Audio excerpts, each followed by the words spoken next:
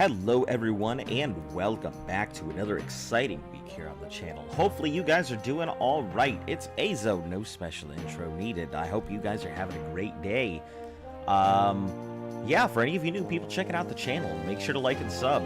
I mean, if you like what I'm doing, if you don't worry about it. I mean, that's up to you. You know, if you really like the stuff, share it with your friends and all of that, but I don't press too hard on the issue. You know, you guys are old enough to make your own decisions there. Hopefully, today is going to be an eventful day. Give me a second to go ahead and get myself set up over here. As usual, I need to go ahead and get a couple things ready before I even do anything like update my tags and whatnot here, so bear with me a moment.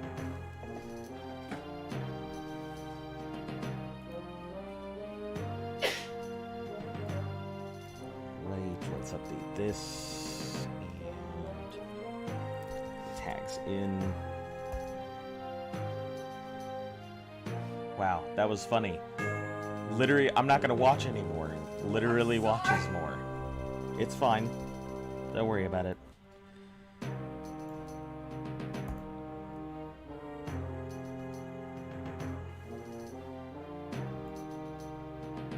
Alright, give me just a second, guys. I'm just deleting this thing that popped up here, so go ahead and watch it. It's fine.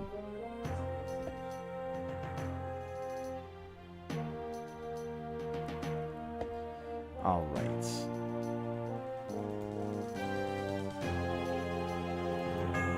This over. All right, ready to roll. Good to go. Let me go ahead and get this started. I have water. I have water.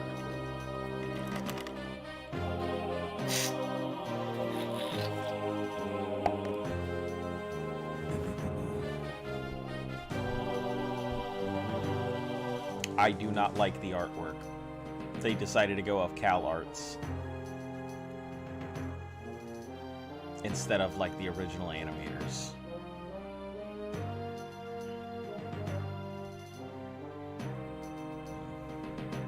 Anyway. All right, let's go ahead and get into this.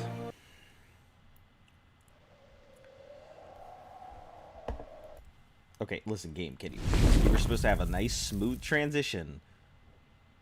Man, already it's not even starting the way I want it to. All right. To give you a synopsis, previously on Elder Scrolls Daggerfall, I bravely ran away. Brave Argonian. He bravely ran away across the fields and through the woods, across the water. Doing no good, brave Argonian. But yeah, that's pretty much it. I did a whole bunch of running. We are currently heading towards Wayrest to go get Wayrest stuff done. And, yeah, from Wayrest, we should be able to go ahead and... Ah, that's right, I forgot. I've got the,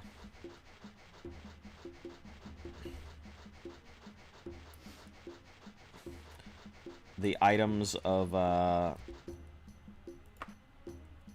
constant painful running.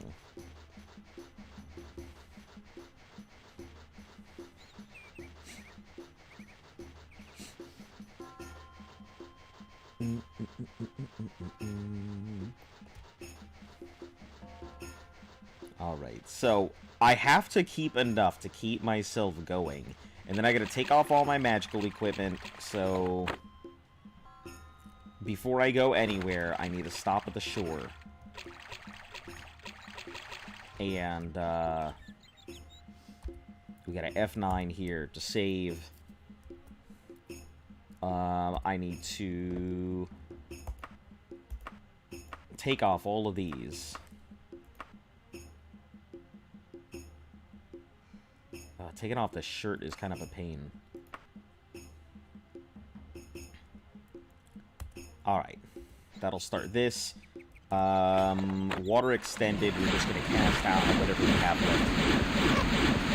What? No, stop. There you are. Thief. Stop, thief! Anyway.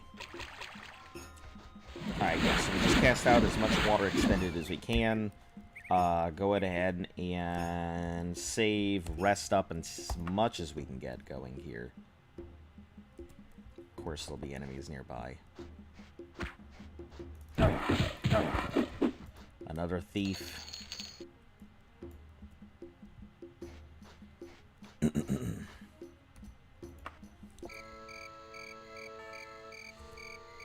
More enemies nearby. Oh! Ooh, I wasn't expecting that one.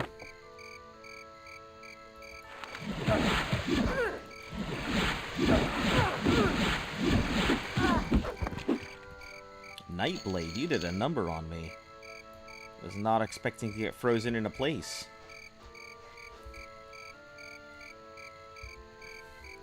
And I actually do have to go ahead and heal some of this.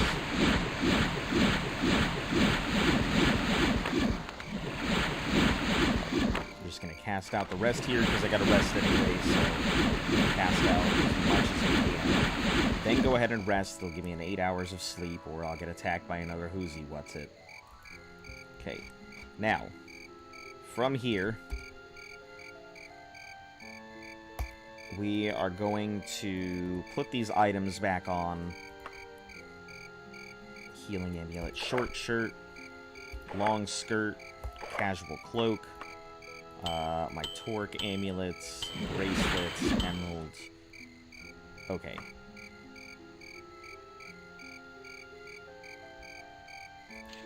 I don't know why I took off the greaves.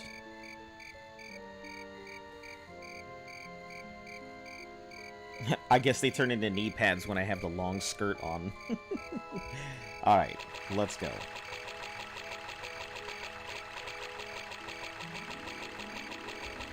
So from here, we are heading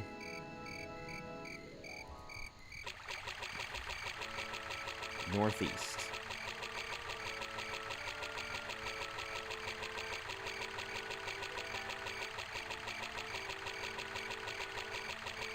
Since it is nighttime, I should take pretty minimal amounts of damage. But we're going to keep healing that out as it goes. It's unfortunate I'm going to have to replace these things. I didn't realize that I could double stack things on top of it.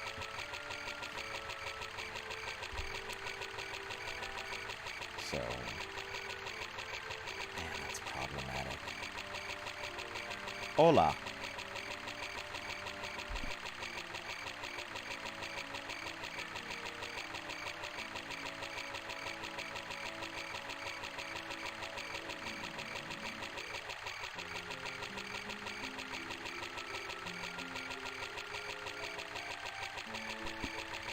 Su nombre es Gale.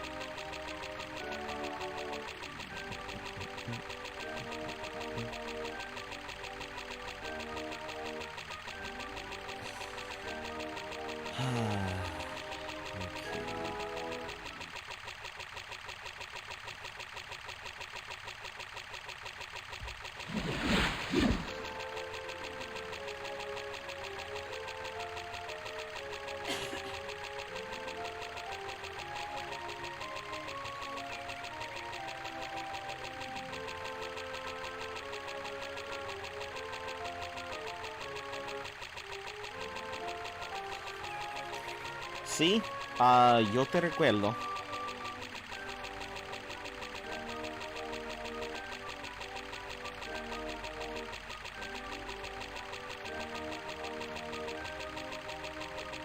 cómo pasó la semana?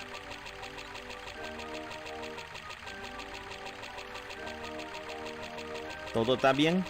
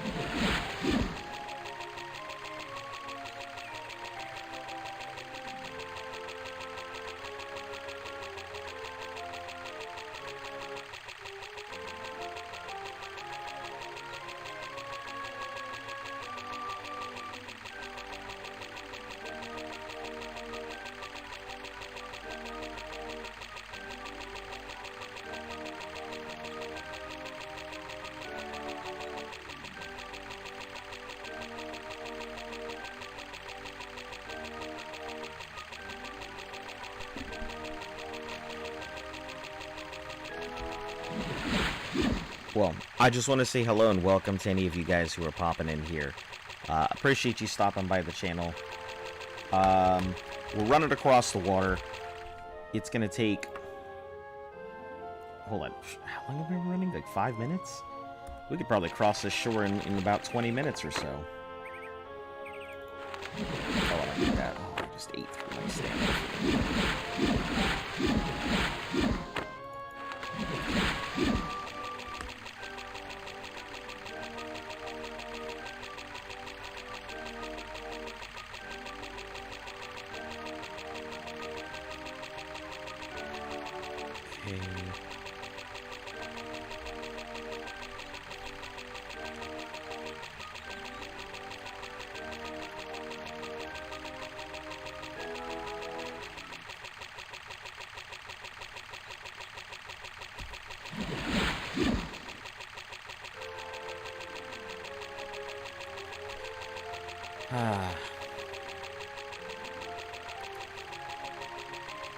So for anybody who's watching, it's going to take about 20 minutes. Yesterday you didn't do live. I only stream Monday through Saturday.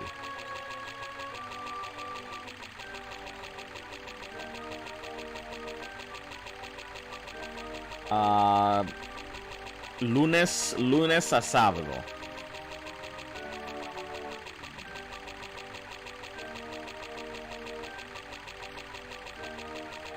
No en el domingo.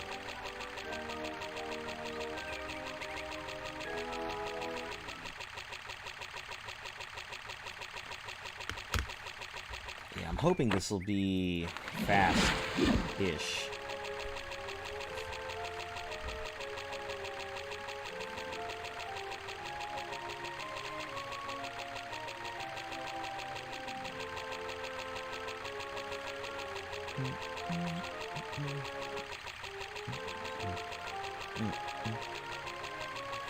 Do you plan on streaming modded Skyrim? You should check out the Beyond Reach mod. I'm really liking it so far. Third time playing it.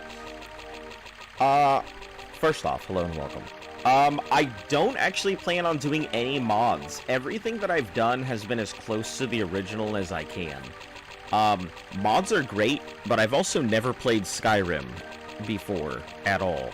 So for me, playing with mods would give me... I mean, it would probably be really cool, but since I've never played Skyrim, I'd like to actually play it however it was meant to be played first. But since I've never played Skyrim, I'd like to actually play it however it was meant to be played first. But since I've never played Skyrim, I'd like to actually play it however it was meant to be played first. You know, my challenges tend to be one-and-done kind of things. I tend to do challenges nobody wants to, but usually it's just one challenge at a time. So once I finish Elder Scrolls, I probably will not continue with it afterwards, and I'll move on to whatever the next challenge is on my list. I have a very long list of challenges I'd like to do. The channel isn't any specific game, it's all about a specific challenge.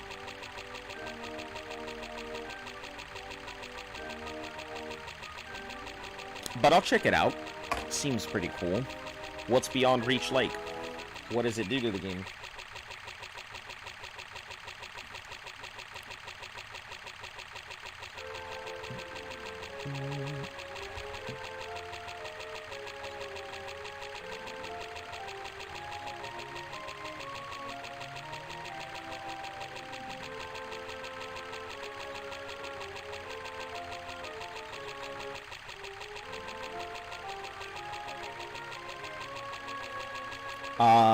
Solo es preguntando si voy a amar al Skyrim.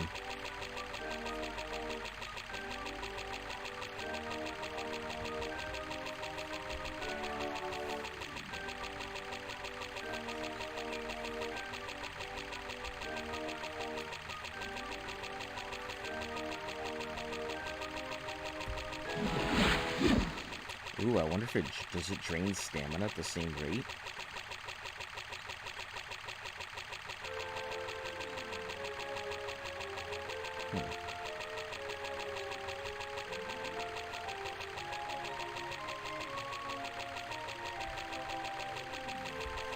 I wonder if I'll make it to be able to, yeah, I can make it.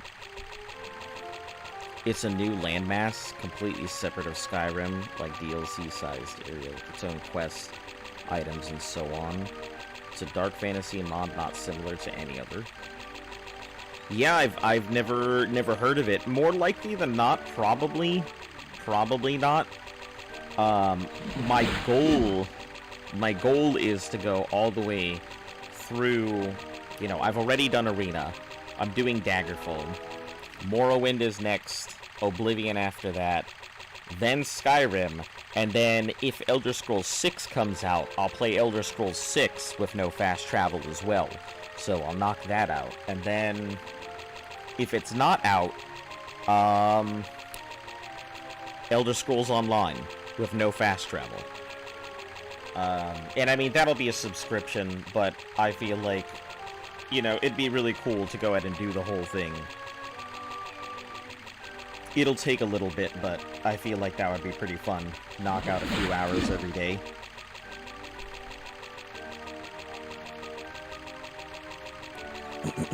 At least that's the goal.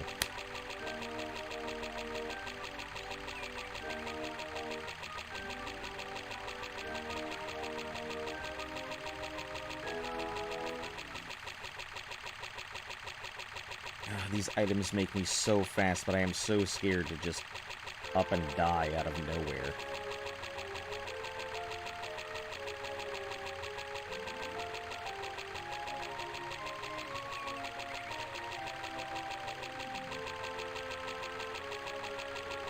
Yeah, if they start hurting too much, we'll just take them all off. I mean, it sounds pretty cool, though. You know, having a whole new landmass and everything. A whole new edition of Skyrim sounds cool.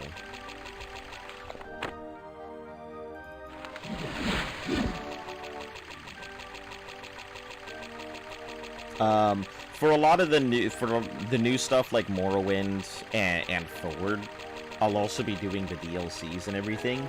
So it's not just going to be mainline quests. It's just that Daggerfall and Arena are just so big. Because I've already expected to take about 3 to 4 months to complete Daggerfall. That is my guess. But who knows? Maybe it'll go faster, maybe it'll go slower. If I don't end up dying to my cursed magical items, I should be fine.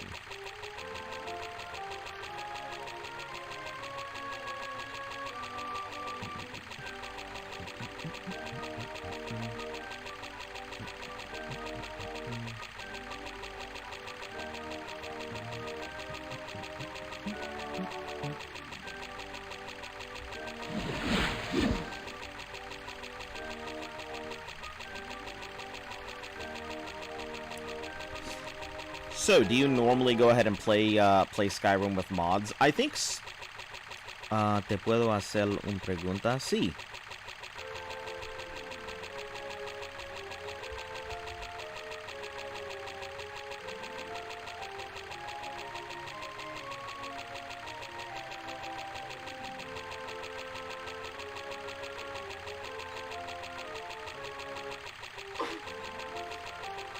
¿Cuál es la pregunta? I currently have 650 mods on Skyrim. Skywind and Oblivion are coming out soon. Hopefully sooner than 6. Yeah, maybe. Who knows? I mean, it would be cool to see all of them come together. But I mean... it takes a lot of modding. Hacer una pregunta. Okay, let me see.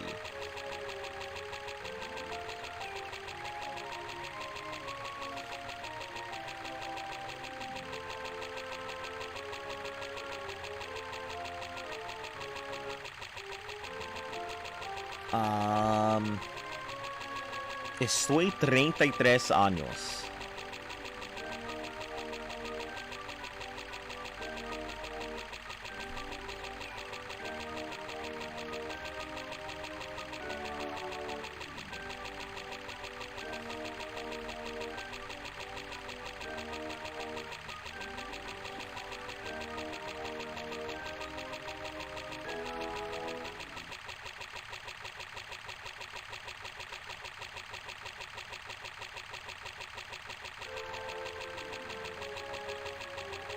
Sí, yo sabe que no sueno así, pero soy 33 años.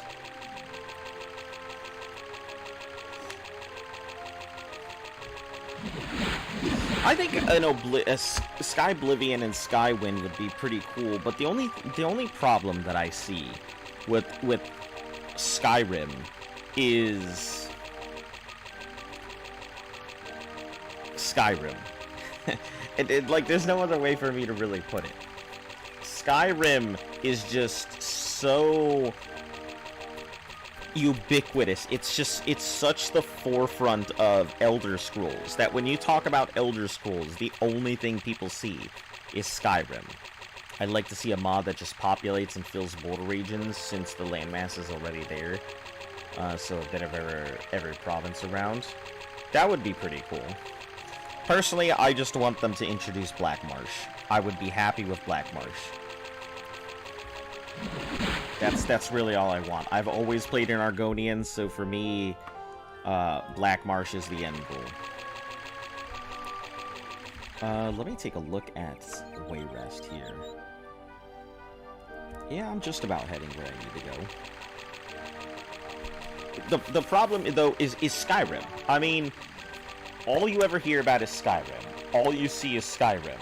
Skyrim gets re-released all the time. None of the other ones get really any love. And people who first came into Skyrim, a lot of them will go ahead and scoff at many of the others. I found that people who came in at Oblivion tend to appreciate a lot of the other Elder Scrolls a lot more than people who came in at Morrowind or people who came in at Skyrim. I feel like Morrowind brought in a lot of elitists. Skyrim brought in a lot of new blood, which the series kind of needed at the time. But people from Oblivion had the best of, I think, both worlds. It was a lot of people who, they enjoyed Daggerfall and Arena, and then they came back to play Oblivion. Or they played Morrowind and were looking for more of Morrowind, and then they found Oblivion. I personally, from everything that I've played, feel that Oblivion is the best of the series. But I've also never played Skyrim, so who knows? We'll get there. I seriously considered doing Skyrim in VR. If it had all the DLCs, I absolutely would have done Skyrim in VR. But it doesn't, unfortunately.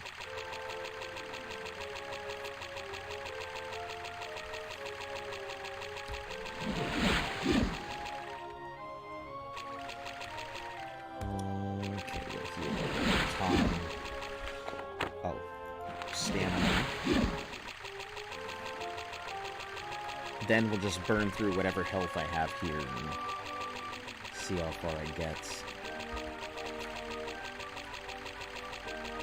I think they'll stick with human provinces for now due to the engine limitations. It was made a perfect time where it could still look decent, implement a lot of glitches. Well, Morrowind was the thing that saved the, was the one that saved the series. Morrowind came out at the perfect time because otherwise Bethesda would have gone under. So, Morrowind literally saved Elder Scrolls. At the time, it did a really good job utilizing whatever they had for... Oh, brackish water. Interesting. Utilizing whatever they had for technology at the time. You know. I don't think there's anything wrong with any of the series. I just feel that, you know, Skyrim kind of put the idea in everybody's head that this is what Elder Scrolls should be, and if it follows anything other than that formula, I feel like it's not going to be there. There's a thing called the Wabbajack that called Wabbajack that installs a mod list with a lot of VR improvements. It's entirely vanilla as a game mode, but just adds a lot of stuff you can do in VR. If I'm doing VR, I probably wouldn't be doing it on, I would be doing it on my PlayStation. That's what, for Skyrim, I'm going to be playing it on PlayStation, because it just happens to be where all of my stuff is at. The only reason I'm doing these on PC is because there's no other way for me to do these versions outside of PC, so I don't really have much of a choice. I much prefer a controller to a keyboard. Sure, it may be a dumbed-down, quote, version of whatever I'm playing, but it doesn't change the fact that it feels better. It's a lot easier to maneuver. It feels like a just smoother experience.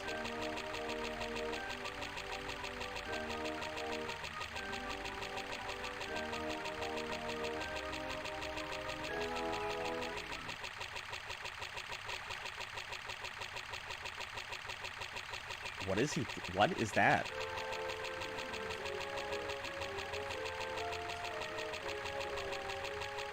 Huh.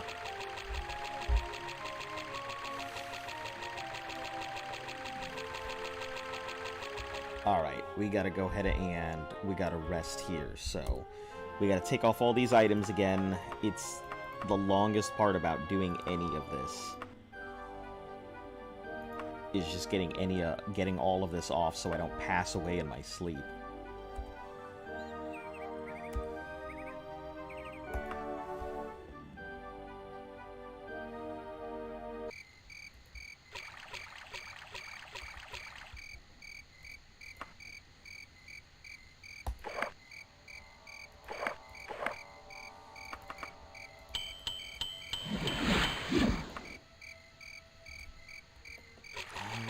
Continue.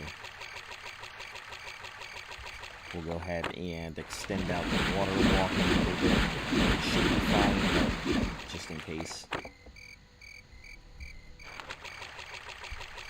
Yeah, I wouldn't mind doing, like, I really enjoy VR. VR is awesome. And I think I would love to see a lot more games in VR, because there are quite a few things that I would play in VR. I think Zenith is great, you know, for an MMO. He does a really good job of doing MMO things in a VR environment, so I was really happy to play that. For any of you guys who do have, like, VR or Zenith, I am more than happy to play if I ever get the chance to anymore, which I just don't have too much time, because between work and the stream and everything else. I always tell people, I have no problem playing games with people. I just don't have the time. Like, I have no problems whatsoever jumping in a lobby with somebody and doing something, but I just don't have time for it. I try and make time when I can.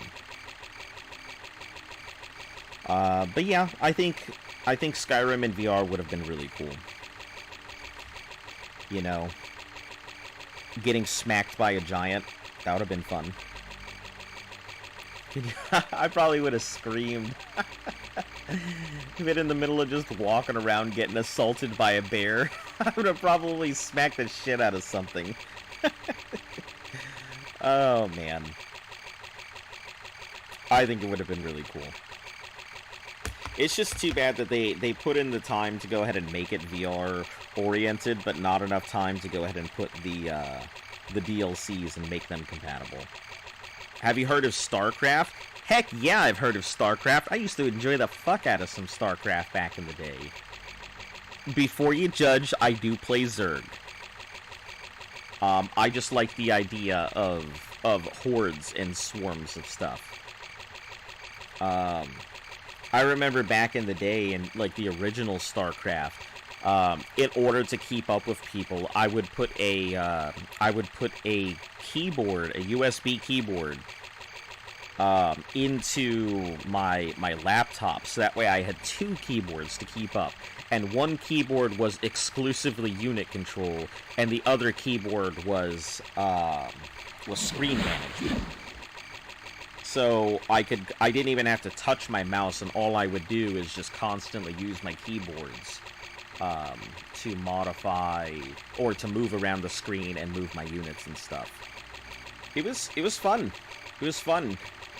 Definitely faster than using mouse, but it took a very long time to do it. I don't think I could do that shit anymore. You know, I haven't played StarCraft in ages. I'm also a Tyranids.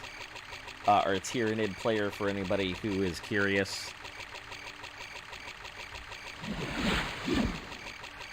I played, for Warhammer, I play Distance Nids, which is a very weird army. It has only a few, Hormagaunts and Gene Stealers, but the majority of them is just Devil Spitters, Hormagaunts, and stuff in the background with Biovores constantly bombarding the entire field. So it's just a whole bunch of mines and long-distance shoot. So as long as it can keep pretty much everything at bay, I mean, it's fine. It struggles against Tau. But I mean, it does a pretty good job against, like, anything else that shoots. Well, a heavy armor. I guess it also struggles against, what's it called? Against IG, just regular Imperial Guard, just because of all the armor and heavy tanks and stuff.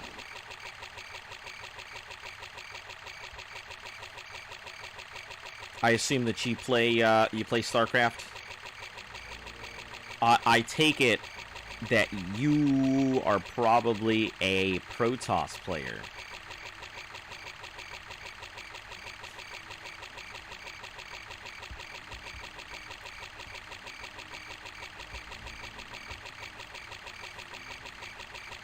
Or you're gonna be like, nah, I would never play any of those dirty aliens. Yeah, that would be my other response I could see you having. Good evening, how are y'all doing? Just woke up from a nap. Well, welcome back, Buzzer. Biscuit Buzzer, you doing all right? Had a good weekend? By the way, okay, I'm ready.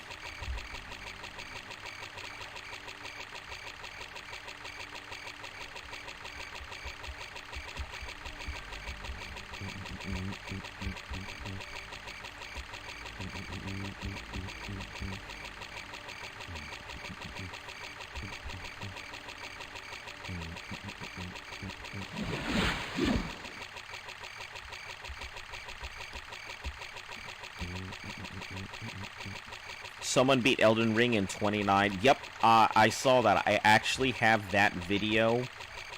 I have that video added to my watch later list. I just haven't had the chance to look at it. But yeah, that's crazy. Beating Elden Ring in under half an hour. That's pretty intense.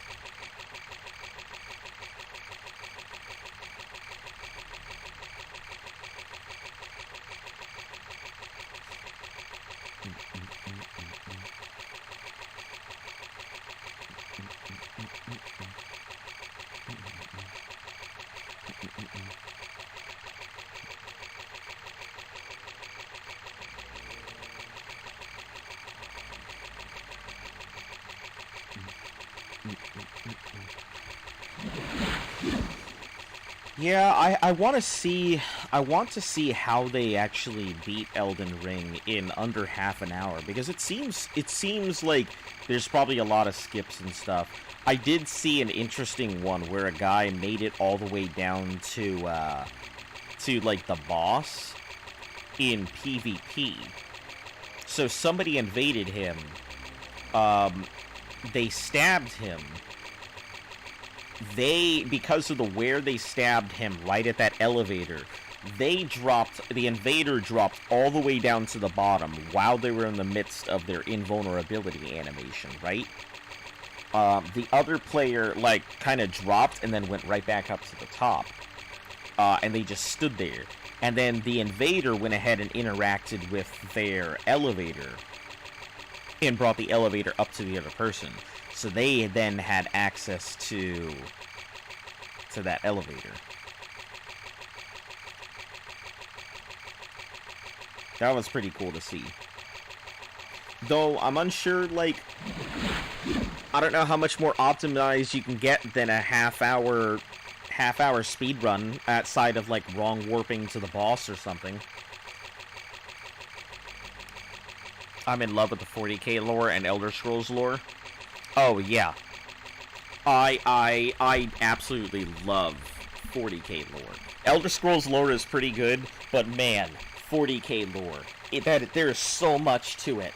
Like, there are so many lore, like, things that just don't even hold a candle to 40k lore. I mean, going all the way back to the Horus Heresy, forward, like, there's just so much there.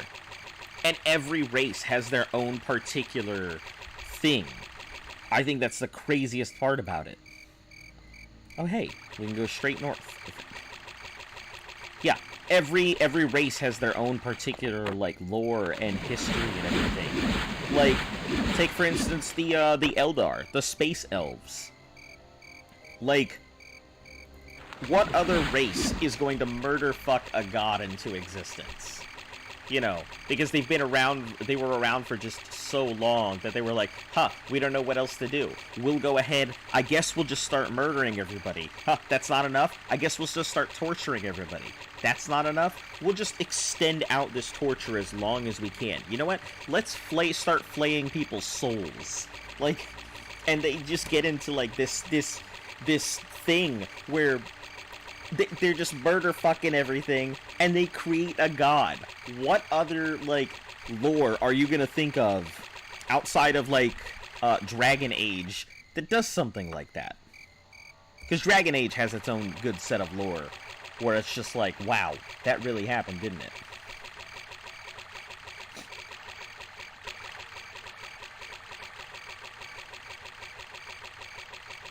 Yeah, I'm a very big fan of 40k lore. It's unfortunate because Tyranids don't really have much lore to them. I mean, obviously there's things that they've done, but aside from that, there's no real backstory. They just came out of extra galactic space to eat things. And I mean, that's not even, most of the stuff that you're seeing with Tyranids, it's not even like the main body of Nids. So, like, everybody's fighting against all of this stuff, but it's not even the big stuff. Just tiny invasion forces in comparison. The Tau are pretty cool. I like the Tau's history. I think out of all of them, though, that my favorite race, I was just about to go ahead and say Necrons. I think the Necrons have by far the most interesting story of all of them. Man, imagine what it feels like to be a weak race that exists to die so quickly, finding this what could be equivalent to a god who helps to try and uplift your society, and is really just feeding on your race's souls when they uplift you into a machine.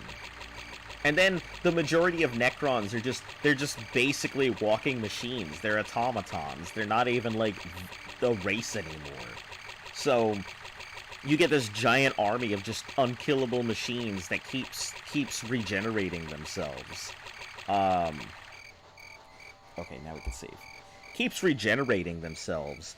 And then you have these leaders who realize what's going on, but they're all going mad and crazy because of how long they've been alive and everything else. And then the leader just fucks off to who knows where. So you don't even know what's going to happen to everybody because just went ahead and was like, nah, fuck it, I don't need control of my entire race. You guys do what you want. So he's out there doing fuck all knows what. Yeah, I mean, it's cool. Warhammer lore is something else. Man, I love Warhammer lore. I don't ever get to talk to anybody about it, but it's so cool. Alright, let's see. Where are we heading? Hollow and Wayrest. We'll just keep heading north. These things aren't killing me yet. I need to see what'll happen when we get to a 1 week instead of just daily. I also need to see if daily stacks multiple times or not.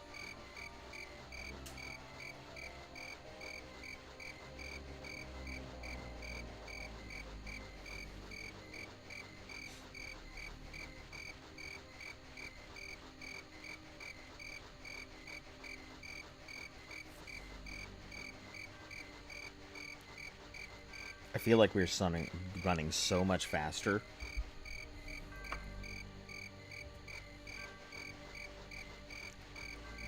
I take that to be our place here.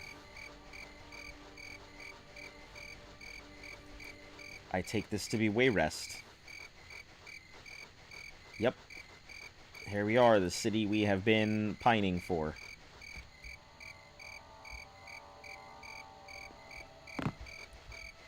Okay, so first things first, let's take off all of these magical items. We don't need them while we're here.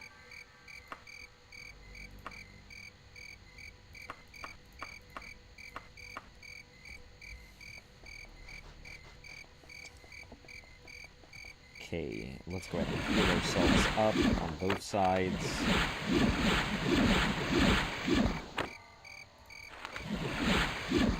Alright, one, find ourselves a place to sit to begin with. You know what? Actually, we need to recoup our funds. So here's what we're going to do. We're going to break into every store in the entirety of the town. That seems like it would have useful stuff.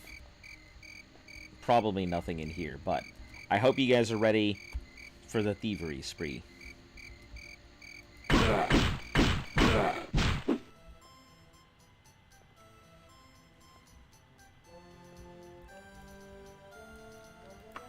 We're going to grab everything that we possibly can. That's worth it.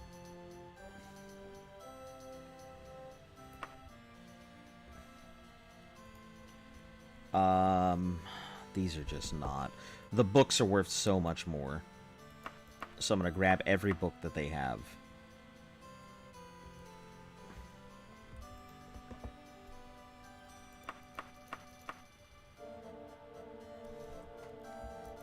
Unless it's something like, yeah, like this orcish flail. Totally worth it. Bandage. I don't exactly know what bandage falls under. We'll take this jade and this torque because we're going to have to replace some of the stuff we've ruined.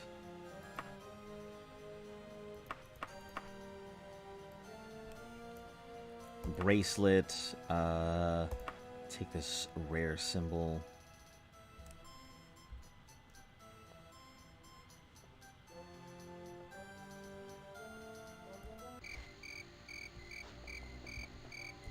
Oh shit. Don't hold me.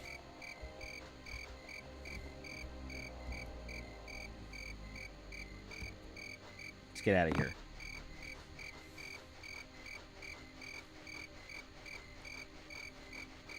Gotta get out of the city and then back in.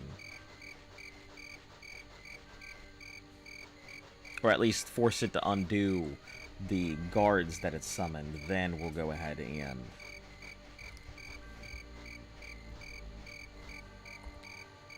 F9. Okay, now we should be able to go back in.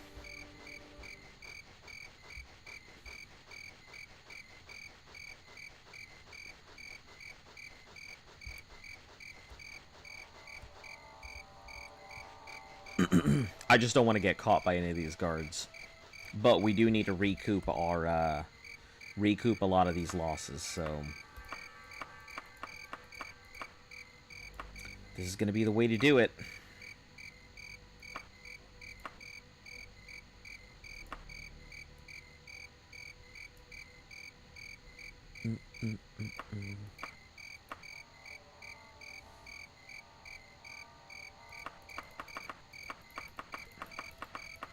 We're going to grab as many books and things as we can.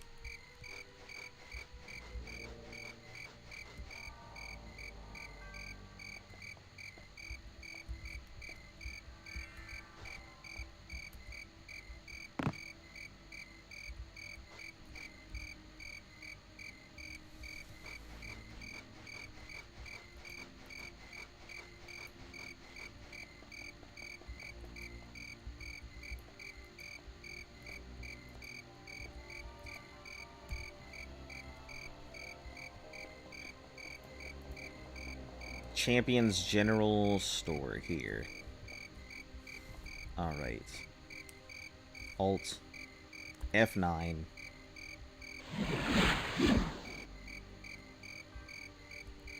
And in we go. Up. F12. I didn't realize they were still open. What have you gotten here? A couple books, that's about it. Some clothing. Some really, like, over-the-top clothing. You don't really have much in here. Your store is not even worth robbing, dude.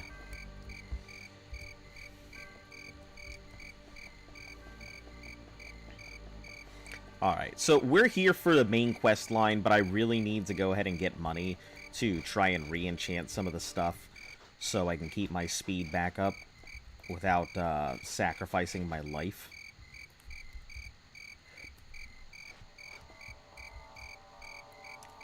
So, Alt F9.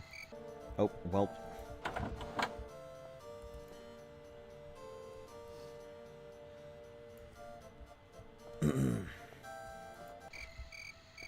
Seems a lot of these stores are still open.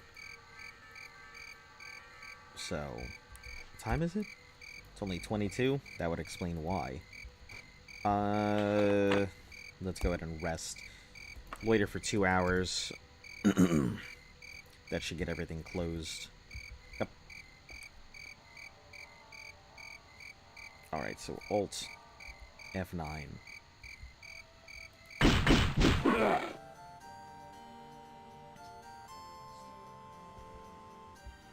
So, Cosmic, are you... Oh! Alright, I'll take that Tonto. Dwarven... What else you got in here? If you got books, I'll take all your books. Torch, Lantern, Shirts, Challenger, Straps.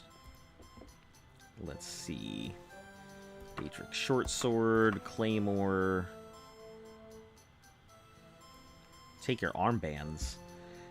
Haven't seen many of those. All of your books, candle, parchment. Nothing else in here. All these Daedric weapons is kind of nice.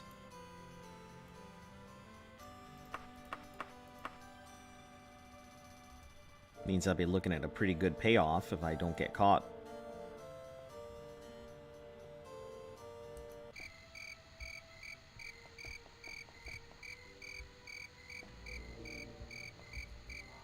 I don't see anybody coming after me. Nice.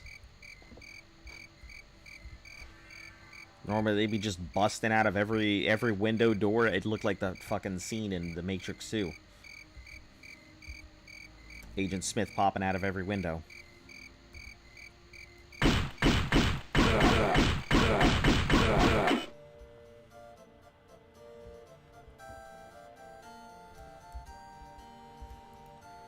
Okay, grab this Tonto.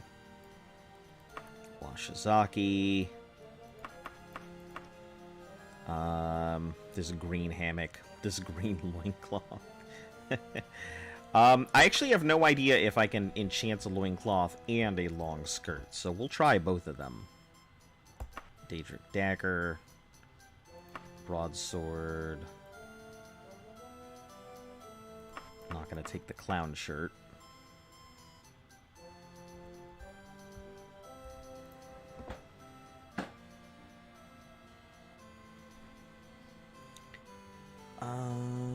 Let's see. Take all these books. Take the armbands because, as I said, I don't know if they count as clothing or if they count as, like, equipment, so...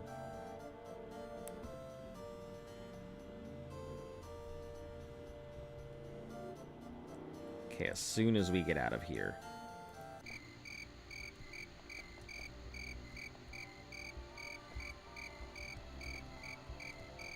Wonderful, no one's coming for me. Awesome. Alright, let's get all these books out of my inventory here, into the wagon. I'm gonna sell a ton of books. Okay. Remove all of these.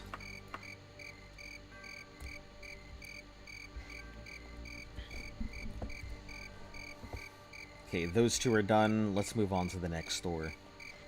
I have to recoup all of these, like, frickin' losses. I don't want to be sitting on these really bad enchanted items this whole time, so... My apologies if the next, like, hour or so turns into, let's go break and enter into everything.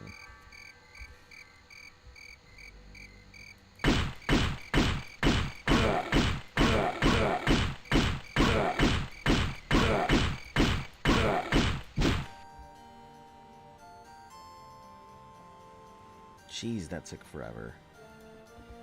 Okay. Let's grab that tower shield. All of these books. Grab the ruby. Grab the ring. The ruby and ring will keep with me.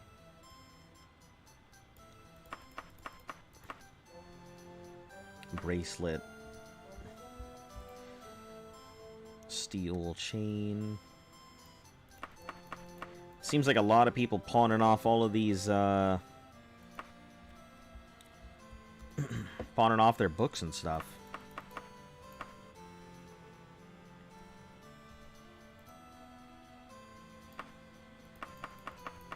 Real unfortunate.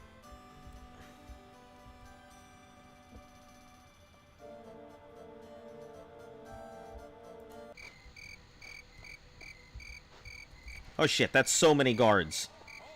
No, no, not halt. No, leave me alone. No!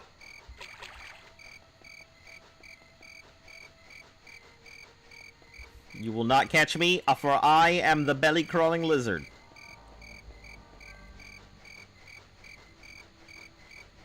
The only thing you shall see of me is the dust in my wake.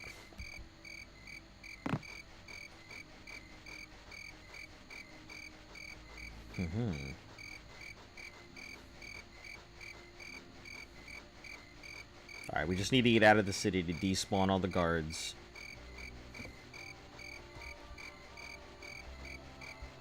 Okay. We will throw these into the wagon.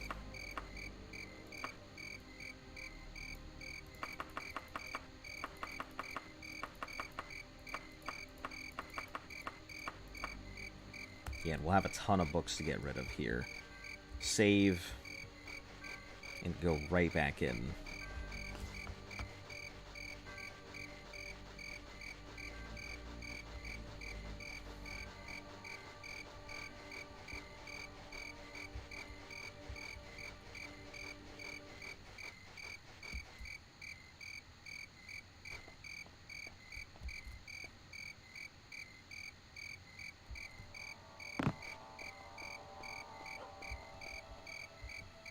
Good stuff. And no one is any the wiser except for the town guard expecting me to crawl back in. But who cares about them, right?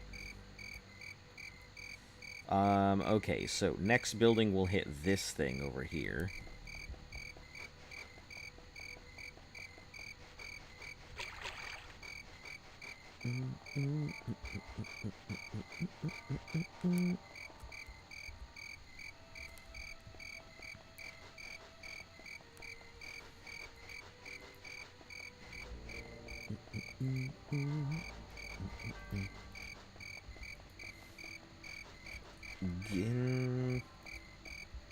Gondanax shields.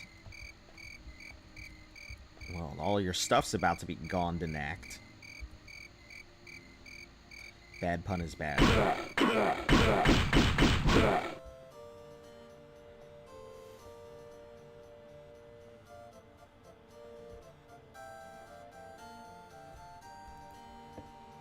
Chain.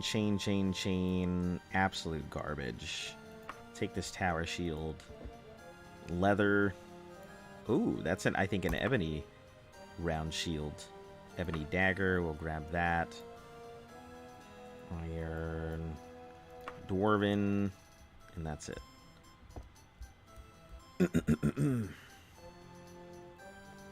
All these high-profile heists in a single day. I wonder what they're gonna think the mastermind looks like.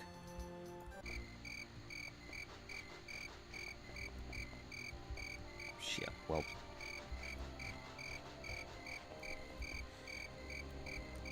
Gotta get out of the town. Again.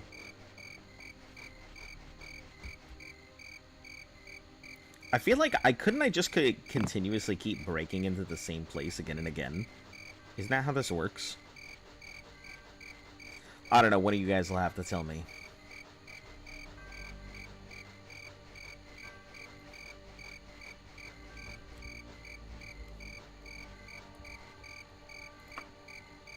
We'll remove this into the wagon.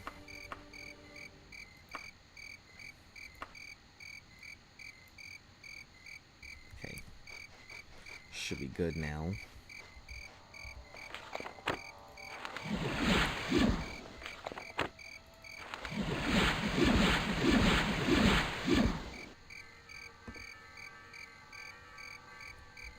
Yeah, I'm gonna have to jump off the thing again anyway, so...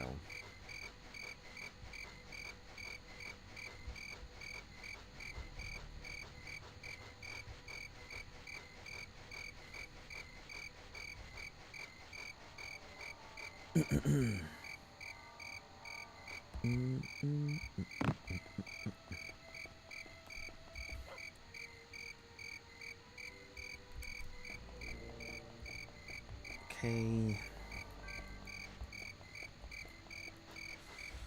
Order of the Hour. I have no idea who that is.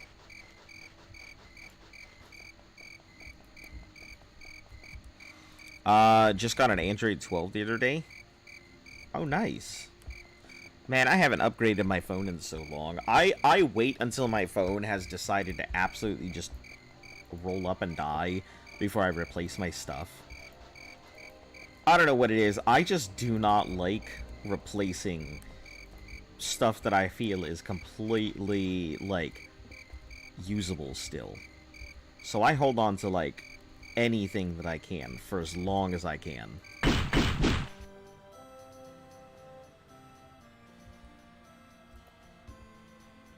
Okay.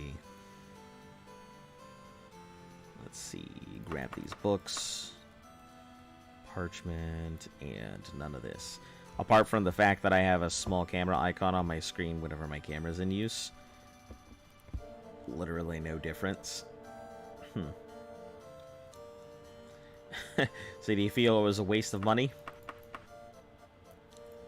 I just don't like spending money. That's like what it comes down to. I don't want to spend money on, like, upgrading something that is going to be outdated in literally, like, 2 minutes. Think it's a low effort OS on mine. Oh shit, more guards. Let's get out of here. Gotta skedaddle.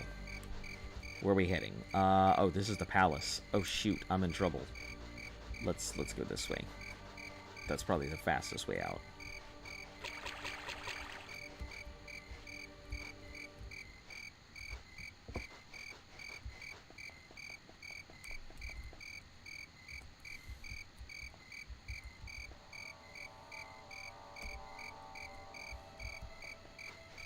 Guards, leave me alone.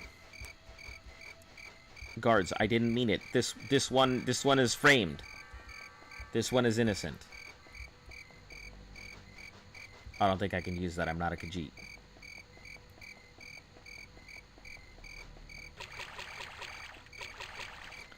I tried another OS because I'm quite tired. It's a free update for it. Didn't pay anything for it. Okay.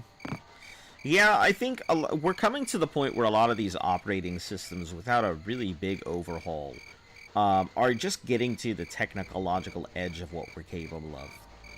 It's the same thing with a lot of these phones. Outside of you know, retrofitting and doing these new bendable smartphones, which, I mean, they're basically just going back to a flip phone with a touchscreen. It means we're going to start seeing these super duper tiny phones here soon. Because, like the Domino. But, like, the operating systems themselves, they're not really doing too much. I mean, they're making minor adjustments, but it's the same reason why I'm always wary about, like, installing new operating systems on my computer, because I'm like, what is this? What is Windows 11, Windows 12 going to offer me that Windows 10 doesn't? And why would I want to go ahead and go through the trouble of installing it?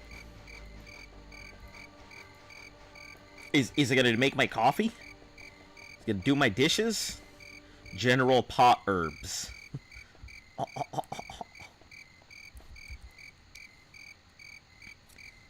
Okay, we can... You know what? Let's go up before we go back. Head up north. It'll also put us next to a wall, so if we need to make a dash and dine, we can just slip on over. A dine and dash, not a dash and dine.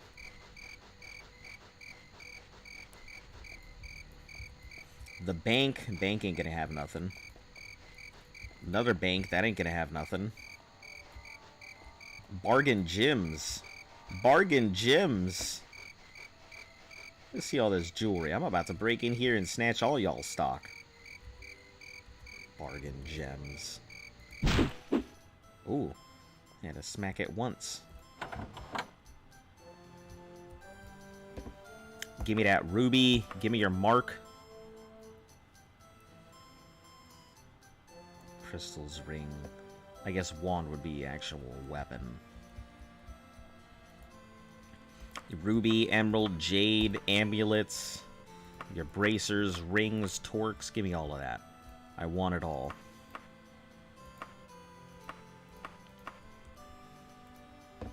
It may not be worth very much, but what it is enchantable.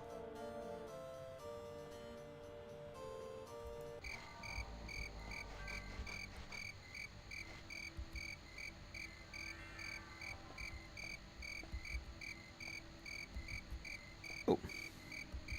Did I actually get away with it this time? Hot. Okay. Didn't have to worry about any of that. Alright, let's head right back in. All good, it looks like.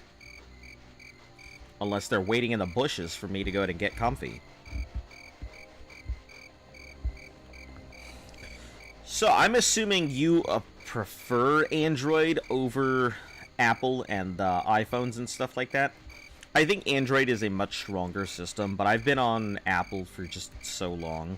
You know, I don't update unless I have to. But it does have all my stuff, so I don't want to switch over and lose everything. That's my biggest concern.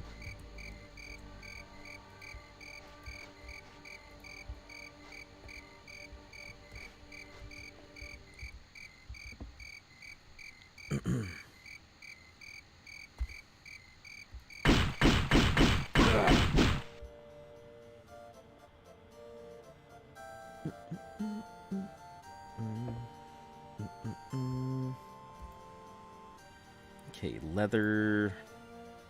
Nothing doing so far. Damn, you didn't have a thing in here. I mean, you got a Daedric short sword. That's about it. Here's my take on Apple versus Android. Oh no, here we go.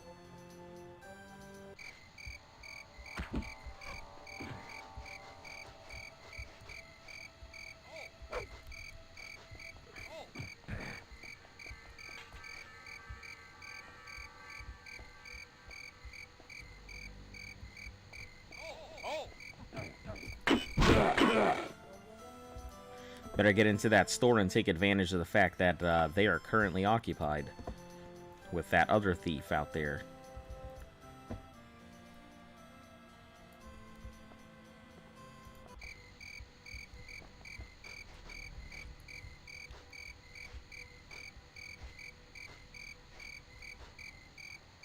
No shit, the town guard doesn't notice me because they were fighting a thief. And, like, it wasn't me.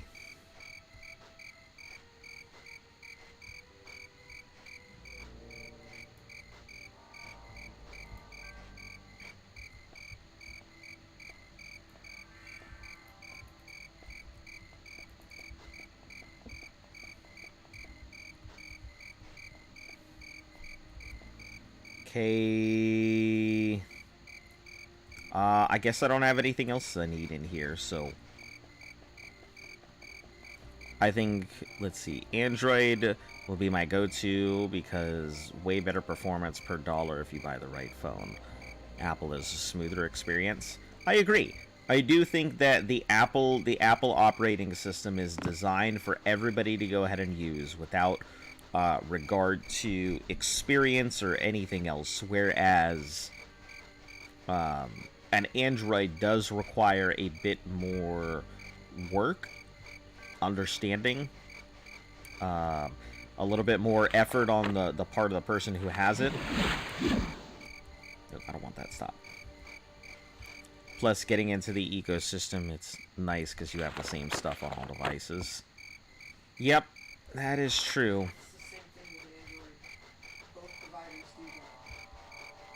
Yeah, but Apple has a much more integrated experience, where Android, you have to piecemeal.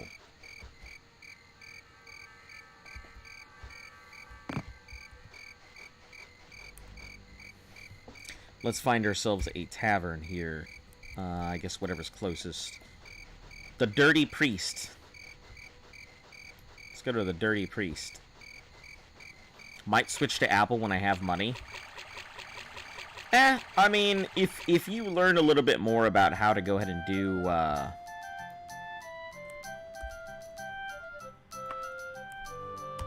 how to just modify the systems or controls or, you know, applications and stuff, I do feel like Android is just better experience overall.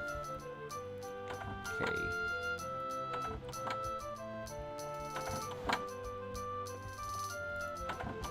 Okay, lady, I'm not here for you.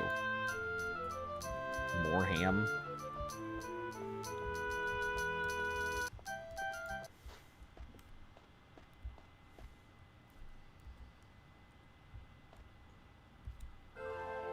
Oh, I was like, what the hell? Nobody's here?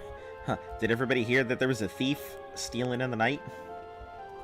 Alright, so what we're gonna do is use supplies, Emperor's Retail, Wayrest Sundries, Equipment Store.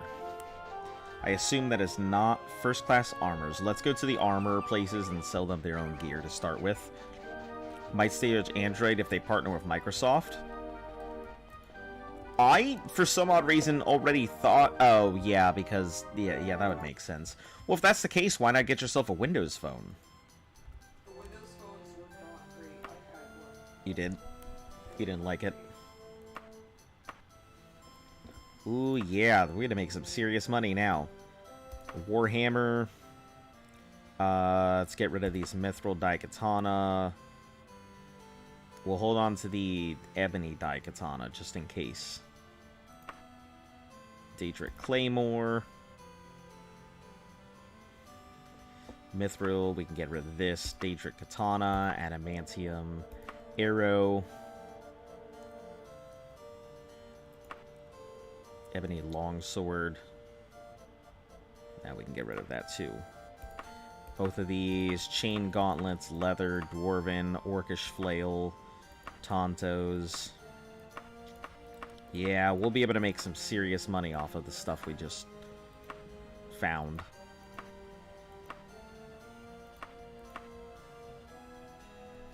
Look at that. Look at that money.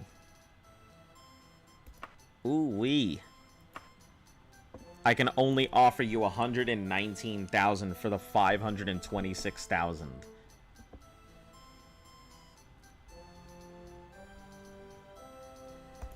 Sure.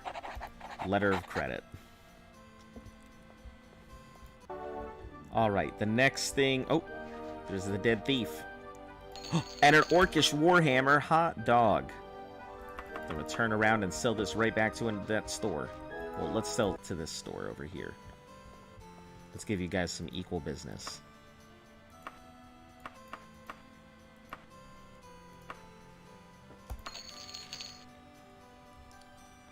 Damn, I feel like this guy would have given me a lot better price.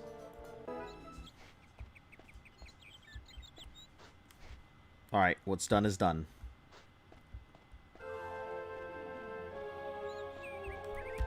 Okay. Next is hitting up that Mages Guild and trying to remake some of this gear that I have. This is it, right? Yeah. Hey, Scout. How you doing? I wonder if Bethesda, or whoever made this game, didn't get in trouble for borrowing so many names and materials from Marvel and Lord of the Rings. What do you mean? From Marvel and Lord of the Rings?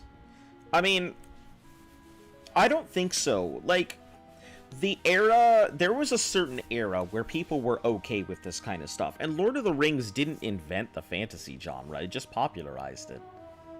You know, there were elves and stuff, but the thing is that, like, a lot of the elves and, like, you know, halflings and a lot of the fantasy things we think of today were established, the modern renditions that we have were established by Tolkien.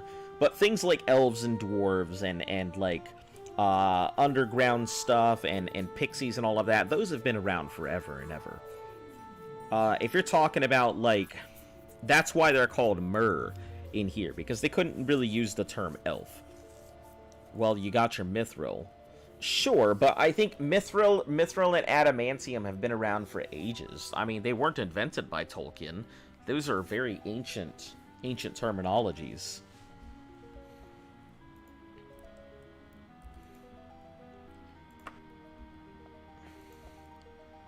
Buy magical. Okay, so it's kind of the same setup. This is good. Never tiring, never tiring. Protector. Bracelet of Fire. Spellbook.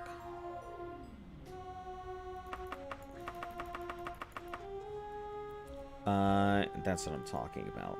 I mean, I don't think at that point, like, terminologies that have entered, like, not necessarily the creatures. Well, terminologies that have been in general use for so long and stuff like that. Like, at that point, that becomes that's public domain. But they've been around for a very long time. So, yeah, nobody stole anybody's work or anything else like that. It was all already there. Let's see, do I have anything? Silent. Oh, have all those. Venom spitting. I'd like to get rid of these magical items, to be honest. But that requires Thieves Guild. Buy spells. Ah, here we are. Make magical items. So, what we're going to do is we're going to have to remake some of the stuff I've already have here. Add powers. Enhance skill. Running. That way I'm not taking massive amounts of damage for no reason. Add powers. Increase weight allowance by 50%. Side effect is going to be user takes damage in holy places. And we're just going to stack the hell out of this. What does Moon Crew mean? It's just a reference to, like, the people who sub to the channel. It originally started, like, back in Ark, where it seemed like people would come in at night and just go fucking bananas. And one of our viewers was like, seems like we got the Moon Crew in today. And, it just kind of stuck. So we started judging, you know, how much lunacy was in the chat. and it just, you know, evolved from there. So Moon Crew just refers to the viewers. Repairs objects, add power.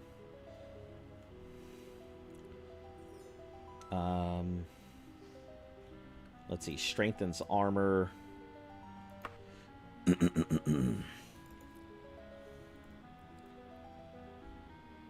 It's too bad I can't enhance, like, my running even further than it already is.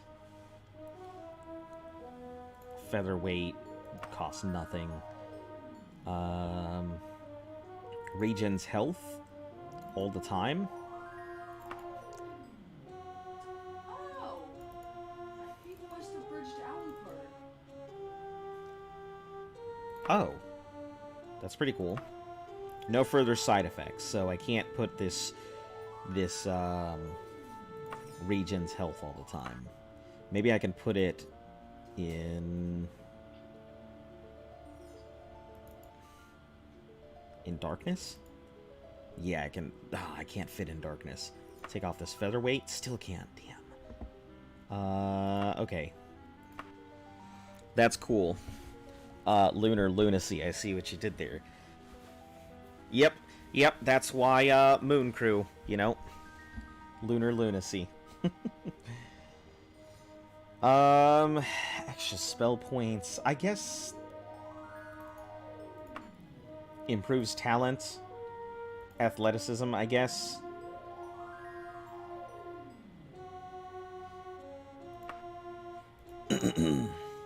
We can't enchant it with anymore. We'll take off featherweight and enhances running 50%, repairs objects, strengthens armor, improves talent, athleticism, and what else do we put on here?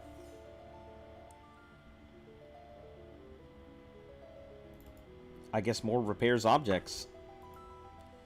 46,000. Oh, we'll just lower some of this. Enhances skill, repairs, strengthens, improves talent, athleticism. Alright. So, we're going to put this on. Which I think this is our current magical item. But I need info on what this one is. Featherweight, health unless used daily.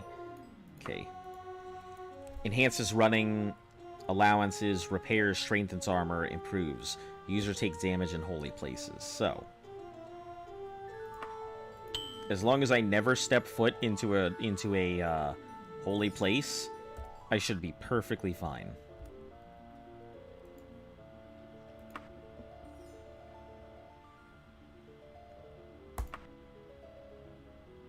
No, we don't want that. We want the torque. Alright, side effects is... We'll add power, enhancing skill. Yeah, we're gonna have to remake a lot of these. It's unfortunate, but I have to do it if I want to be able to use some of the stuff that I have. I may be able to still get away with it using like 1 or 2 items that are cursed. Actually, you know what? Let's do it with the ring. So that way I can see what else I can actually put on and not put on. Enhances skill. Running. You're more live on my phone than laptop. Laptop has a delay. I wonder why. It's the same for me. There's like I said, there's a 28-second delay from one to the other, and I'm not sure. It might just be... I don't know. I honestly couldn't even begin to tell you why it has the delay.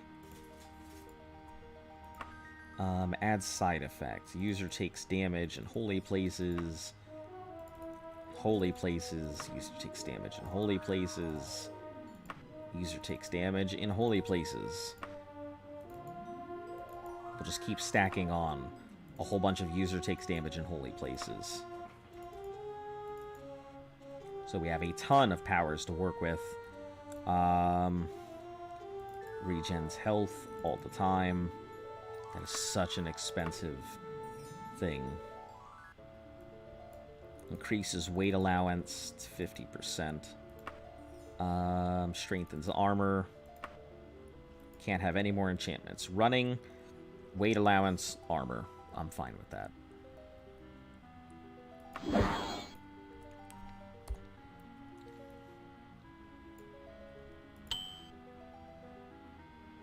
$26 seems like the max here, so...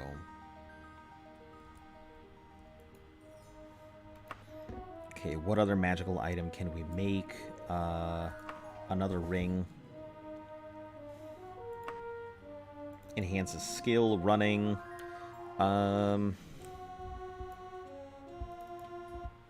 Let's see. Add power.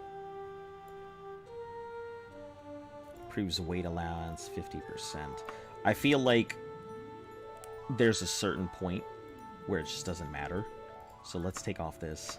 Let's add powers that actually matter to me. Repairs objects. Enhances skill. Extra spell points. Good rep. Repairs objects. We'll do 2 sets of repairs objects.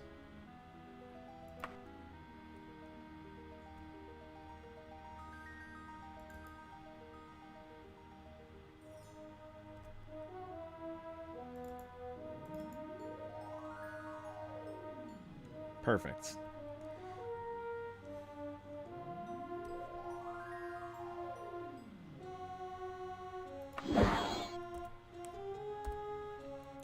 Okay. Put this ring on. So we've got 2 sets of rings. Both of them are doing the running thing.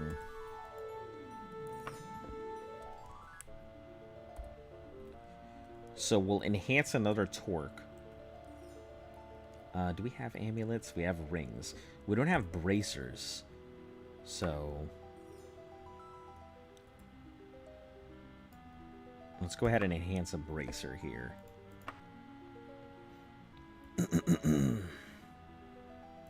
Enhances skill. Running. I mean, really all we need is to enhance the running skill. We don't technically need anything else. I mean, the other stuff is good to have, but...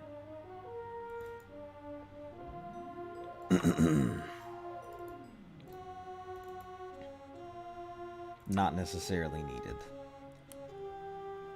Enhance, let's see, repairs objects. Enchant.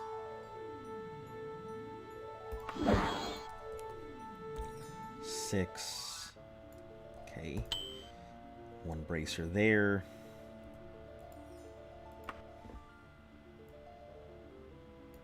Let's get this other torque in here. Add power, enhances skill, running.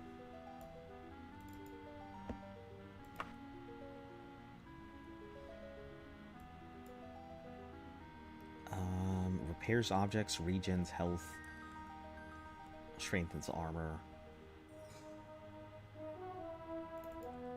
I guess strengthens armor should be fine. And featherweight. Running, strengthens armor, featherweight. How much does repairs objects cost? 26. We'll just leave it at that.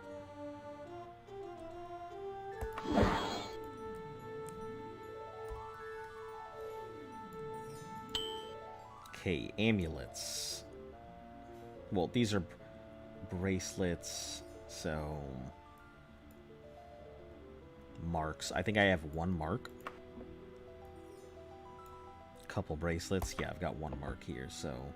add power, enhances skill, running.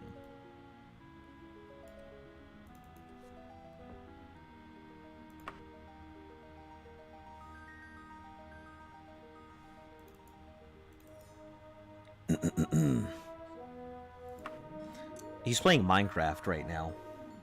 At least I'm assuming that's what he's playing, because I can't think of many other games that would have item farms.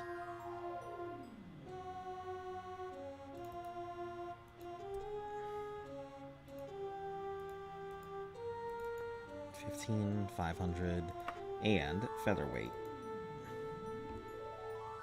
Enhance.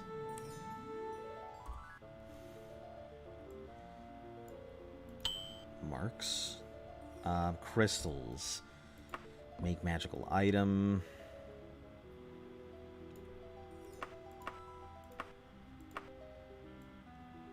We'll go ahead and put in rubies. We have just enough gold, I think, to get all of these done. Running. God, I'm gonna dread having to, like, sell those magical items for such a minimal amount, considering how much I put in. Repairs objects. And we'll add a side effect. Item deteriorates. I guess extra weight should be fine. Yeah. Enchant. Let's see how much this thing actually weighs. Nothing? Not a thing? Cool.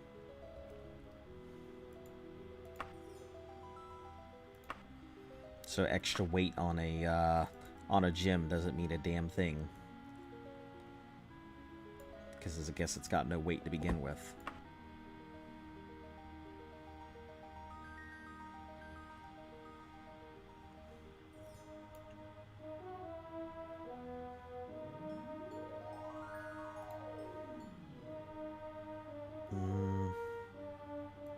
Let's see, how much does in darkness 3,900? Nope, I gotta work on a budget here as much as I'd like to go ahead and add certain things to this. Cast when held, absorbs. Have you guys tried Pillars of Eternity? I'm thinking of getting that one, but not sure. Never played a CRPG before. No, but I have definitely heard a lot of good things about Pillars of Eternity.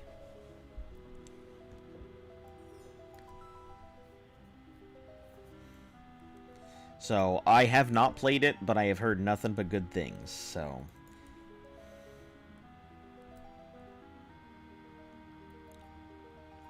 repairs objects, maybe repairs objects?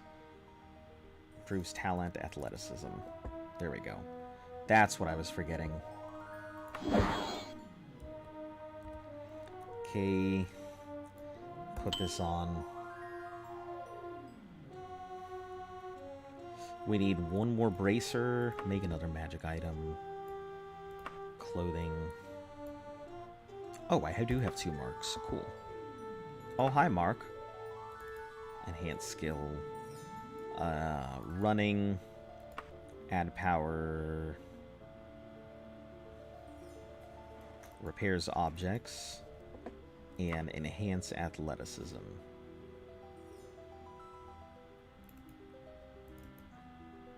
$2,400.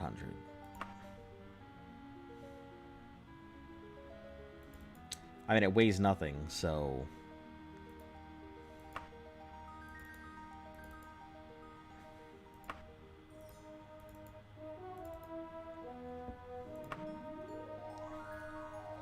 Perfect. Enchant. CRPGs, any that you'd recommend to a noob?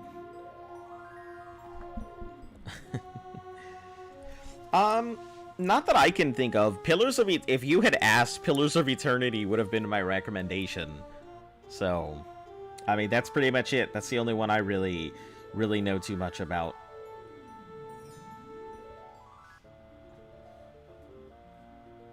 Okay, repairs objects, running.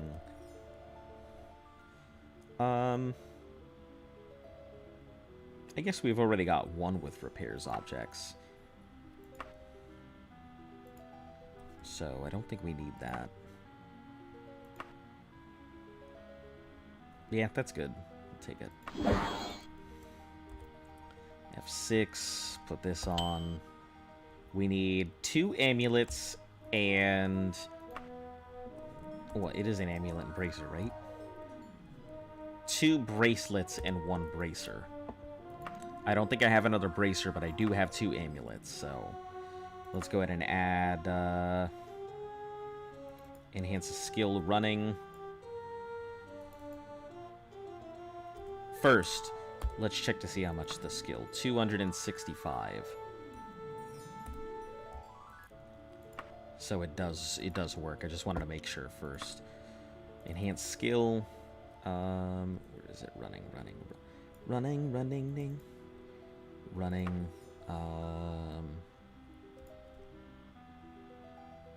Improves talent, athleticism. Done.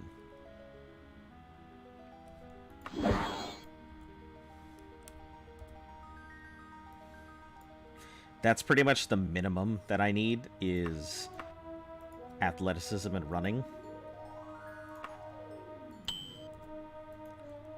And we'll make this with the same ones as this one. Enhances skill, running, and enhances talent, athleticism. Or improves talent, athleticism. Bam, and that'll take the last of my gold from all of that stolen merchandise. So, I still have one more bracer that I can go ahead and fill up. I wish there was a way to sell this stuff.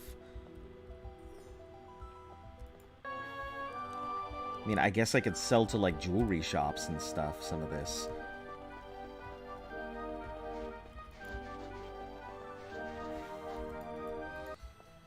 Let me see about getting rid of this. Oh, God. I'm sure they're going to give me, like, nothing for it, too.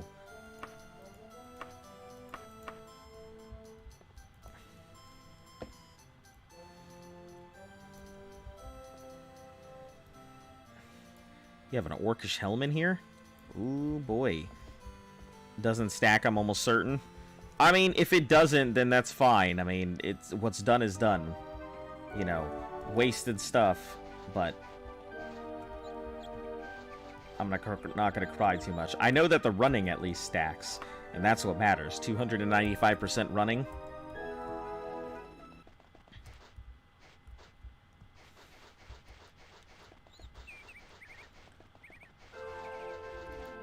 I am definitely belly crawling everywhere. I just need to get rid of some of this, like,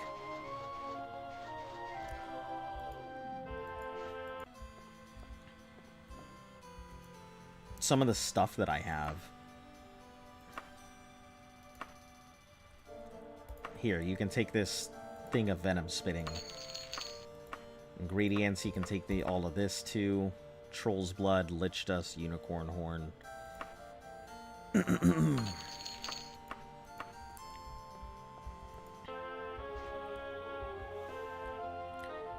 It's like the top-down style, heavily inspired by D&D. Yeah.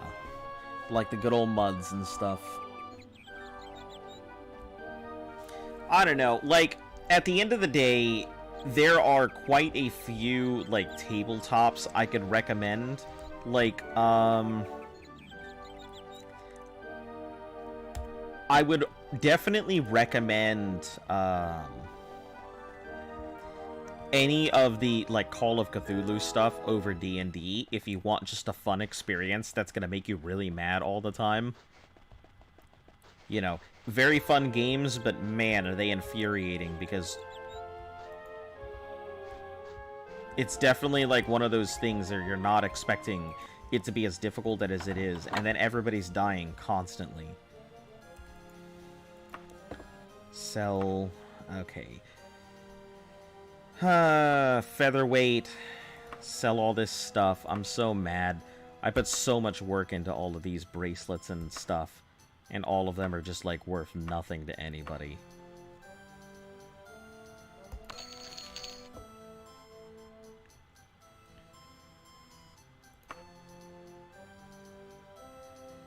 These are amulets. We'll get rid of these, and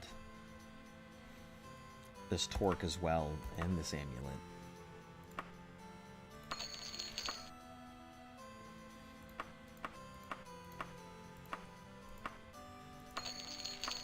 Ugh. I like the challenge. Thanks for the recommendation. Yeah, the Call of Cthulhu tabletop game is probably, and don't confuse it with, like, the video game.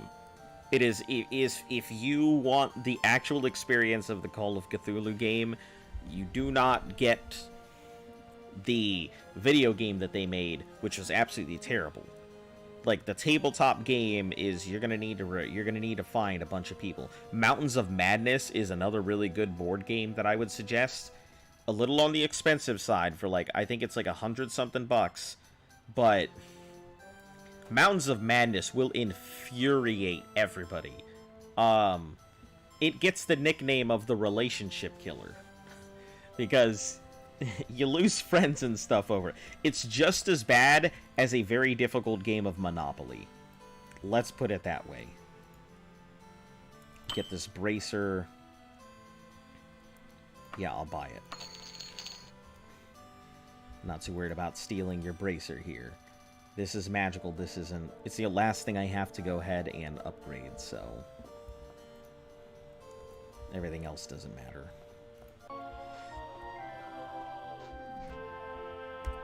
Now, let's see. I need to go to a clothing shop, sell off this clothing that is clearly going to kill me. Actually, you know what? Oh, no, because it has weekly, that's why. If you buy, like, a Daedric chestplate that's enchanted for the Mages Guild, it's worth, like, 1,000 gold. Oh, my God. Too bad. No. I know likes D&D type tables. You know what? I actually thought about doing maybe some Roll20 stuff at some point. Because I really do like DMing.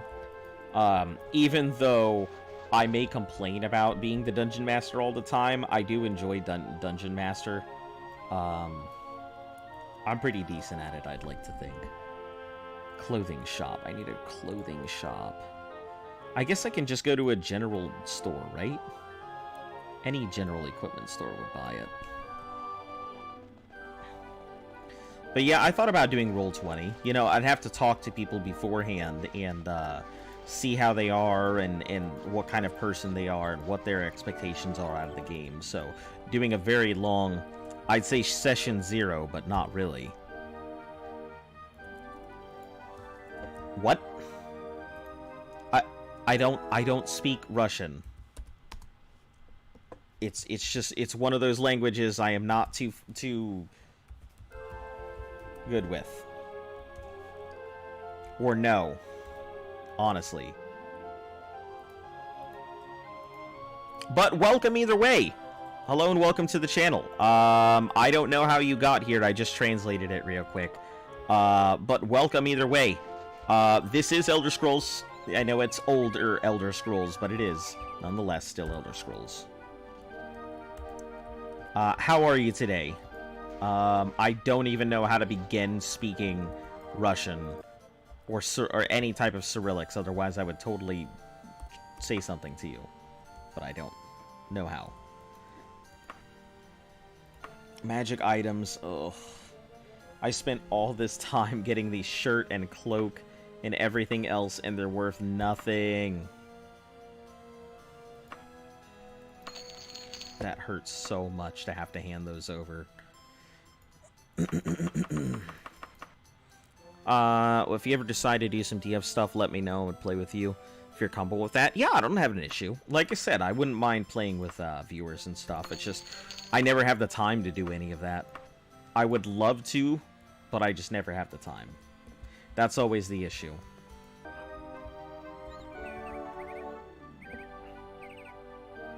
Ladies.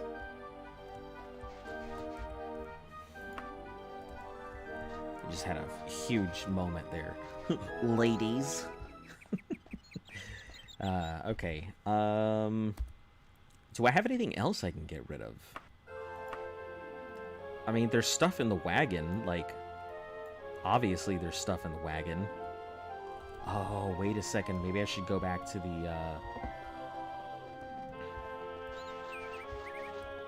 Maybe I can sell some of the magical stuff in the wagon. I just need to get to the, store that is right behind me. Listen to your general store. You're about to have a huge amount of stuff you don't know what to do with. I am sure. Alright, take this Daedric Longsword. Silent Ring. all of these items that I'm so sad that I'm going to have to get rid of.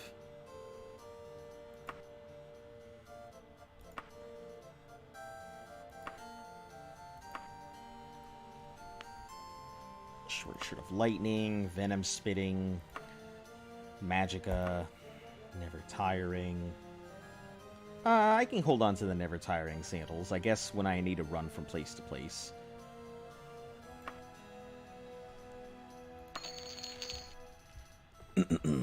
Okay, this will give me enough to go ahead and...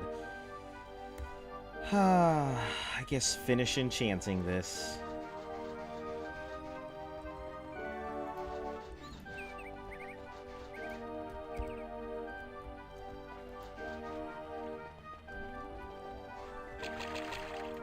And if I have any other stuff, we'll,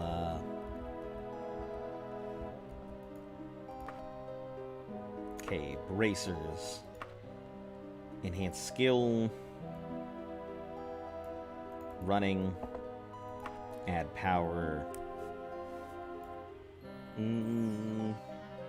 I guess repair objects should be fine. Add side effects. User takes damage in holy place. Only 30,000. Chance.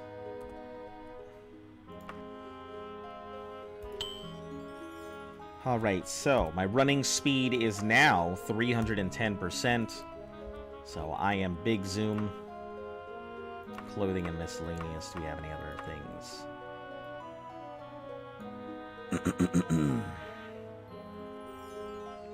So, Propane, I have a question, since you're here. Repairs objects. I assume that does not work on magical items, but only works on, you know, just generic items that would take wear and tear.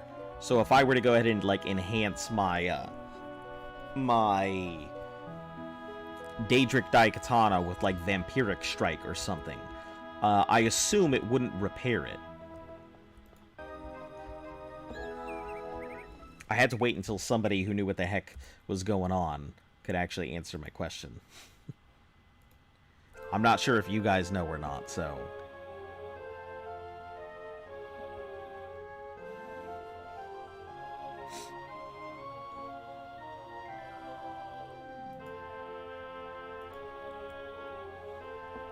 Alright, let's go ahead and save, so don't have to worry about that. Man... I burned through, like, almost 500,000 gold on nothing, and I had to sell it all for absolute scraps.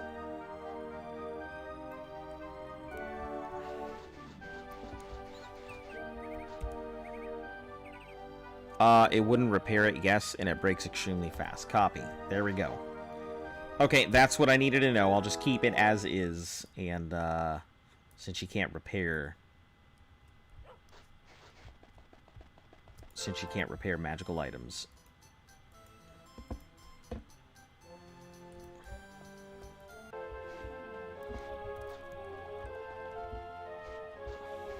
There's an option to enable magical item repair in the menu. Not sure if that helps. I'd like to leave it however it is. So if it can't repair, then I'll just leave it as not being able to repair. That's fine by me.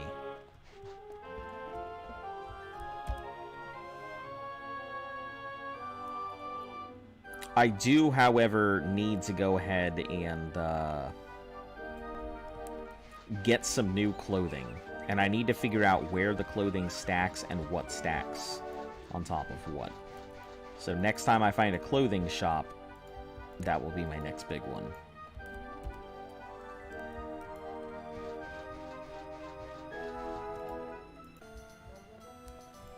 I know that they have clothes here and stuff, but I feel like that's not enough. Let me take off my armor here so I can get a feel for how things stack.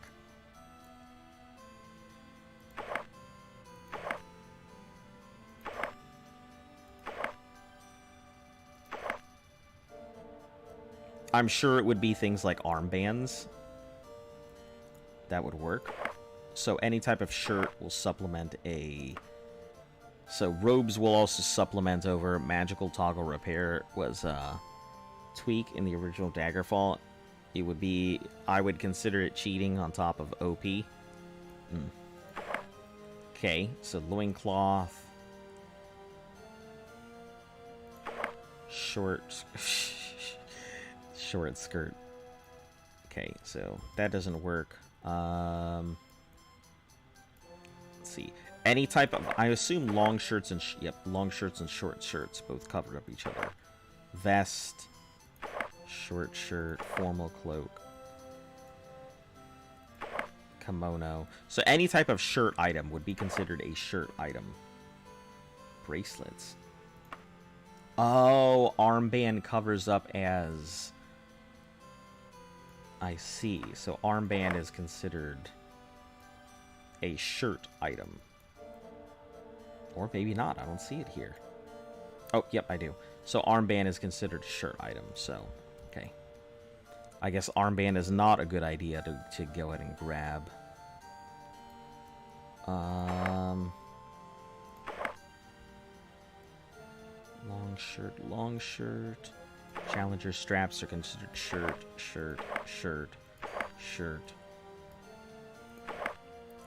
Priest robes, I assume, are not only considered shirt, but probably take off pants. Okay. It's very cool that you stream old school. It seems to me that at a time like this, not many would be interested in watching because of their age. I can understand that.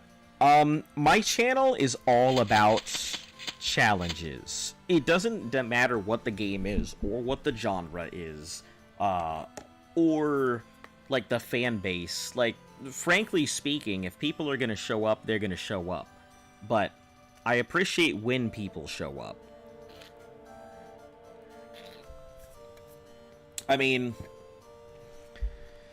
if people like Elder Scrolls, most people only know about the new Elder Scrolls stuff, like Skyrim and whatnot.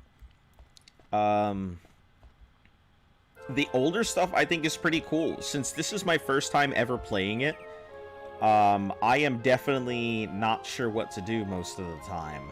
And I'm kind of just running around. Listen to that. I am so fast. Big fast lizard.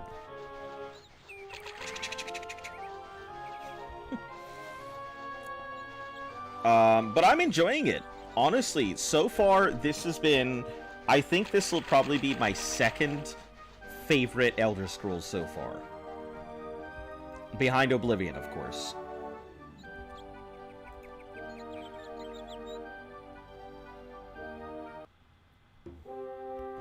Capsule Wayrest. Kingsfield. Battle Mage. Only castle staff and trusted are allowed beyond these doors. Okay. Ooh, big door. I see. Alright, let's go talk to... I assume... Oh. Why do you all look like vampires? Why do y'all look like vampires, huh? Are you vampires?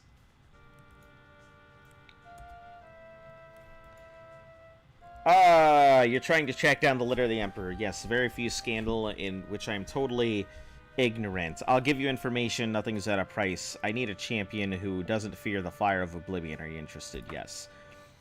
Fireblood, that's a relief. Don't ask any questions. Get this letter to a certain high-level necromancer in the necromancer's crypt. Score Barrow and Dragontail. Avoid the rift. If you see it, you've gone too far. They will not be expecting you to not wait for any introductions. The necromancers feel that death is a reward for the living, not a punishment. Once you've delivered the letter, they would feel no need to guarantee your safety. It's their way. I need the letter delivered and a response from the King of Worms in my hand 1 month from now, at the absolute latest. The risk is very high. Do not fail. I'm so mad that I only played Oblivion until recently. Yeah, I think it's really cool. Like all the other Elder Scrolls, I'm quite surprised how much I am enjoying this. Okay, so we stopped at Wayrest. Now we are now heading from Wayrest. We are going to the Dragontail Mountains to deliver this thing. stop at Sentinel, get their quest, go back here, deliver the response, grab the painting, head back this way, hopefully get the thing from the Lich, then head back over to Sentinel, hopefully get a response from the Underking, go knock out the Underking's quest, which I think takes me to Yakalon. I have to stop back into Daggerfall because there's another quest that goes on there. From there, knock out this thing, knock out whatever they need here. And I should be able to go ahead and do a round trip, especially at my speed. I should not have a problem making these dates. So, what did she ask, though? So, Skorg, Barrow. So, let's find out where this Barrow is. Find Barrow. You have a pleasant voice and dictation? Thank you. I actually worked really hard on this. Yeah, I know that sounds weird to say, but I spent a lot of time practicing the way that I speak, as well as how I sound when I speak. I get told that I have a phone operator voice quite often, or that I have a very calming voice, and I'm quite used to it. I use it for customer service and stuff a lot too, so, you know, if ever I have to deal with customers, hello, and thank you for calling. Your call is important to us, and we'll go ahead and return it at our earliest convenience. Please leave your name and number after the beep, and we'll return your call shortly. Thank you. You know, I do that kind of stuff all the time. I really enjoy it. Okay, so Barrow. Scourge Barrow. Oh, hold on. I need to see where it's at. First, I need to see where it's at. Barrow. Okay, so it's towards the right edge here. Is it considered a dungeon? It is considered a dungeon, so we can take out all the towns, and all I gotta worry about is this. Okay.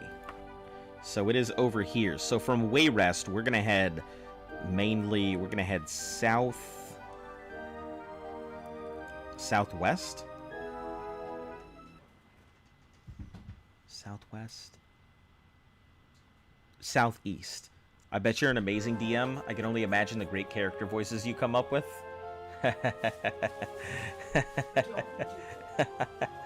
Don't. What do you mean? You know exactly who I'm thinking of. What do you mean?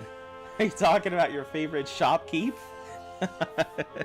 Are you talking about your favorite quest giver? Fucking hated him. The farm is done. I really did.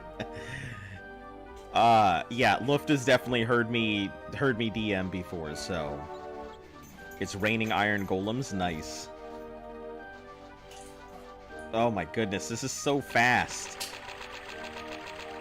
This is the fastest any Argonian has ever been. I am not just a master of running. I am speed.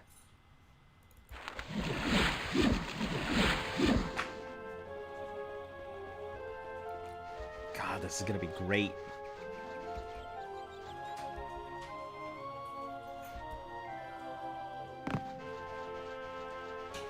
Alright, so we need to head.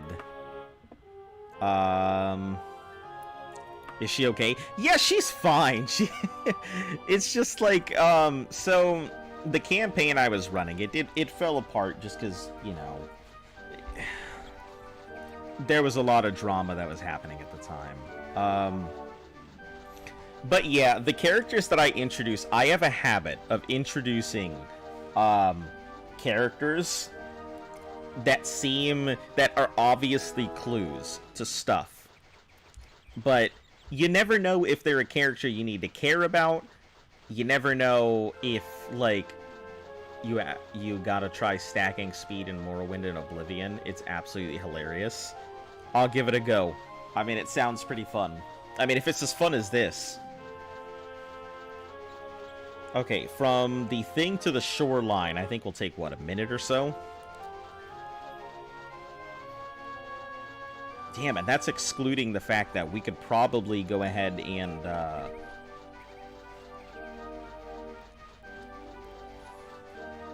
we could probably go ahead and get a whole bunch of other stuff, too. Now, here's a question.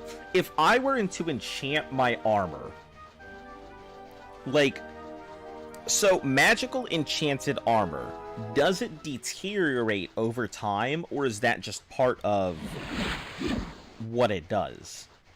Like, part of the spell itself? You know how, like, they have item deteriorates, you can put it on an item. Will it deteriorate over time, or is that something I had to put on it? And if I were to go ahead and put, like, you know, enhances speed on all of my armor, would that cause it to degrade over time, or would it cause it to start taking damage? I'm just trying to see exactly how it works so I don't screw up my armor. Easiest way to do it in Oblivion is drinking a lot of skooma. You trying to turn me into a skooma addict? Oh my goodness. I've never even thought of that, but, like, I suppose it is a possibility, not one that I would enjoy, but... Alright, let's go. Just, cast out about half. And then the rest will just wait.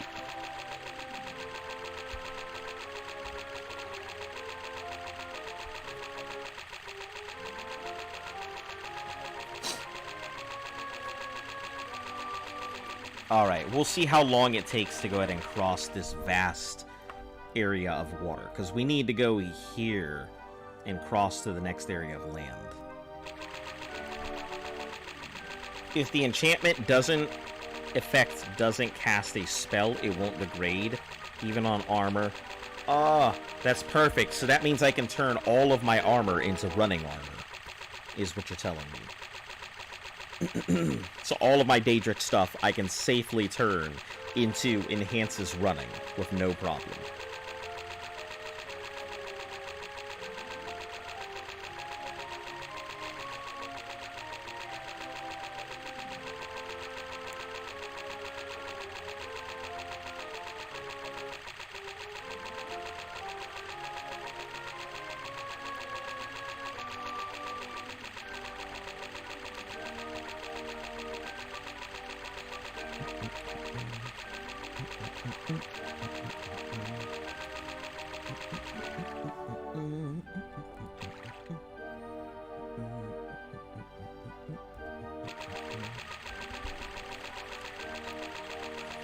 I feel like I definitely, pretty much, fantastic. That is so good to know.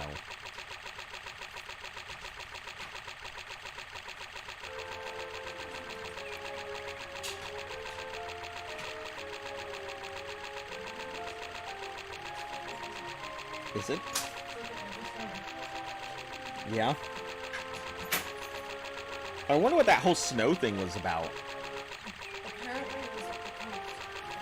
Do you think during this challenge, or by the end of it, you will appear in some gaming article?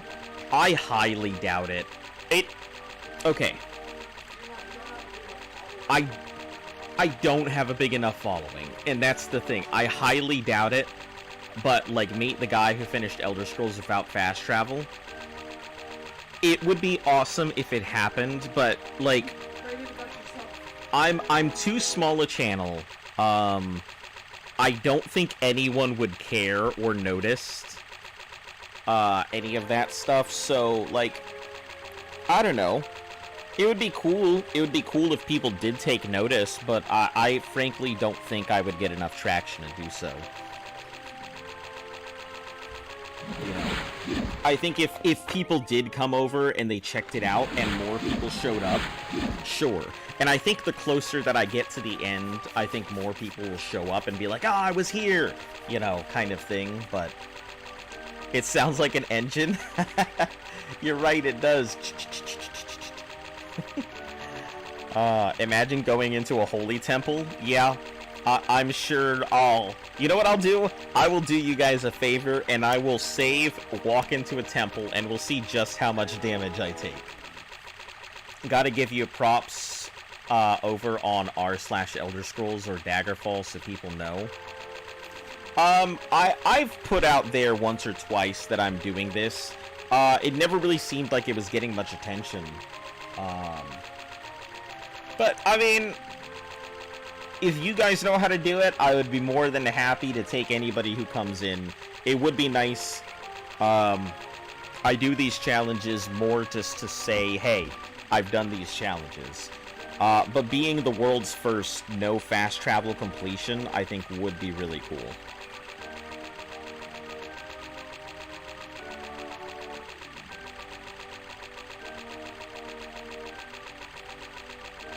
There is one point I think people would have contention with. A single point where I had to warp to the quest item because it wasn't spawning. But I reloaded the game after that to go back to a no fast travel run. So that way I wouldn't say, hey, I warped to it. I had to find out exactly where it was because it just wasn't showing up. And, yeah, that might be the only contention point I can see people bringing up to a full no fast travel run. But because of the reload, I don't know if... I mean, I'm sure it would, you know... I don't know. Maybe some folks will come. I mean, that'd be cool. If people show up, they show up.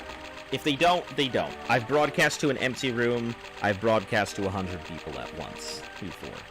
I mean... I'm perfectly fine either way.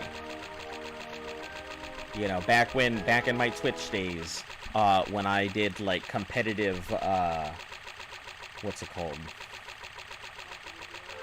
Huh?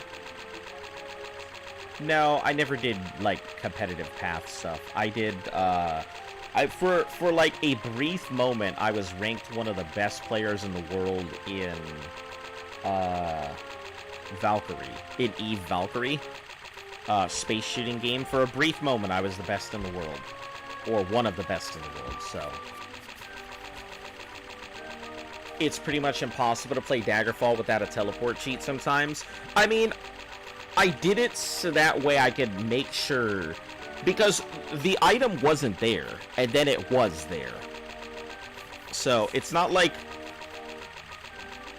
It's not like it was, I don't know, I guess if that ever becomes a point, I don't really have a justification, but the fact that I reloaded my game after having to do that, losing progress, I would hope would be, you know, would be something taken into account. So the whole thing would be completed otherwise, but yeah, I mean... I'm happy regardless. If somebody wants to go ahead and call that single instant out, let them. No problem. I will gladly go ahead and, do you prefer YouTube now? I gotta say yes. And the only reason I qualify for everything that Twitch has to reach their affiliateship program. I meet all of their qualifications. And I can see it. The problem is average viewership. I am competing against larger channels that are playing the same game and doing stuff. So I've done a ton of quests that make sure the quest target wasn't bugged. It's understandable. Glad you're on YouTube because I never get on Twitch. I do Twitch stuff occasionally here and there because I do like Twitch. But I'm just shy of their affiliateship. A small channel, or a channel that can't pull in the people, just doesn't make it. I would need an average of 3 people to go ahead and watch my stuff. Like, I need about 5 people watching my stuff for, like, a month or something to be able to qualify. And I just can't pull that kind of stuff. I can get people in the channel, no problem. I can't get people to consistently stay. And I can't get more people to go ahead and go. But other than that, I reach the number of hours streamed, the number of people subbed to the channel, you know, number of days of the week. I could absolutely qualify if I could just get more people to the channel, and then Twitch affiliateship would allow me to start working towards partnership and then get paid by them. But I like YouTube. I do. It's no muss, no fuss. I start my thing, go live, that's all I had to do. I don't gotta worry about editing. I just play the game the way it's intended to. And I talk to you guys. I mean, if I was on Twitch, can you imagine, like, if the channel gets so big? It'd be so hard to keep up with everything being said. You know? And that's one of the things I always tell people. I want to talk to you guys for as long as I can. If the channel gets big, it gets a little harder to talk to you guys. And I really enjoy being able to just discuss random bullshit, shoot the hoops and whatnot. I mean, at the end of the day, I'm not like a YouTuber. I'm just a person playing games for other people's entertainment. And my own entertainment, for that fact. You know? I enjoy the challenge. I like seeing what I can do in a game. I like pushing my limits. It's upsetting, it's infuriating, but you know what? I can do it. And I'm not going to let anybody else tell me that I can't do it, and I'm going to push myself as far as I can, because that's just who I am. You know, it's not about, you know, you're just doing this for clout and stuff. No, I'm not doing it for clout. I'm doing it because I want to test myself as a person. I want to know how far I can go. That's just who I am. I've always been like that. So, yeah. Anyway, rant over, slash rant. Anyway. But yeah, I mean, it would be cool. Showing up in a magazine, I think, would be fun. I don't expect that to happen, but if somebody said, hey, called me up and said, hey, can you give an interview about this? I would be more than happy to talk to them about, you know, doing this. Or, like, emails or whatever else.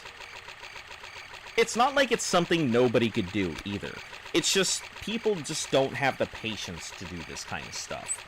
It's not problematic. Like, it's not hard. Clearly, you guys see me doing this. Sure, it takes a lot of time invested, but, like, there are a couple inspirations that I can point out. So, number one, the first time this idea of doing challenges ever popped into my head was when I saw this guy in an article reach level 100 on Destiny Island in Kingdom Hearts. And when I was a kid, I didn't have a memory card. So when I played games, I had to just leave them on. So I remember, like, how difficult it was, and I thought, I wonder if there was a level cap. I don't know if I ever reached level 100, but I know I got really far into it, and I thought, hey, this is something I've actually done. I know the time investment that goes into this. I know what kind of thing that they're doing right now, because I left my PlayStation on forever trying to go ahead and just level up to see what I could do.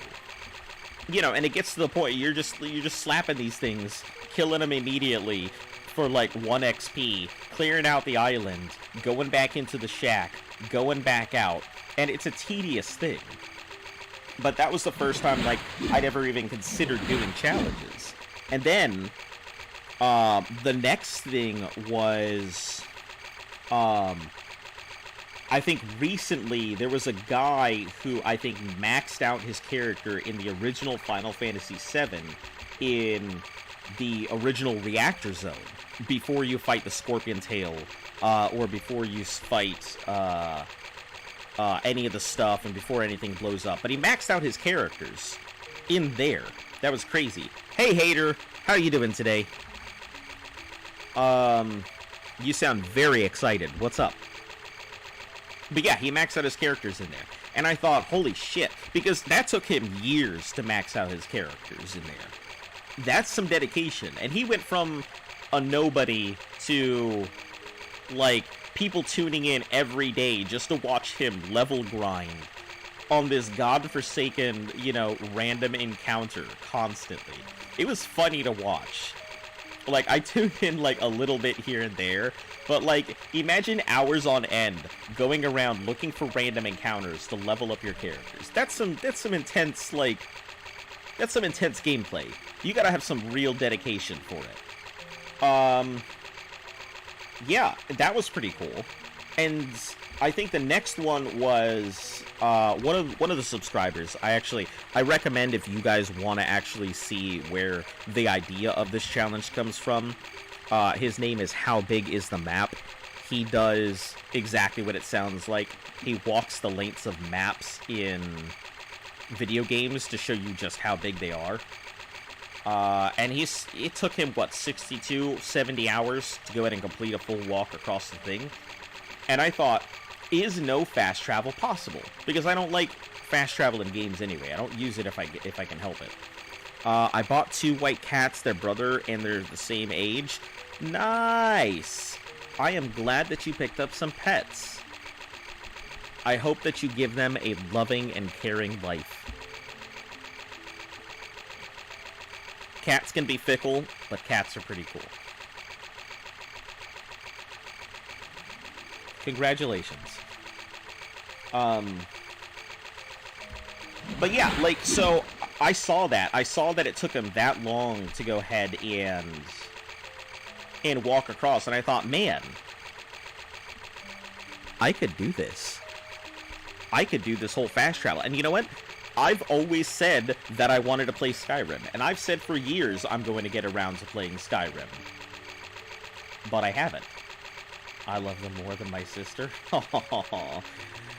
Yeah, I get that. A lot of people like their pets more than other people.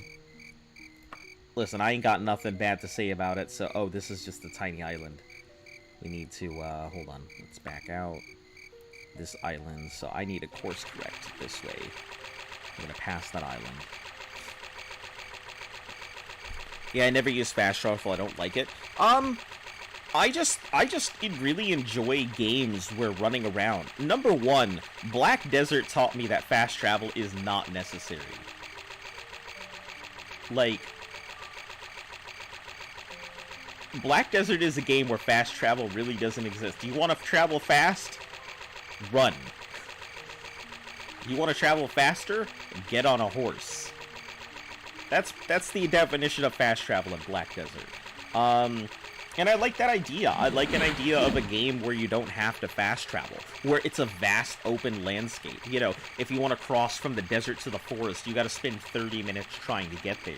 But, like, you see stuff along the way. You encounter NPCs. You run into quests. You find enemies. You get herbs on the side of the road and stuff like that. You haven't played Skyrim? No, I've never played Skyrim, ever. I know, it's one of those things that I figured, you know, if I'm gonna go ahead and play Skyrim, let me do the whole anthology. I had the anthology sitting on my shelf forever. So I thought, you know what? Let's play it. So I started with Arena. Finished out Arena. I'm here in Daggerfall. I'm gonna finish Daggerfall, and then I'm gonna move to Morrowind. No fast travel. All DLCs. After that, move to Oblivion. No fast travel. All DLCs, with the exception, you would know, of places where I'm forced to fast travel. If, like, I have to fast travel to get to another DLC, obviously I have no choice but to do that. But outside of that, yeah, that's all we're doing. And then from there, I'll do Skyrim, all DLCs. I've never played Skyrim, so I'll make sure to have my camera on so you guys can see my actual reactions and stuff, because I know people really like fresh playthroughs and blind reactions. Despite the fact that I've seen stuff here and there, excuse me, about Skyrim, and I've seen some of the gameplay and stuff, I still know nothing about the storyline, aside from dragons. I know nothing about the ways to cheese the game. I know nothing about, like, I just know the character interactions can be goofy, but I know nothing about Skyrim other than that. So, I can't wait to see how disappointed you are going to be when you play Skyrim. I don't think I'll be disappointed. I think I'll be excited. Yeah, I think I'll be super excited. I mean, I'll be excited to get past Daggerfall, that's for sure. Great game, don't get me wrong, but man, do I not want to just, like, run forever from one place to the next. The story is so lame and... You're going to be doing that in every game. What do you mean? Because there's a difference. When I'm doing that in Morrowind or Oblivion or in Skyrim, I might encounter something along the way. But in here, like, the only thing I'm looking at is, oh, look, dick bush. Oh, look, big tree. Look at that rock over there. Oh, berries. Like, that's about my experience with the occasional of an arrow and, like, maybe a zombo or two. The Daggerfall is so big. Like, even if it were a multiplayer game, encountering other players would just be as likely as a random encounter in the wild. I think you'd have a better chance of running into a random encounter in the wild than you would of ever running into another player. You know, unless you were doing stuff together. The story is so lame in Skyrim. Like I said, I know nothing about the story.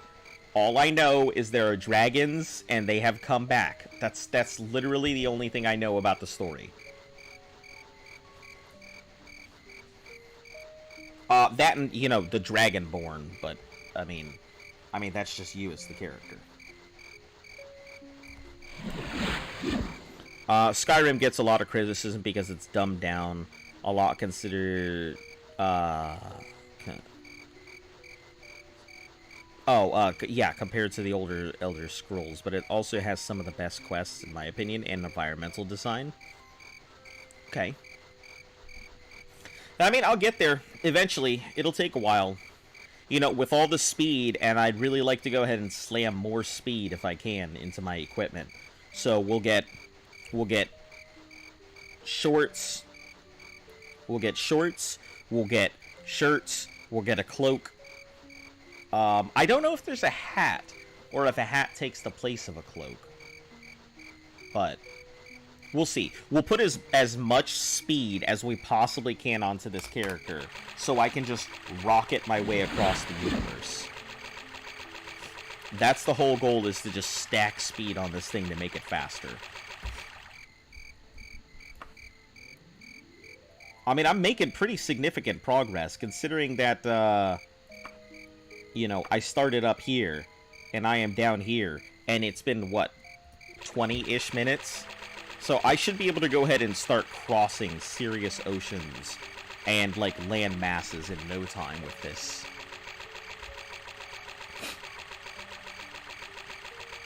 I mean, and it's still got room to grow, too. It can get faster. I just need to get the golds to go faster. Gotta get gold. They get rid of stat attributes in Skyrim, which is super lame. So I assume that it's just, in Skyrim, it's a matter of go swing sword to level up sword, go use shield to go level up shield.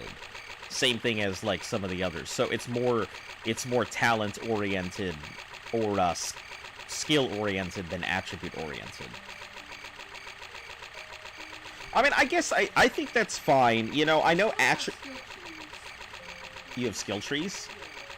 Oh. Okay.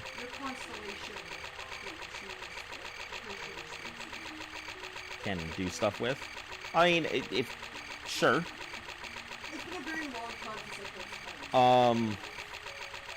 At the end of the day, I think I'll be fine either way. I can understand it, though. The one thing I've always disliked is I do kind of dislike the attribute system in a lot of games.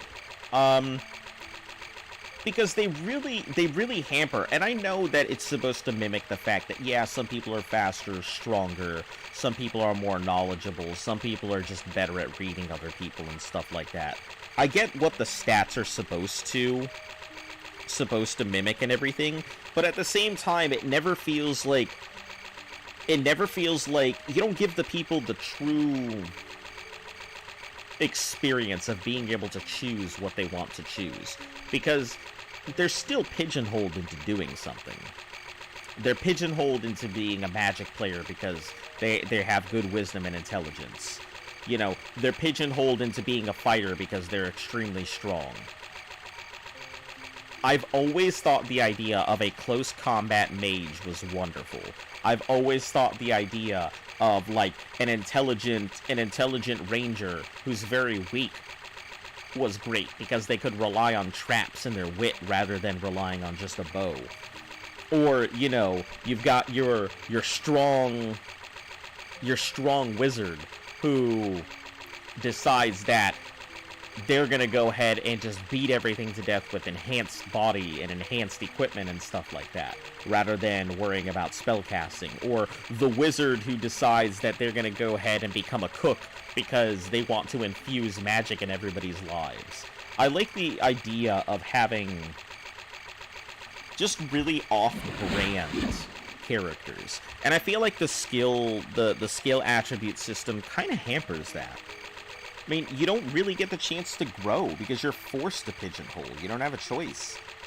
You know, if you could take away skill attributes and allow players to do what they want, you don't have min-maxing. You just have players training to do specific things that they want to do, rather than worrying so much about, are their stats good enough? So I can understand both sides of that. You know, getting rid of the attributes.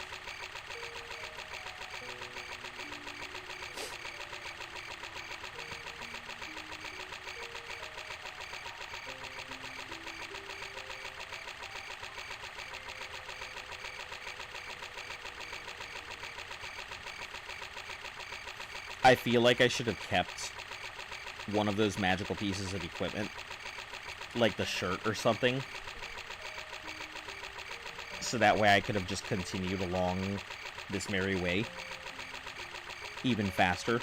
But that's fine. I'd rather not have an item that every time I wear it, you know, drains the life out of me at a consistent rate.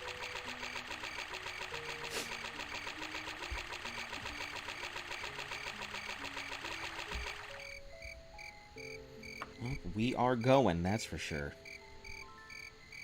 We are going. Am I considered here? In Mornoth? My Skyrim playthrough ends up max skills and being a god, basically. Yeah, I mean, but that's I think that's good. I think that's important, because maxing out your skills, I think, is more important than taking advantage of your attributes. You know, if a person is masterful at a bow, yeah, that's great. That's what it should be. You know, you should be able to go ahead and shoot somebody from 1,000 yards away. Like, the strength and the dexterity and everything, that's gonna naturally develop as you become better at that thing. So it makes sense not to worry about attributes and focus more on mastery. At least in my mind, it does. I think Outer Worlds is the best game I've ever seen handle skills. It gives freedom, but it also keeps it balanced. Sorry, I'll stop being an Outer Worlds fanboy now. You're fine. You don't have to stop being anything. Listen, I'm not here to steal your joy. You be happy and fanboy about whatever you would like. I'm not here to tell you you can't do it. One day, I'll get a copy of the game that isn't, like, broken, and I'll actually play it. One day, I'll get a copy of a game that isn't broken, and I'll play it. So many games are just so broken. I'm so mad that I constantly have the worst fucking luck possible when it comes to choosing a disc.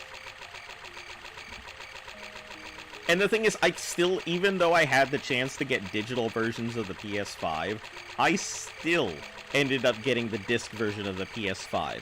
And I still ended up getting broken copies of things. Man. Super unfortunate.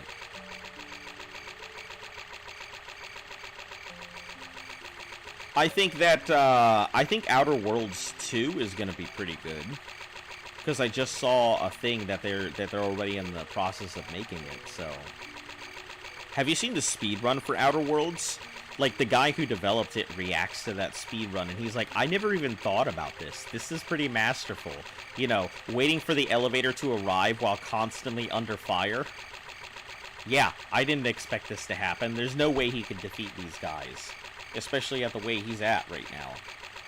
Yeah, it's pretty cool. Alright, so this is gonna be... I guess we're getting close to a stop here. We're getting close to a resting point. I mean, I could always pull out the stamina bottles. We've got more of them, so... Yeah, you know what? That's what we're gonna do. We're gonna pull out them staminas. We've been sitting on them for a long time. Orc strength. 77 stamina bottles that I'm just chilling on. Speedrunners are amazing.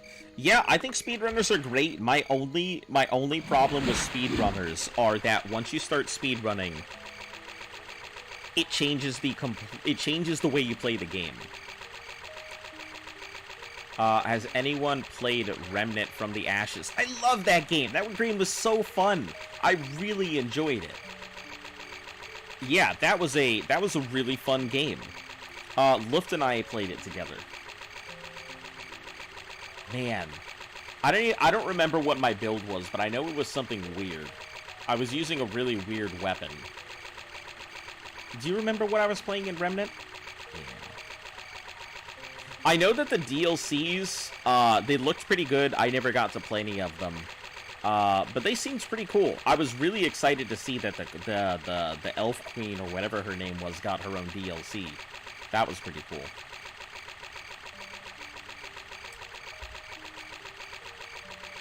I think out of all the DLCs for any game that I've played, I gotta say that Bloodborne probably has one of the most difficult ones and most intense DLCs. If I sped run a game between Mass Effect 3, I know tricks that even the speedrunners don't know in that game. Why don't you give it a go then? I mean, just practice it and give it a go. Take world's first.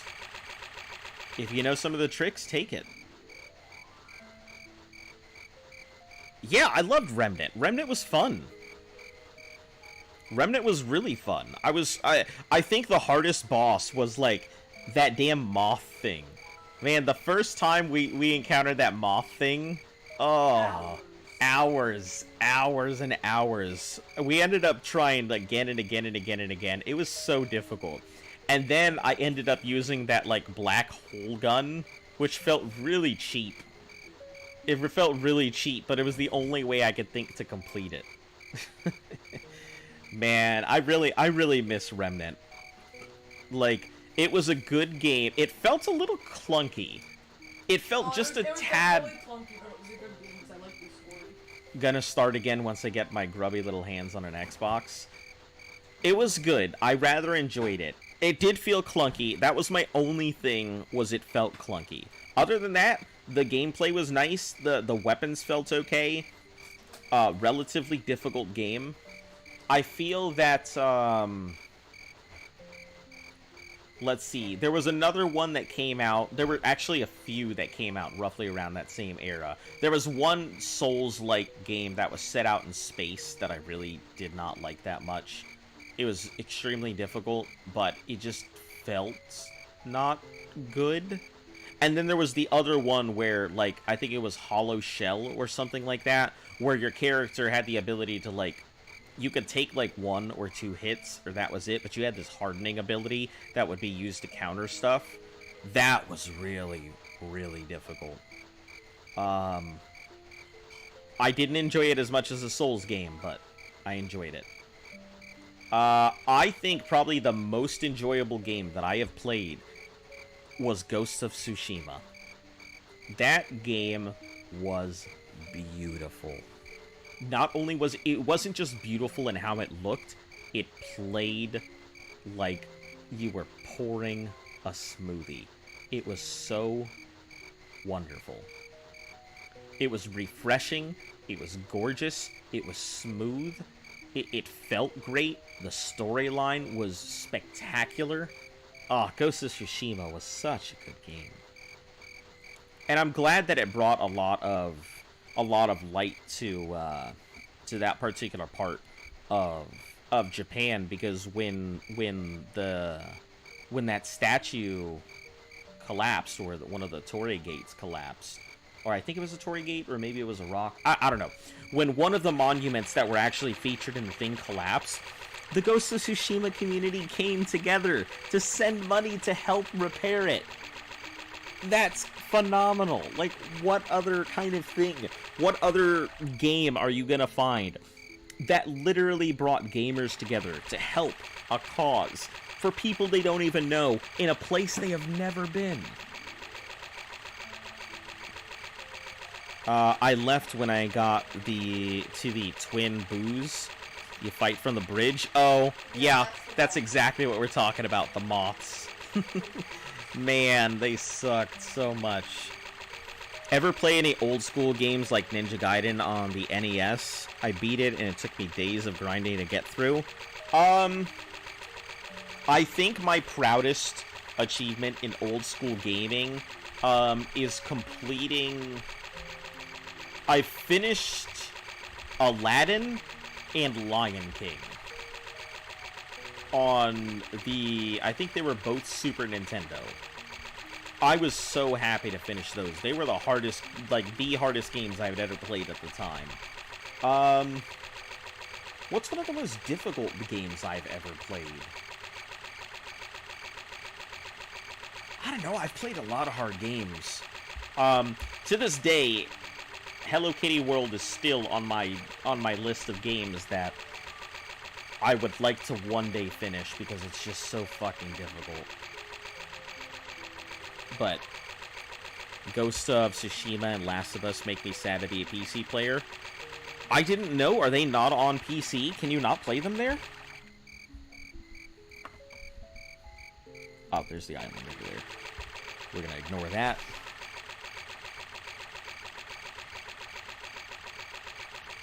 I'll say, The Last of Us, the first one, when I played it, that was a very sombering experience. I have only played it once, and I refuse to play it again, because I have this image in my head. I have this feeling that I remember playing that game. And I remember what it felt like when I ended that game. I remember shutting the game off, and I remember just laying there and contemplating my life. Like, it was just it was a great ending. And I'm afraid if I ever played it a second time, I would ruin it for myself. So, I think I killed them or got really close to killing them with that weird long-range shotgun thing. Yeah, I'm pretty sure that's... Yeah, that's what you were using. Yeah, that's what she was using, was that. And I was using the black hole gun. They're PlayStation exclusives? I didn't know that. PS3 emulators be like for The Last of Us. Yeah, Last of Us was a great game. I haven't played the second one because I'm too afraid of ruining everything that the first one made me feel like to play the second. You know, it's kind of why, like, there are certain games and certain things that I will never touch the sequel to, or I will never touch anything else. I'm, like, right now, I'm afraid of touching The World Ends With You Neo. I'm afraid of touching it. Because The World Ends With You is my favorite game of all time. And it holds such a special place to me as a person, because it really changed the way I view the world. And I don't feel there was a need for a sequel with the way that the original ended. I think it was perfect. It wrapped up all of the loose ends. And yet there's a sequel. There's The World Ends With You Neo, or Neo The World Ends With You. And I don't understand why it exists. And I'm afraid of ruining everything that I have in my head about how The World Ends With You makes me feel by playing the new one. So, there's some games I won't touch just because they're completely off limits to me.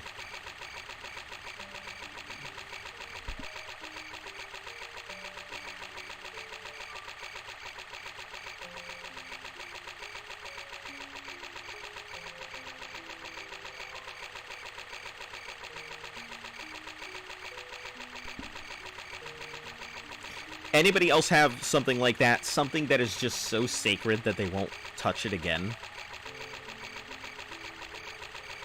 I'm trying to think, like...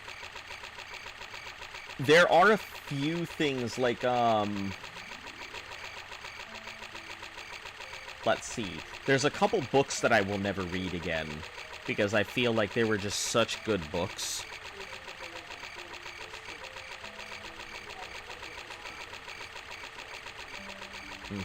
Oh, is it bad? It was just so good that you don't want to... Yeah. They're just some things that I would prefer the crystallized version in my memory than to find out it wasn't all of it what it was meant to be. That's all. I don't know if you guys have ever had that feeling, just something that's just so sacred it sits in your skull and takes up space in your past, but nobody else can convince you of anything other than it was perfect. Nier Automata, that game was so good the first go, I actually never played it again. I can understand that. I can definitely understand that, especially having to play the entirety of that game. Playing through that game, I got to the end, and I was like, okay, wow, that wasn't what that was not. And then it threw more at me, and I'm like, okay. And then I was like, okay, I'm done. And then it threw more at me, and I'm like, what is going on? Oh, that was so good. I can understand that one. I completely agree. It's a game that I think I've picked up maybe once more, but mainly it was just because I wanted to go ahead and do some other stuff in it, because I really enjoyed the combat, how fluid it was. Let's see. The Last of Us made me cry multiple times within a day. That's quite an accomplishment, as I am a man. Ain't nothing wrong with crying, you know. It happens. Feeling emotion shouldn't be something that you feel ashamed of. Emotions happen to the best of us. Last of Us was the first game that made me feel guilty for killing an NPC. Oh, yeah. Oh, yeah. Last of Us did a great job of really nailing it home. That the finality of what you were doing. Let's see. There was one game. I wish I could remember what it was, but... Oh, I know. BioShock. Man, the first BioShock, I had to sit there for a moment, because...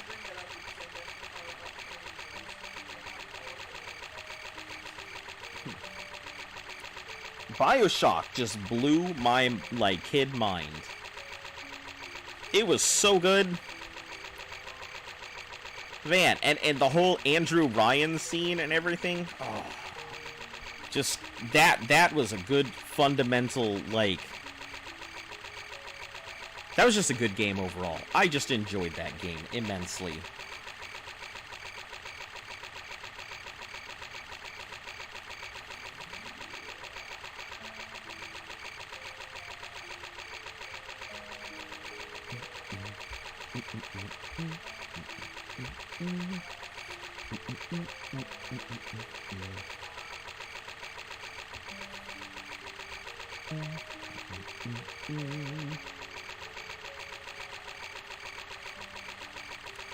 Yeah.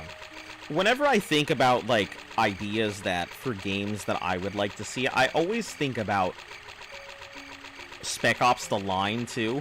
I have heard so many people talk about Spec Ops The Line and how it just makes you feel. I have not played it. I don't own a copy.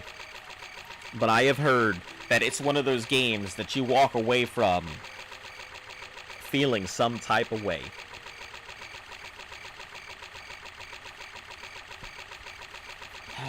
Let's see. Games that really hit me.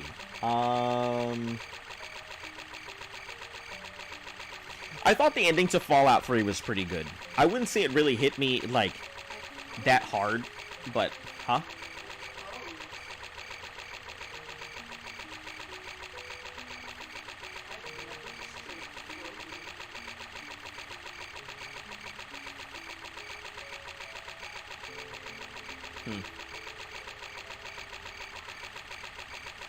Fallout, I think the ending to Fallout 3 was good.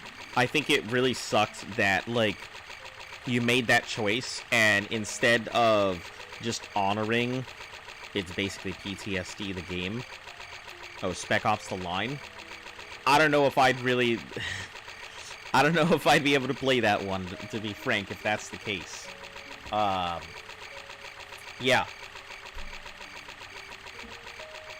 Yeah, because if it makes me feel the way that I felt before, I don't know if I'd be capable of playing that.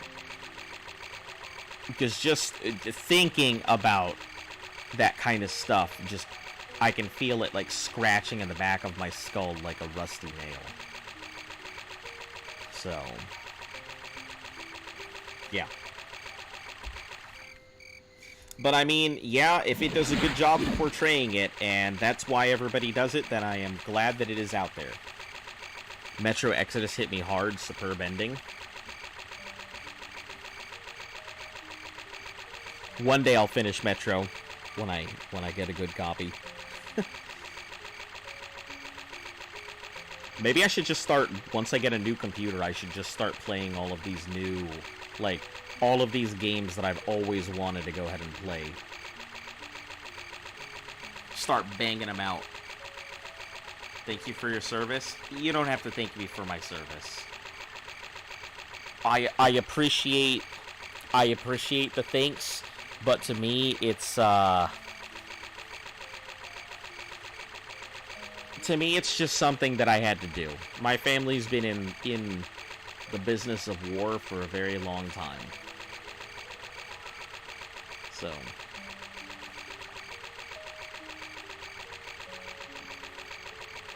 why does that feel like it's been expanded?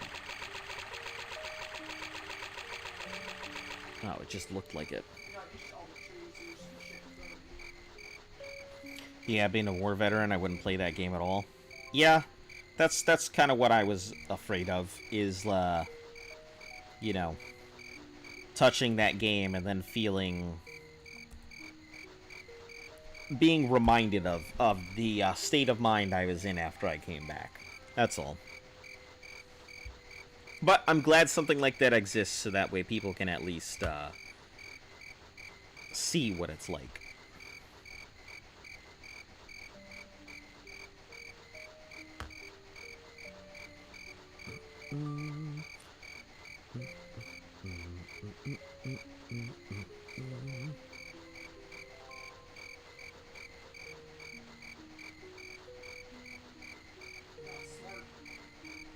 What did? Oh. They all disappeared? They're not on my base and they're not strewn about on the beach. My dad served in Iraq. He's never been able to watch war movies again, and they used to be his favorite. It's unfortunate, but war does take a toll. It's one of those things, you know, I definitely feel survivor's guilt every now and then. Because I'm sitting here, and some of the people I served with aren't. And it's difficult to think about something like that because the things that I go through, whether good or bad or anything else, I'm still alive and I still feel them.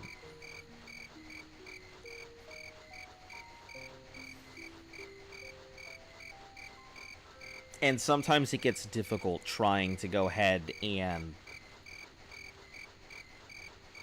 thinking that these people who had the same right, who had the same ability, like,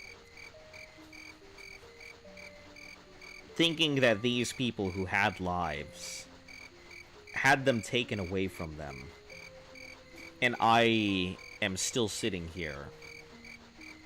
It's difficult. It's difficult.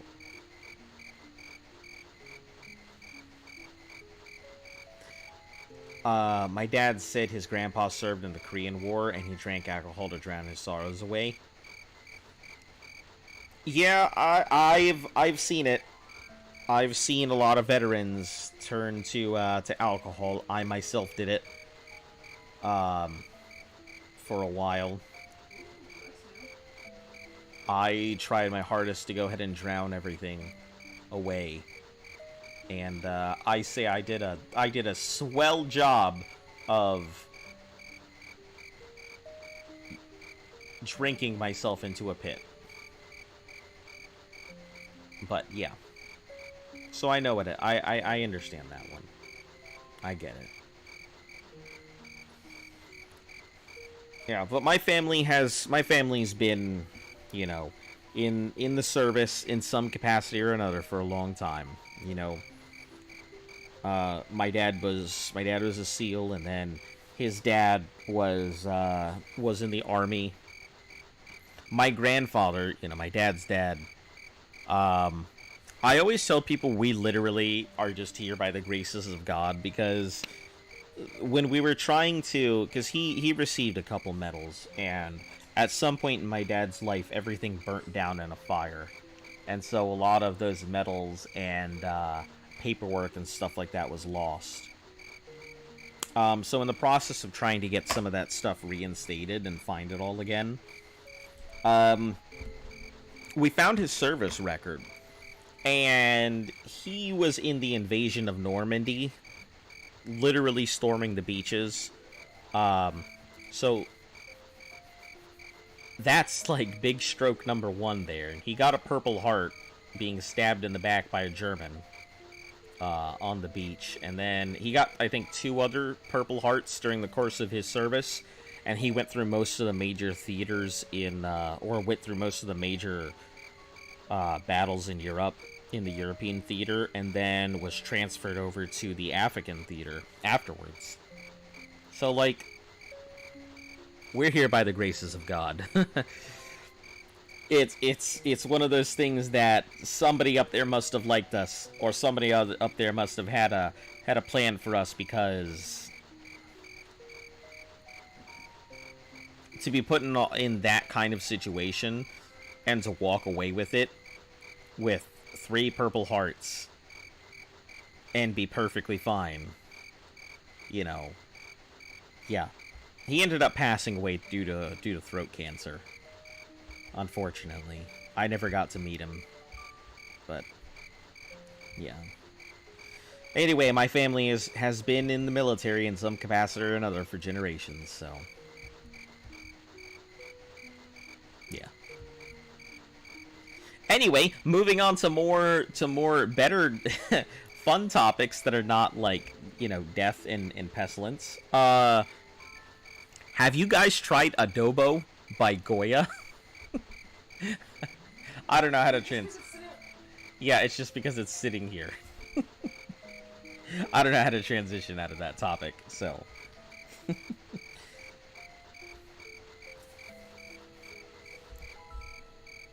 dang, Speedy Gonzalez.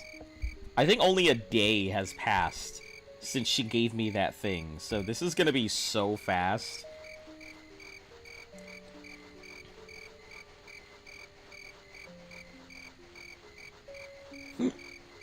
Excuse me.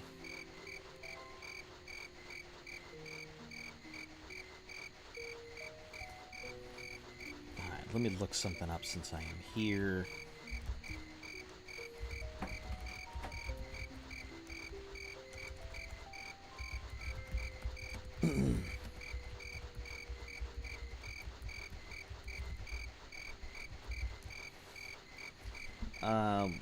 Due to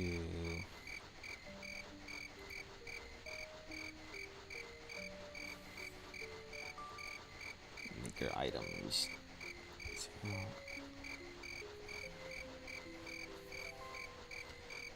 Magical items made using service other than items made with cast. When cast, used, strikes, or item deteriorates, enchantments. IG item made with absorb spells, enhance skill.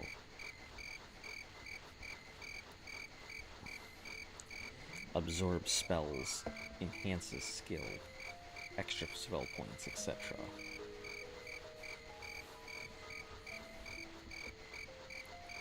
The health of a magical item is made with cast when held, use, strikes, or will decrease when its usage, for example, see magical items. Other than absorb spell cost will never decrease to apply to enchantments. Okay.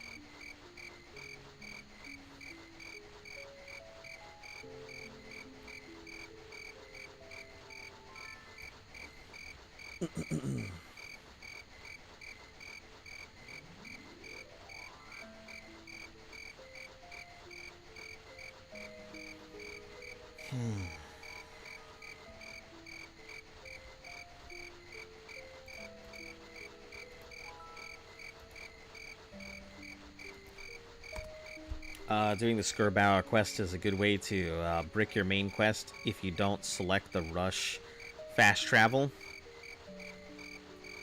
Oh, is it? I assume if you were to go ahead and take your time and go slowly, you would get stuck there, and it would take forever to get there, and then... Ooh, I didn't like that. You better calm down there, Nightblade. I don't like that one bit. Hey, Orcish Saber for sale. I'll take it.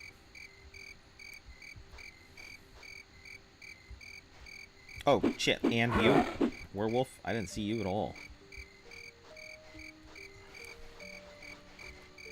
So I assume this is the quest that usually hangs up a lot of people.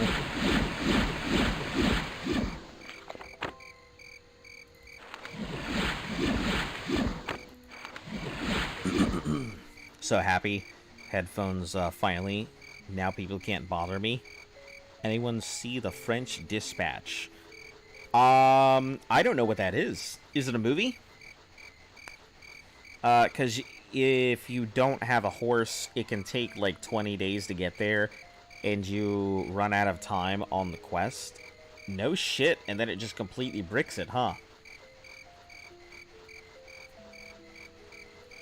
Yeah, I mean, luckily, because I am so fast, I should be able to go ahead and get this done.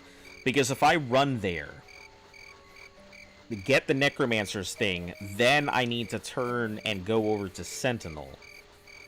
I was surprised that it was this close. I wasn't expecting it to be just south. I was expecting it to be way closer to Sentinel. But... yeah, the movie. French Dispatch. I have not, but I am looking for new movies to watch, so... let me write that down.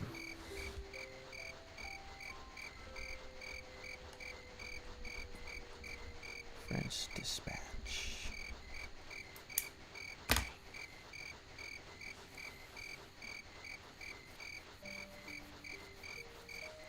Let's see, and she gave me this quest on the 21st of mid-year.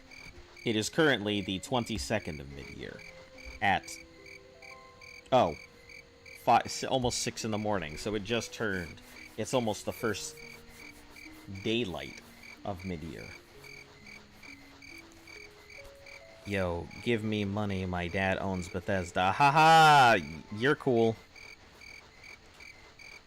Give me money, my dad owns Bethesda. Wow. No. Ah, goodness. I don't know. How many people does that work on? Also, I'm not a kid. So, I don't gotta give you a damn thing. Except for a hello, and welcome to the channel.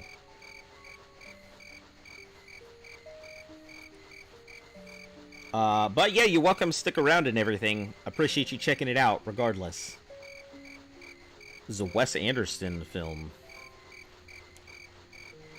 Let's just say it has an acquired taste. I'm big on just films in general, you know. I watch everything from horror to foreign films, also other stuff. Why not? Why don't I have to give you money? What kind of question is that? Because I don't want to. Literally that simple.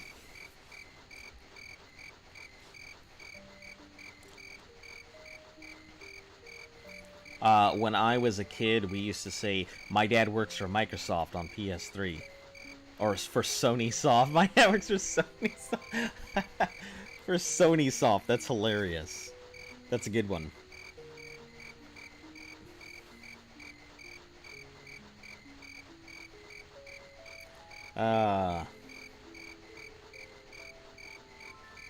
So are you asking for money? You have like the biggest YouTube channel ever.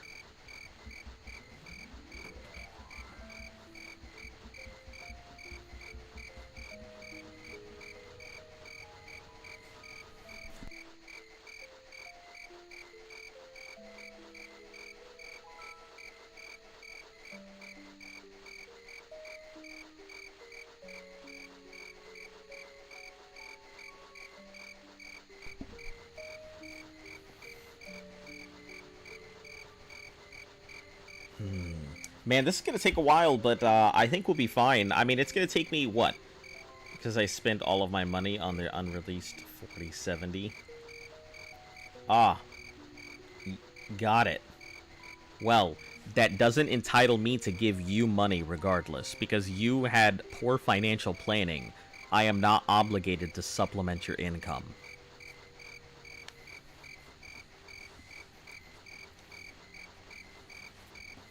Also, go ask your dad for money.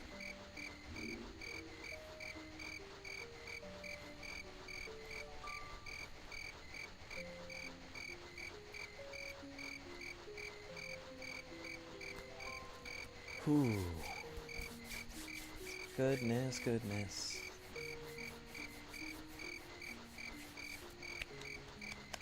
We'll make some good progress here. I think we might actually... So, I don't think we'll reach the dungeon, but I think we will probably get to the very tail edge of Mornoth here. You've got a monster rig? Well, that's cool. Yeah, my laptop is a piece of garbage. You know. Can't wait for the RTX 4090 Ti. Listen, I can't wait for that Ultra Instinct 5010 to come out.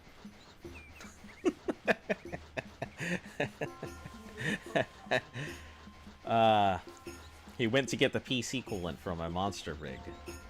That sounds cool. Alright, tell me a bit about your PC. I'm actually curious.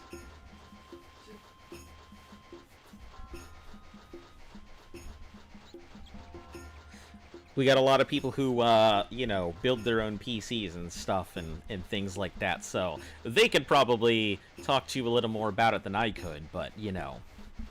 I am curious to hear about this world-devastatingly awesome rig you've got.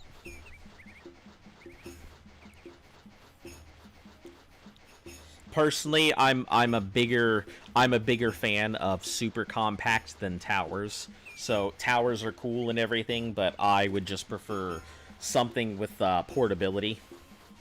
You know, strip out one of them 1990s laptops and refurbish and put all them stuff there. I'm pretty sure he's trolling. I mean, if he is trolling, you know, what if he's not? What if he's got this great monster rig? I want to hear about it. I want to hear about this monster rig that he's got.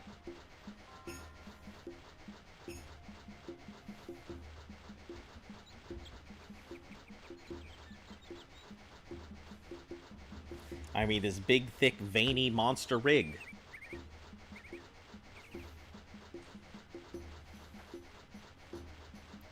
I mean, we're all excited to hear about the performance stats. That's why it costs so much. Ah, okay. How much did it cost?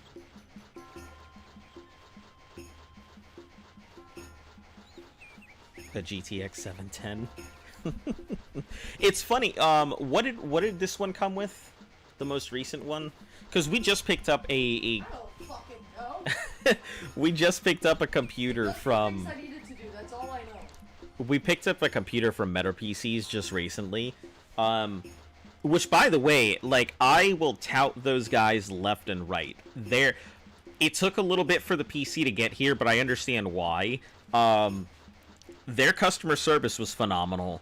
They stayed in touch the entire time. They followed up when I had questions.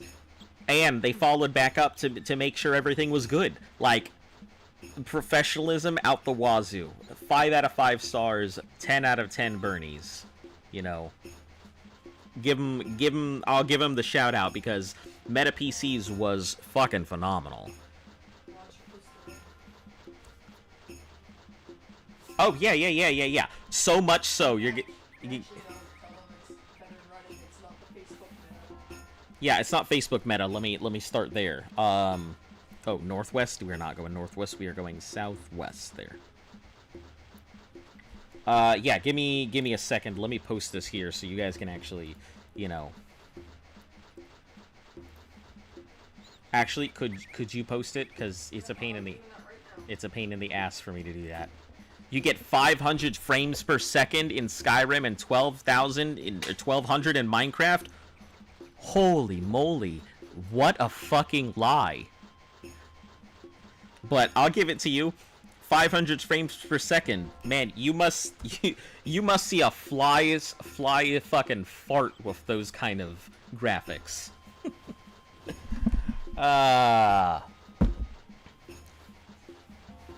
But anyway, real talk. Are you doing okay? Give me subs. How's your day?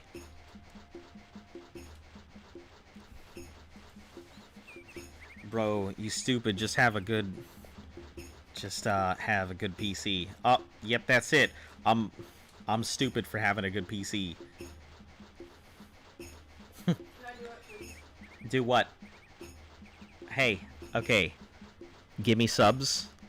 I'm gonna give you the talk here first before you keep going. I don't have many rules on my channel. One of them is don't be an asshat. So, play nice with the other viewers, or the model step in. Cool? We all Gucci, as the kids say?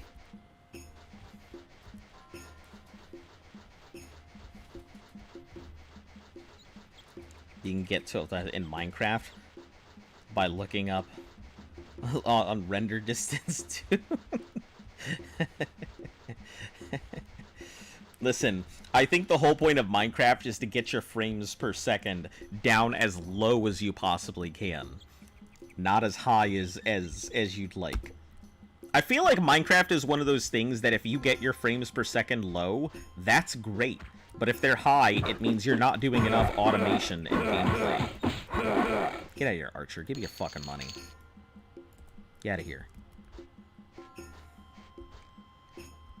Alright, southwest. Yeah, let's continue resting. Alright, good to go. Let's roll.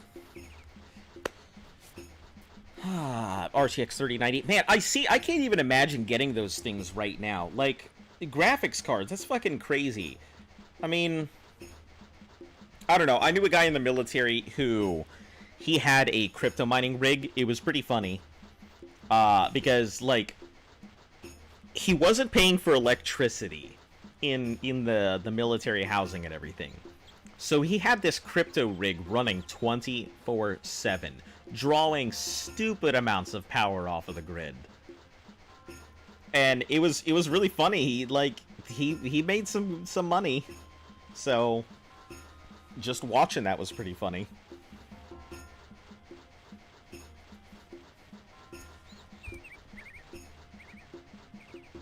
His house was definitely hot.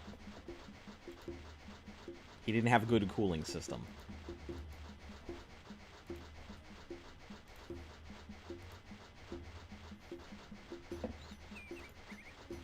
Also, yeah, I am curious what kind of mods you have as well, because, you know, getting some pretty low stuff on there like that.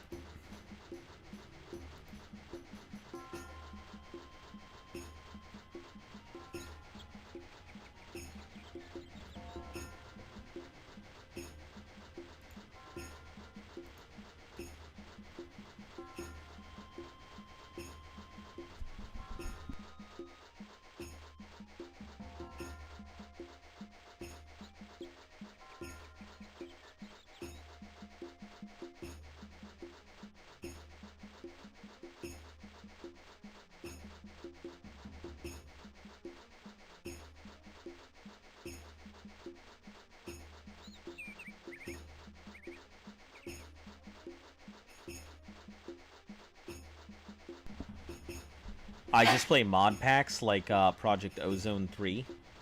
Listen, my favorite like things have been Thaumcraft, Twilight Forest, Tinkerer's Construct, Ars Magica, which doesn't exist anymore, and what else? There's one other that I really enjoyed.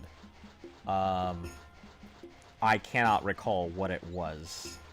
I think it might have been like some Technic nuclear stuff. I can't exactly remember. But like there was this server I played in that had all of my favorite mods all at once, and I was just so mad when it finally went down. It was infuriating because I have not encountered a server like that since.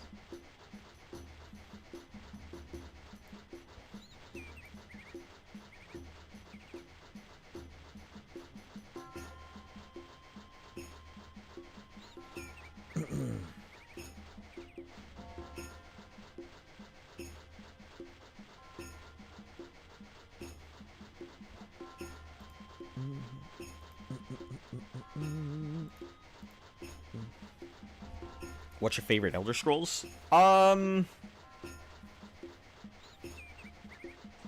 don't know. That's pretty hard to say. I started with Oblivion, so Oblivion is always probably going to be my darling. I've never played Skyrim, and everybody who comes in always like, and have you tried Dark Souls? Yeah, I mean, I played Demon Souls when it first came out. Really enjoyed it. I didn't know anything. I didn't know that Demon Souls and the Souls series were connected, so, like, I mean, they're technically not, in terms of storyline, they're really not, but let me start with the Elder Scrolls thing. So, Oblivion, I guess I'd have to say is my favorite, because I've never played Skyrim, and everybody tells me, oh, you're gonna love Skyrim! And I'm just like, okay, whatever. But Daggerfall's kind of growing on me. I'm sure that if it weren't for the fact that I'm doing this long-ass challenge, I would probably really enjoy Daggerfall a lot more, going from place to place. I had like 8 dimensions mining emerald blocks at the same time. Made my PC cry. That's funny. So I'd say Oblivion. I'd say it had a really good storyline, plus getting that ebony blade in the very beginning that you could just ride through with the entire game was really nice. I never changed weapons. I got that one blade, and then never finished that quest line, and that was it. As for Souls, I'm actually playing Elden Ring on my own time. I'm really enjoying it. The open world aspect is surprisingly refreshing. The bosses themselves are very difficult. I'm playing a full faith build, so it's harder for me than most because my build isn't very tanky. It does hit hard, but there are just some enemies that are just excruciatingly difficult for my build to handle. Because holy damage isn't always the strongest. It's good against undead, but there are just some things that are resistant. So I'm struggling. Plus, it's a melee build with the occasional, you know, lightning spellcast of dragon magic, but... I didn't like Dark Souls 2 that much. I really enjoyed Dark Souls 3. Hello, Joe. I really enjoyed Dark Souls 3. I think the DLC was good. I think Bloodborne is just better overall. Elden Ring, by far, I think, is the best that they've come out with. But I'm also a fan of, like, Armored Core, and not, like, Souls games. So I would really appreciate From Software to hurry the fuck up and produce an Armored Core game and stop producing Souls games. Because Armored Core is such a good game, and it's so damn difficult. Like, I feel like Armored Core has more difficulty attached to it, because you really have to think about the weight at which your character is doing, and what your character is using. And I feel like in Armored Core 5, they really dumbed it down. And it didn't feel like it had the same difficulty like 3 or 4 and 4 Answer had. But Armored Core is hella difficult. And so anybody who's played Souls games, I would recommend them trying out Armored Core. It is a mech game, but it's kind of where they started from. Xbox or PlayStation? I mean, they're both gaming systems. I don't really care either way. I mean, I don't think one's better than the other. I've been a PlayStation user for a long time, and that's the only reason I wouldn't switch to Xbox. If I had to switch to Xbox, I would. I think they're both good systems. I think the PlayStation is a bit more powerful, but I think Xbox is more affordable. So, yeah, they're on even ground as far as I'm concerned. I don't choose sides in that Xbox or PlayStation debate. PC Master Race? I can agree with that. PC does have one of those things. The only problem that I see with PC is once you get PC, you really just, you only play PC. And you play with other people in PC. But it's kind of hard to go ahead and go play with your friends, like, in person and stuff like that, because PC. Most people have powerful desktops. So everybody's sitting at their chairs, playing with each other on PC, but not really playing so much in person anymore. I don't know. PC's cool and all. PC's great for graphics. PC can handle quite a bit of stuff that other things can't. But at the end of the day, I feel like console has more camaraderie than PC players do. PC players try and play Mario with each other and talk about who has the more powerful, you know, system. Whereas, if you got a PlayStation or an Xbox, you're just talking about your PlayStation or your Xbox. Or both. Or whatever. You're more focused on the game. But Halo goes crazy. From what I've seen, the new Halo seems pretty cool. But, you know. I haven't played a Halo game in ages. Obviously, I haven't had an Xbox since the 360. So, I know a lot of people on my friends list on PlayStation, they are now transitioning to Xboxes because they can't get a PS5. So, there's that. I'm not going to transition regardless. I'll continue to go ahead and play on my PlayStation, but I'm stuck on PC for a while until this challenge is done anyway. Or at least until I get to Skyrim, then I can go back to my beloved console.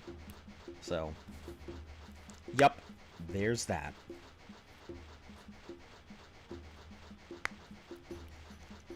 How much head we have? Wow. Oh, I was gonna be like, wow, we're all the way down here. It turns out we're just in the tip. Making progress, though.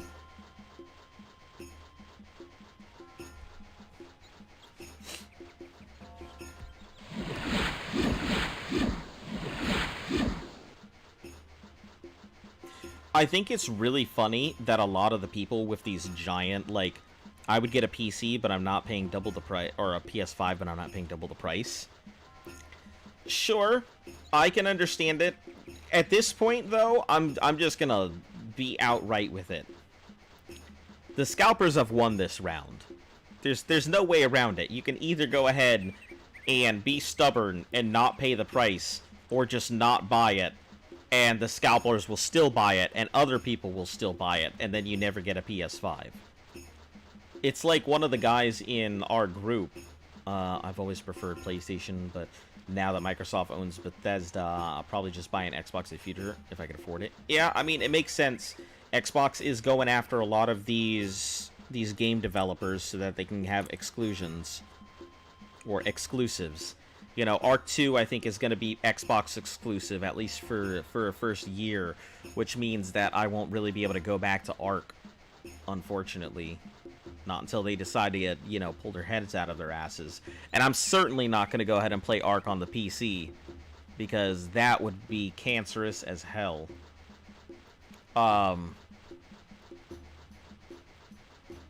yeah, we have a guy in our gaming group. He bought a PS5 and then ended up selling it, thinking he could buy another PS5. And then he never got the opportunity. So he made a profit and then never got to buy a PS5 again. He had one in his hands. So shoot, I paid a scalper for $30.90 for turning of days. All right, we'll catch you later. I should still be on for a bit. Paid like $200 extra. That's not bad. I'll tell you, like, sometimes you just gotta bite the bullet, because the extra cost that you're sinking in is less valuable than the amount of time that you're going to invest using that product. Like, I tend to, as a financier, I tend to think of things in terms of money to usage. And $200 extra for a product, nothing. Especially because, you know, think of all the stuff that you can do with it, or the amount of mileage you're getting out of your product. It's huge. Same thing with the PlayStation. Yeah, I mean, you may have to pay a scalper, what, $200-300 extra, but you're getting some massive use out of it. You're Batman? Nice. Well, I guess you got plenty of time until... Wait a second, what is Batman doing out on the West Coast? Vacation, got it. You don't even have to tell me. Fighting crime, fighting all them people just running in and snatching everything, right? Taking out them gangbusters. Trying to stop them mass thefts, huh?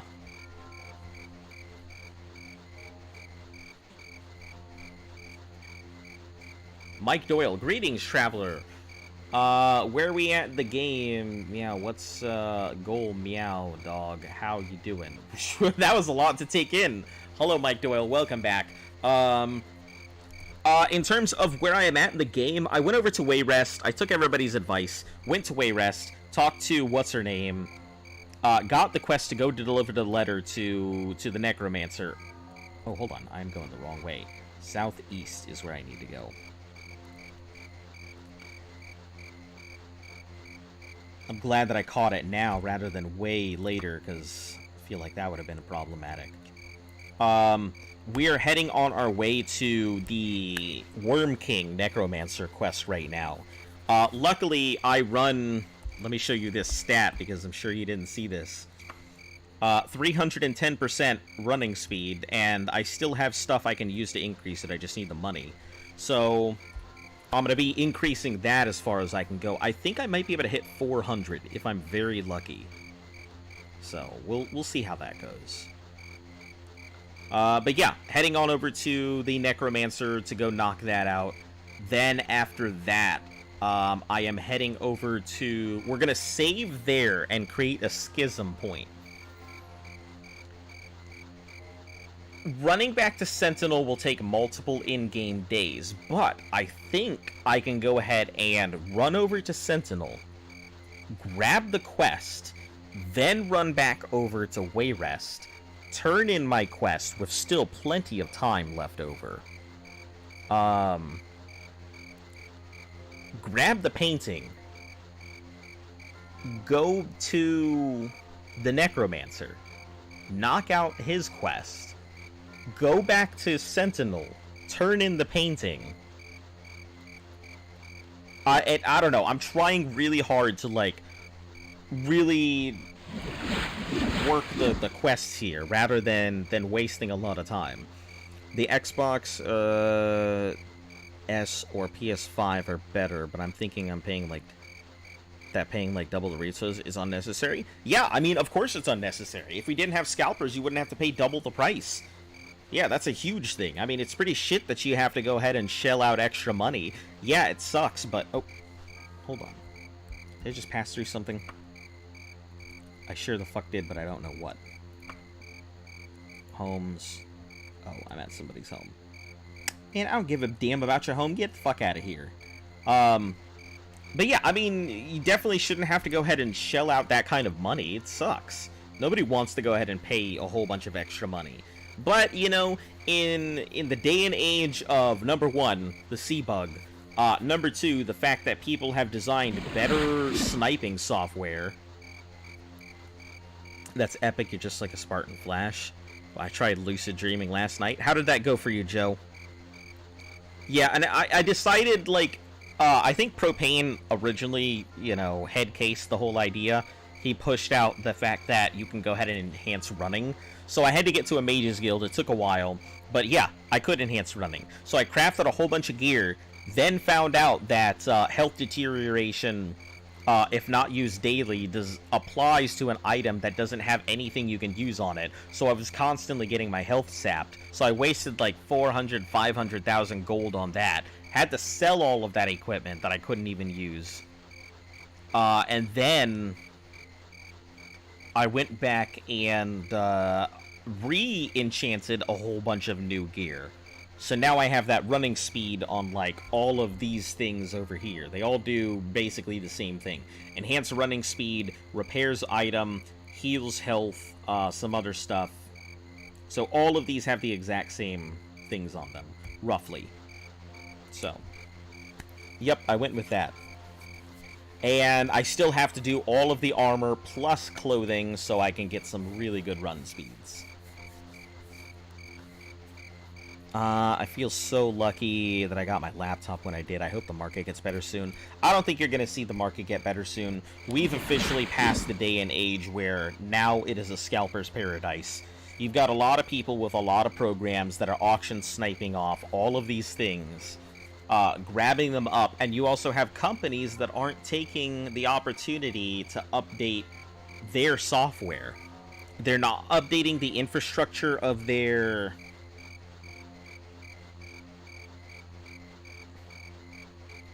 They're not updating the infrastructure of their websites. They're not updating the software behind any of their capture programs. You know, they're basically allowing everybody to run rampant as far as it is. As far as everybody's concerned. So yeah, we're all kind of shit out of luck. We can't do much about it. God, I was Batman because I was flying and finding random people doing bad things. That's why I said I was Batman. I see. So you had a good dream. I'm glad to hear it. Darman stole all the PS5s. I don't think that's true. I think he is too busy making motivational videos to think about the PS5s. He's got a good gig going. I will give him that. He has got a great gig. You know, he is making these videos, and regardless if people hate them or regardless if people like them, it doesn't change the fact that they're still tuning in, giving it a view, and he is still gaining traction from this. It's pretty funny to get your mercantile uber high with enchantments too. Oh, so that's what it does? So every time I'm... because it's a transaction. Wow. That makes fun. That's pretty cool. You can rip off shopkeepers pretty well. I remember you could get a PC for the price of a graphics card nowadays. Yeah, I remember those days. You know, that's kind of the reason why I would just prefer to, like... to just buy from... I could put the parts together myself, but trying to get a graphics card... I'll take a mediocre graphics card that does all the stuff that I need to do. I mean, that's why we got our PC from Meta PC, because, number one, the quartering was running a deal, so... there was that. So they ended up going ahead and cutting off, I think it was $100 on it. Number two, really good PC for the price. I think it costs just under $1,000 for the PC itself, but she's using it for her VTuber rigs and stuff like that now, so the motion tracking and being able to go ahead and do her VTuber stuff, that's why we needed the new PC to begin with. So I'm rather happy with it. You know, I'm not going to spend the time or everything. I'm at that point in my life where I'll just pay the kid to mow my lawn rather than be the person mowing my lawn, because my money is worth less than my time. Let's see. Also, tip, if any of you guys are going to lucid dream, do not use the restroom. Do not use... Yeah, otherwise you'll pee yourself. Yep. I mean, but if you're lucid dreaming, then, I mean, you should know that you're dreaming, so... So cool thing. I was trying to ask for sleep, but I gave myself sleep for a second. I used to be able to lucid dream. I can't do it much anymore. My dreams are very heavily influenced, like, by things I deal with in my day-to-day now. Even, like, a decent graphic card, like a 1660 Super, is so expensive. Yeah, I think graphics cards mainly make up the big price of PCs and stuff nowadays. Mowing the lawn is fun, though. I mean, that depends on your lawn. I mean, back when I was still living with my dad a while ago, we had a house that was on top of a hill. So whenever I had to mow the lawn, I was pushing the mower up the hill or dragging it up the hill behind me. I mean, it was good work back in the day because it definitely helped me get some good muscles, get them pushes. But yeah, nowadays I don't need to worry about that. You know, some kid out there needs money. I need my lawn done. Here you go, kid. We both get what we want. You get the money, I get my lawn done. Whew. So, firm believer in it. I don't got the time. Just tell me when you're done. You want some lemonade? Here you go.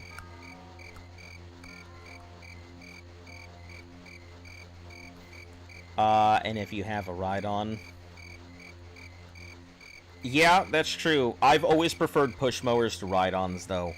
The smaller they make the transistors, the more expensive it'll cost the companies to make it more expensive for consumers in return.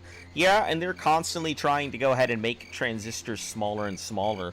And the thing is, nowadays, we're getting to the point where we can't... We're getting to the edge of that technological wall. Like, I don't understand why somebody just hasn't bit... Why some billionaire hasn't bit the bullet.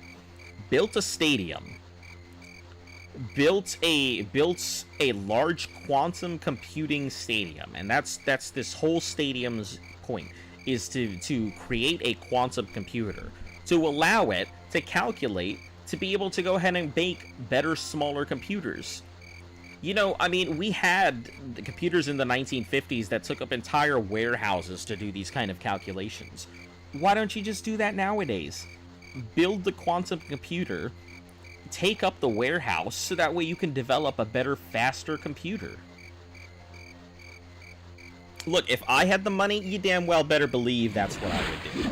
I would bite the bullet, build the warehouse or the stadium to go ahead and have it calculate how to make a better computer. Because once I've got that, yeah, I'm going to go ahead and I'm going to patent the process and make absolute gangbusters on it.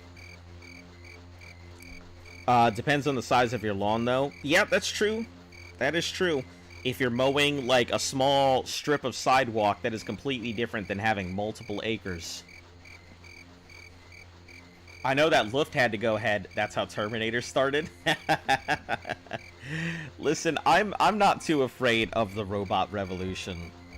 I mean, I feel like we have a better chance of winning that fight than losing that fight if robots took over everything.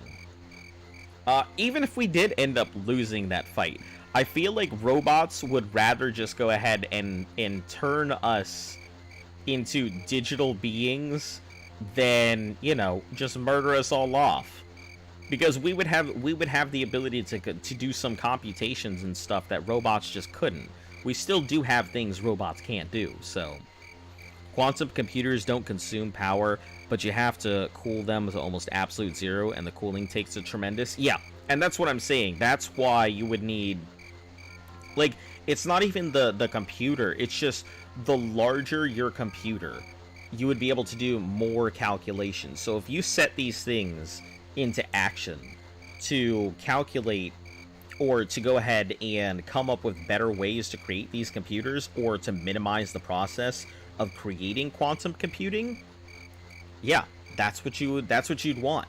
You'd want to go ahead and fill a warehouse, that way you could make a smaller computer someday. Why are people so scared of robots? Just throw a cup of water on them. If we are making something like, let's say you have something like the Terminator, right?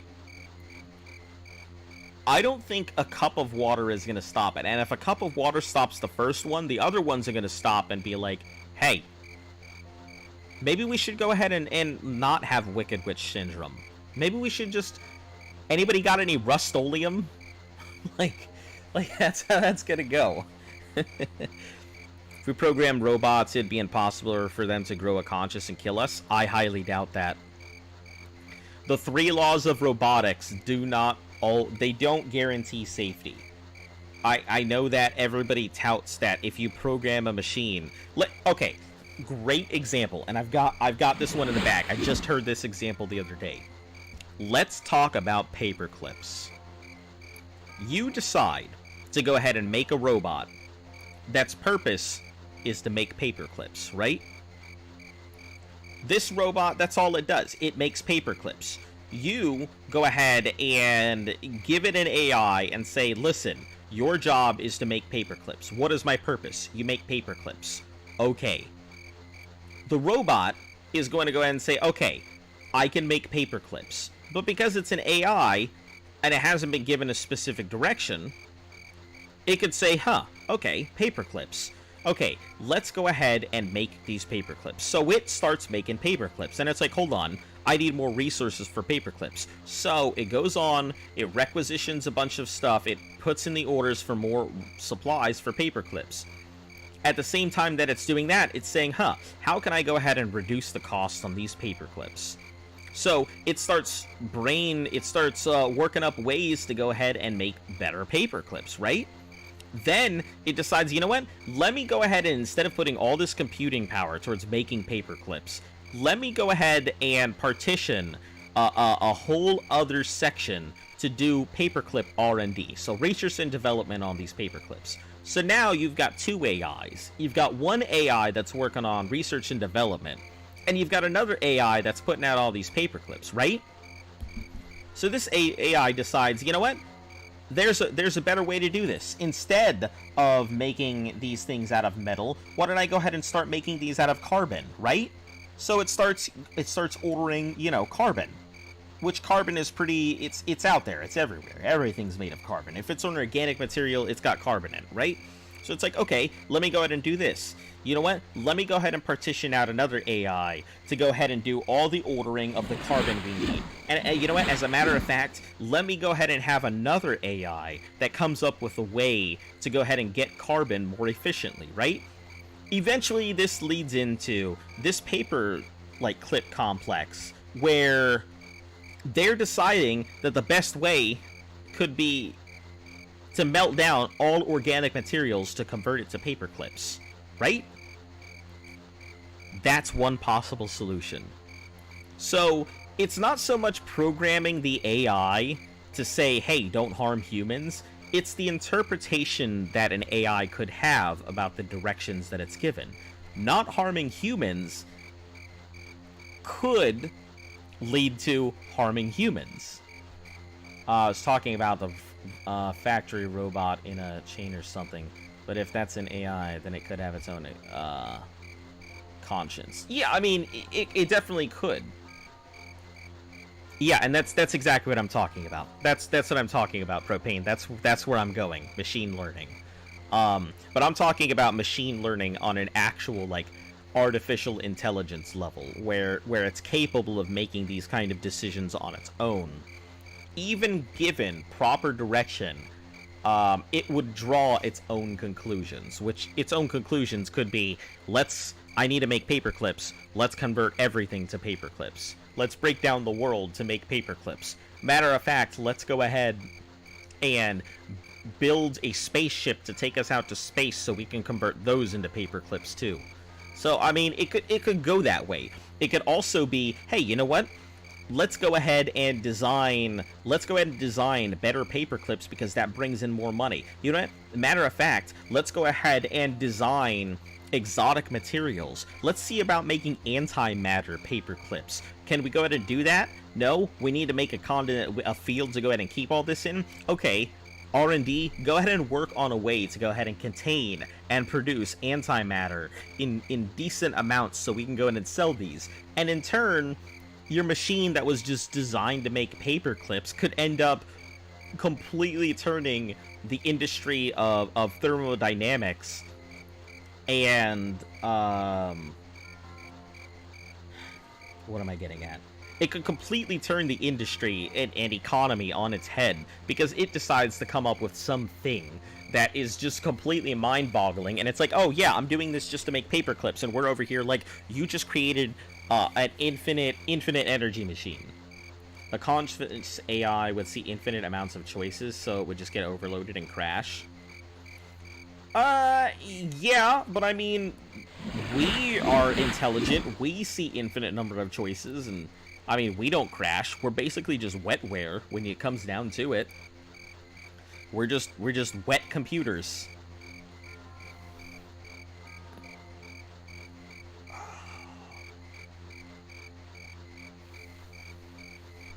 Ooh, that looks delicious.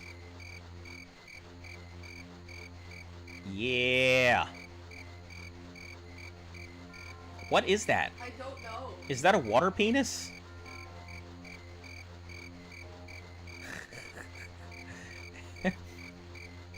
Little foreskin giblets. Anyway. I was talking about, let's see, at some point in the infinite timeline, the hardware wouldn't be able to keep up with the AI. I mean, I suppose. I mean, at some point, I'm sure our hardware won't be able to keep up with our wetware. We're gonna outgrow our own brains. I don't think we can see infinite. I mean, we're capable of seeing infinity. I mean, you're capable of understanding the idea of infinity. You're capable of counting to until you die. I mean, infinity is basically however far you take it to. Humans are basically meat AI, if you really want to think about it. Yeah, that's exactly how I see it. That's exactly how I see it. Damn, we're getting on a good subject today. Oh, and if you guys are ever curious about, like, some of this stuff, there's this guy that I listen to. I tout his praises all the time. His name is Isaac Arthur. Big ol' nerd. He talks about space and aliens and all kinds of stuff, but he talks about it from a technical and very realistic standpoint. So if you like that kind of stuff, you're big into science, Isaac Arthur is probably one of the best channels out there.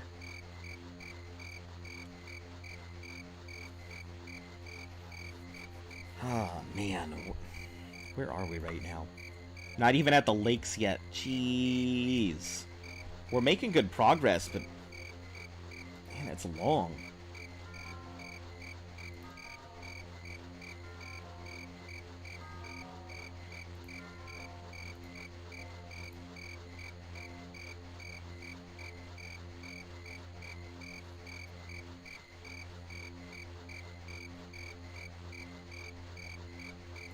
This isn't too bad. Here's what I'm going to do. I need to go take a restroom break. So I'm going to go ahead and up my stamina here real quick. Set this to keep running.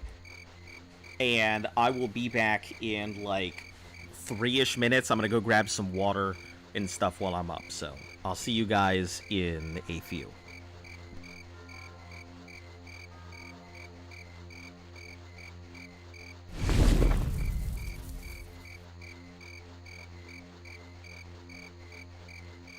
Alright, I'm still going to leave my character running in the background. I'll be back in like 3 minutes.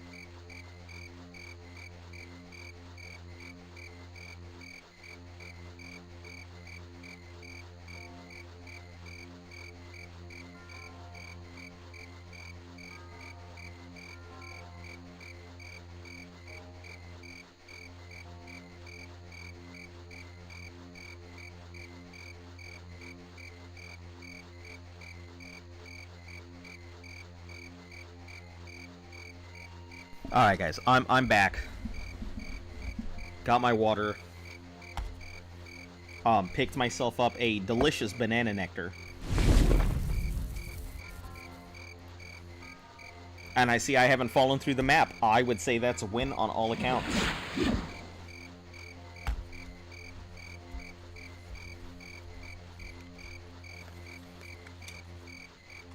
Have you read Plato's Cave Allegory? I have.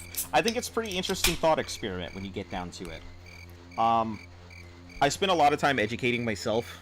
I'm a very big proponent of self-education. I think there's no reason to really pay out thousands of dollars to be taught something that you can speak yourself. Don't get me wrong. I think education is important, and I think if you have the capability of doing it without bankrupting yourself, you absolutely should. But,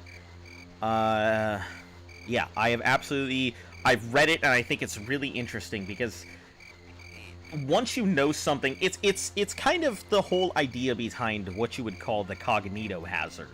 Once you know something, it's hard to unknow something. It's hard to convince other people of... Huh? No, it's not. Yeah, I get... yeah, you hit your head really hard. But, like... It's hard to, like, not know something. And it's hard to convince other people of the thing that you know that they can't even comprehend. Just like how everything would be shadows, and then suddenly you find out the real world exists out there. And trying to go back into the cave and explain that the real world isn't these shadows. It's like if somebody were to go out into the world, and you live in the three-dimensional space, and suddenly you saw a four-dimensional creature. How the fuck would you explain that to somebody? Like, you'd be touted off as crazy. I mean, if you weren't mad already from something like that. But, yeah, I think it is a great thought experiment, and also a really good point of what a cognito hazard can be. Knowing something that is a little too much that can get you ostracized, or change your mindset to such a degree that you're incapable of going back to the person you were before. Key point, humans' ability to make abstract ideas like an understanding of infinity without actually knowing it. That's what makes us different from an AI. I think an AI would have the ability to go ahead and comprehend infinity. It would be able to go ahead and see where infinity leads, but I think at some point the AI itself would come to the conclusion that infinity exists, infinity is countable, but it would be a waste of time to try and count to infinity, or to get to infinity. Or beyond! You know. Disney, don't sue me. Yeah, I've been listening to the stream and it's interesting. Joe, this is what happens a lot of times. We tend to have conversations like this, like, quite often. I know that, like, you show up and you got other stuff to do, but if you're always interested in this, all you gotta do is bring it up. I've got an opinion and, like, knowledge of just about everything. I may not be the smartest in a lot of things, but I at least know about things here or there. I'm capable of discussing about 80% of conversations that are put in front of me. And if I don't, I'll go learn and find it out. Because I don't like hearing something that I'm unaware of, or coming across something that I don't know.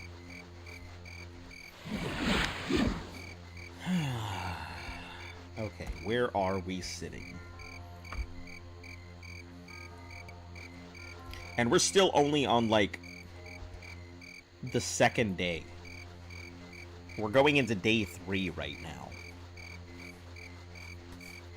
Hold on, that's crazy. Let me take a look at where we've gone so far. So, today, in today's adventure, we ran from here all the way to here, all the way down to here, which means 1, 2, 3, so distance, take there, plus here.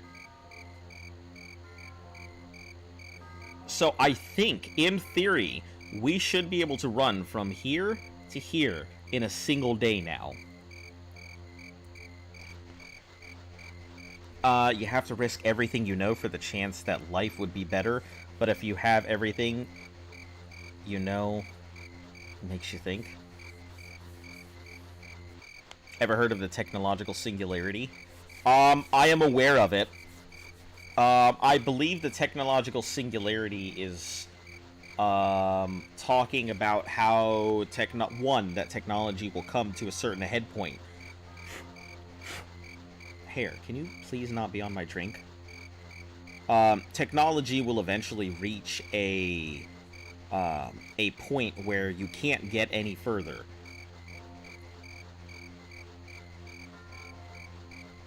Or the other way. I think I'm mixing it up with something else. You know,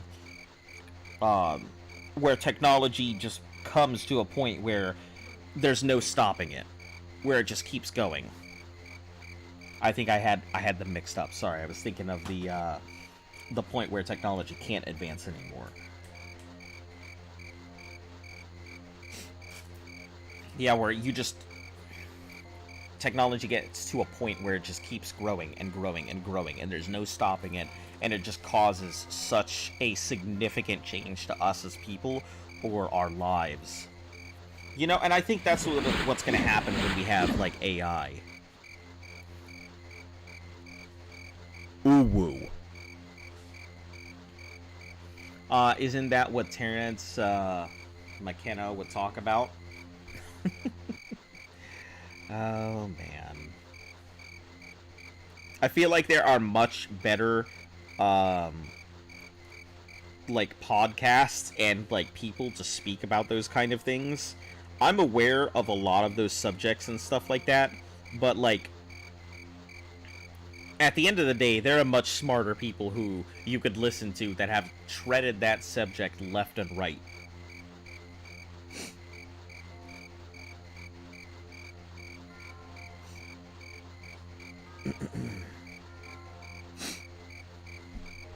He had some really weird beliefs, though. Isn't he the guy who talked about, you know, psychedelics and their influence on human behavior?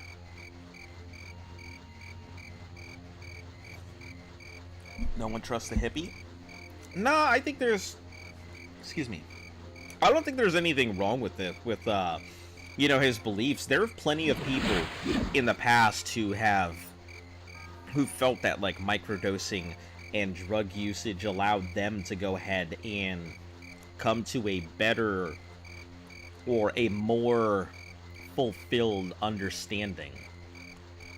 But say it in a high-pitched voice, Joe, I'm not a puppet on a string. Elmo! Is that what you're looking for? They want you to say it like an anime girl because you're a streamer. You dance like their own puppet. Yeah, that's me. That's me. I'm a big kid now.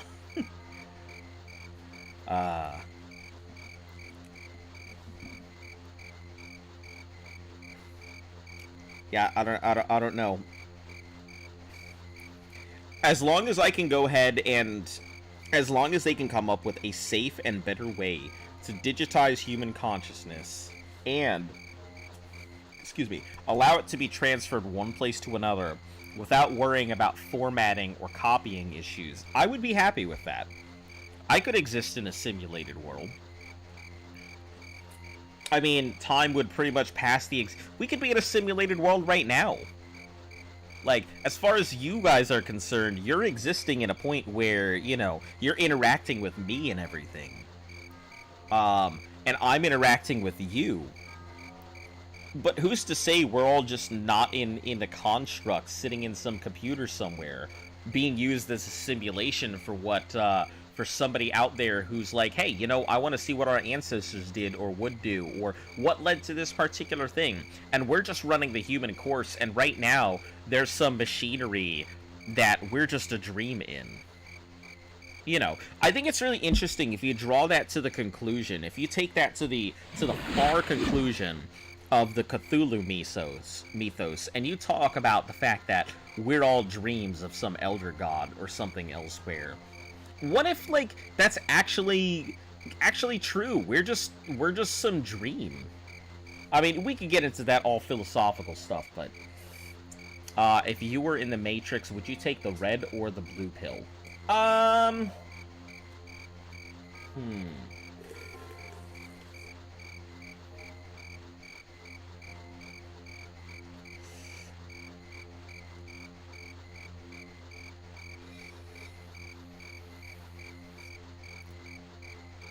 don't know, that's a hard choice. Obviously, if you could choose to go ahead and release yourself and go out into what would be considered the real world, but at the same time, like, you've grown accustomed to the life that you're living. If you don't like the life that you're living, and you don't feel that you're appreciating the environment that you're in, obviously you'd want to change that. You know, it comes down to the devil you know at that point. You can either take your chance and leap off into the void and hope everything turns out alright, or you can stick with the lot that you've been given and hope that you can go ahead and make things better. I mean, either way, you're going to be living your life. You know, so what if you're living your life within a simulation? You're still living it. Maybe your physical body never experienced any of those things, but you and I could all just be brains in a jar right now, and that would still be the exact same experience we're having right now. Our lives could just be sitting in a vat of, you know, in a vat of technological healing, you know, supergoop, and we're just experiencing the world, and that's who we are. But we don't know any better. I mean, whether your brain was put into a machine, or whether your brain is currently in your wetware that you have right now, your brain doesn't care as long as it's functional, as long as it gets the oxygen. So, yeah. I mean, I guess it really wouldn't matter. I mean, I probably, if I could change my life, I would change I would take the blue pill. If I couldn't change my life, I would probably go ahead and still take the blue pill. There's no reason to go ahead and leave the Matrix at that point. I mean, the only reason to leave the Matrix would be to change everything else. Because the people who do leave the Matrix, it kind of sucks. Like,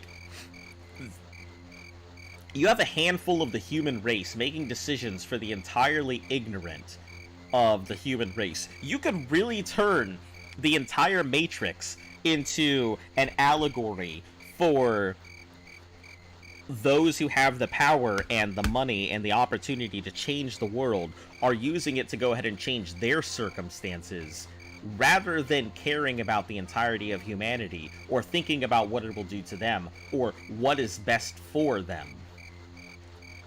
There's a lot of thought that goes into that, so I would probably take the blue pill and not leave the Matrix.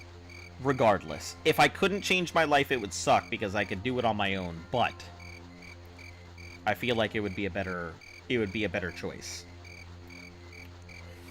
Anyway, let me go on to here. Basically, a technological simulation is an AI constantly improving itself in its hardware. Yeah, and I see what you're talking about. Where, like, the machine creates itself, thinks of a way to make a better one, crafts a better one of itself, and then that one crafts a better one faster. To the point where it just creates a god machine that's capable of doing whatever, and then you have infinite god machines, and yeah, I get it. Is truth more valuable than happiness? Depends on the truth, depends on your happiness. I mean, it goes back to the whole red pill, blue pill thing that Subs was just asking. Also, Subs, do you want me to call you Subs, or do you have, like, a name that you want to be called here? I figured I'll ask before I give you the official title here. But as they're bringing up, like, if you were in a simulated world, and you had the opportunity to escape the simulated world, you have two problems that just presented themselves. Well, you have three problems that presented themselves. Number one, if you do leave the world, you wouldn't have the thought that you're in the Matrix, or the Matrix is the truth. Also Subs. Alright, sounds good. So, presented with the idea, you have three problems. Number one, you can leave behind everything that you've ever known, and start something completely fresh. Number 2, you stay behind and you're stuck in the lot, or whatever lot you're given, or anything else. Number 3, and here's the worst part. Because you have been presented with the idea that the Matrix exists, or that the simulation exists, if you were to go ahead and choose to stay within the simulation, you would now have to contend with the idea that you are in a simulation and everything you're doing doesn't really matter. I mean, it does matter to a degree because it matters to you, because you're going to have to live your life, but you're still in a simulation. So, the red pill, blue pill is a cognito hazard in itself, because you're given the choice of staying in the Matrix, but knowing that you're in a simulation, or escaping the Matrix, and never being able to really go back to the life that you had. So, knowing that you have the choice puts you in the predicament where you have to take the choice, or you're stuck, because you can't do anything about it. It's a problematic. The red pill, blue pill conclusion is a very problematic... It's a problematic choice. You're basically forced into taking the red pill. You could take the blue pill, but you're stuck thinking about it forever. The blue pill will make you forget everything you learned about the Matrix. Alright. Hey, Luft. So, there are things that you once knew, right? I gotta use you as a thing, because this is the only way I can explain it. I guess. Okay, so there are things... I don't know what they were, but I guess. Yeah, but you knew that you knew something, right? I suppose. Like, you think about it, and sometimes you feel like you're on the edge of knowing that you knew something, but you can't quite grasp it, but you know it was there. And you know that you knew it, but you don't know what it was that you knew, right?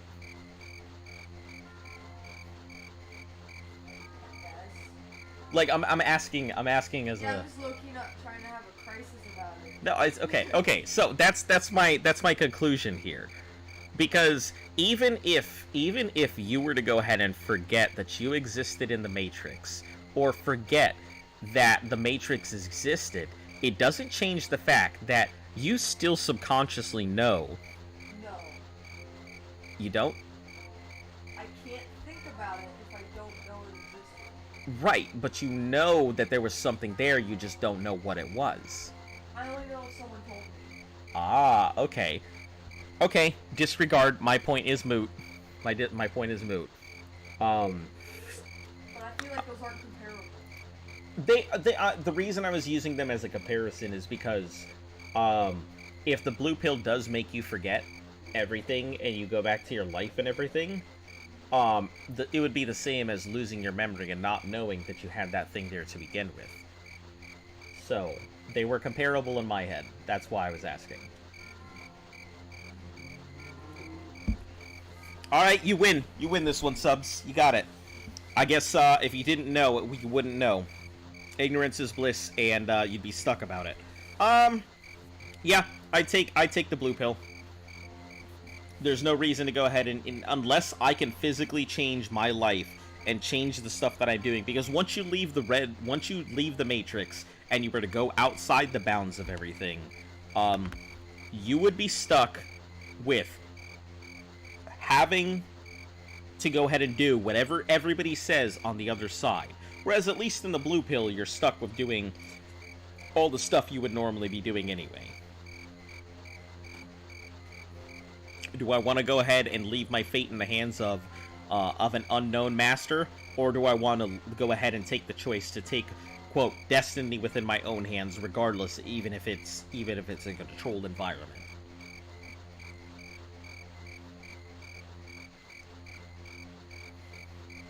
I mean, the Animatrix also did a thing where, you know, people who didn't necessarily take the pills could still break the bounds.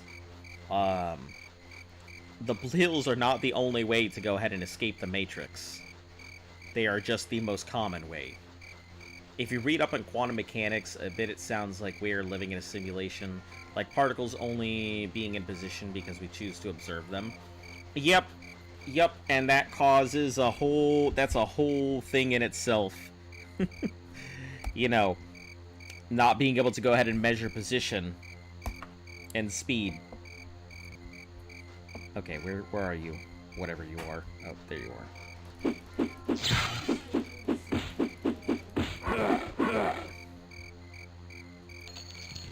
What? The dragon one. I was watching her a little bit ago. She was playing Oblivion, kept getting lost in a certain area, and I just clicked on the thing. She was Still doing that same boss? still doing. That's funny.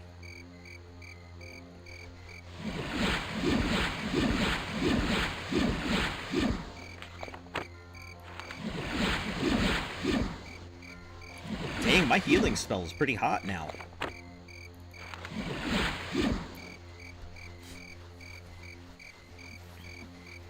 Yeah, I mean, even here's the big thing. Even if we are living in a simulation, what does it matter?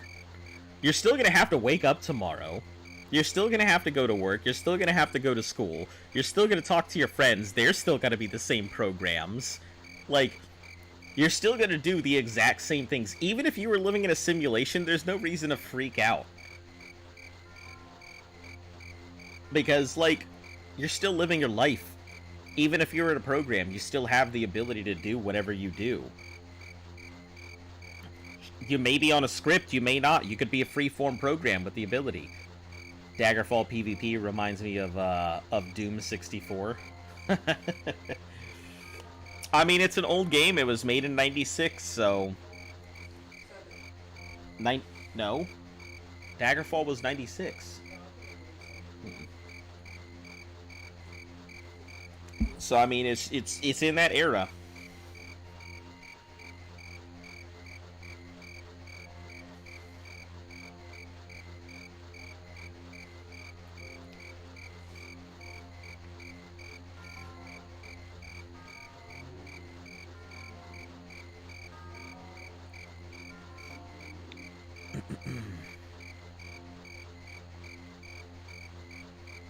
Okay, let me put this on here and check something on the channel real quick.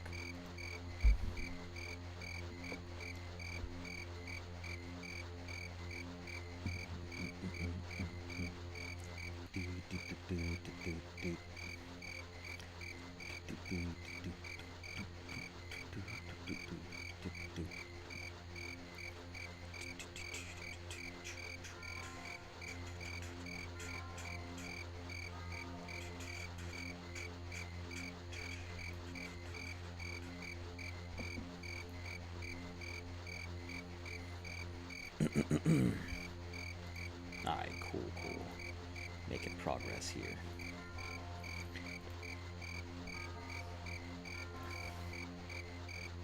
'96 was the year you were born?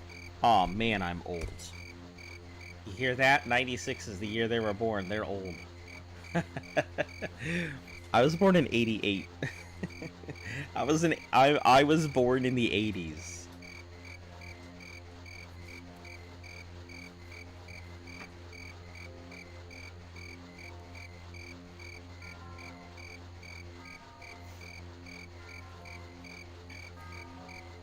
I wouldn't say you're old, you know.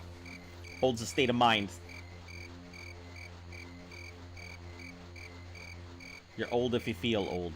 I like to bring my dad up as a good example because, you know, he's an old man, still kicking ass and taking names. You were born in 98?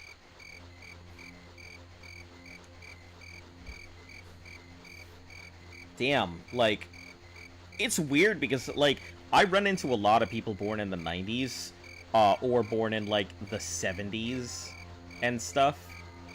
Like, but I don't run into very many people born in the 80s anymore. I know they're out there. I just, you know, I usually tend to get stuck with a crowd that's either younger than me or a crowd that's way older than me. Yeah, it's probably because of my line of work, you know.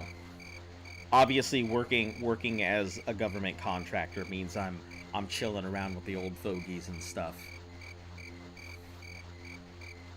Bro, I legit have a mullet and listen to 80s music. I wish I lived in the 80s. Listen, the 80s are gonna roll around again.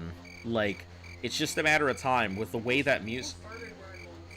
Yeah, mullets are back in with the way that music and culture and everything is going. We're heading back towards the 80s. Just wait around. It'll come around on the guitar. You just gotta wait. It's from a song. You know, I just gotta wait for the song to come around on the guitar. You know, I always think about it when I say that. It's cool to see I'm not the only 90s kid here. What's the 90s?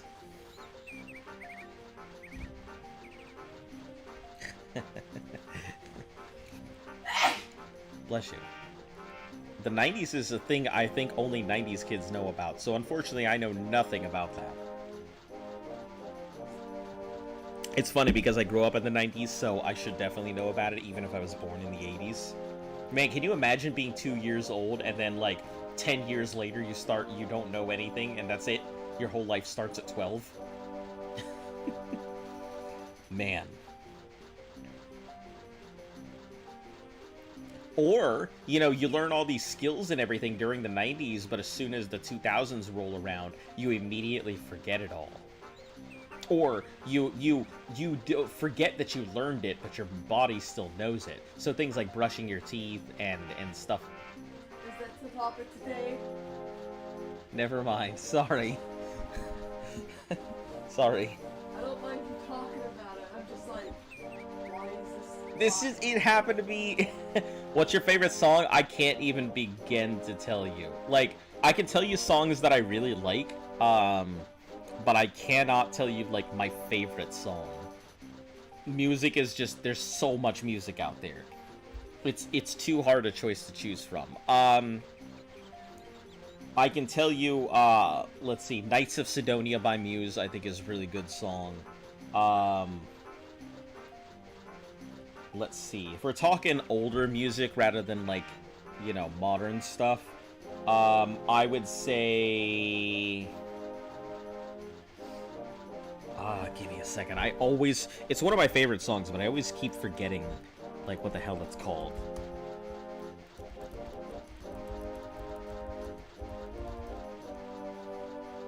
Achilles' Last Stand by Led Zeppelin, I think is a phenomenal song. You know, I like the beat. I like how it feels like a journey when you're listening to it. Fire on High by ELO, I think is a great song. Alice's Restaurant by Arlo Guthrie, I think is a really good song too. But that's like a 20-minute long song that's like all about Alice's Restaurant. Well, Alice's Restaurant by Arlo Guthrie, yeah.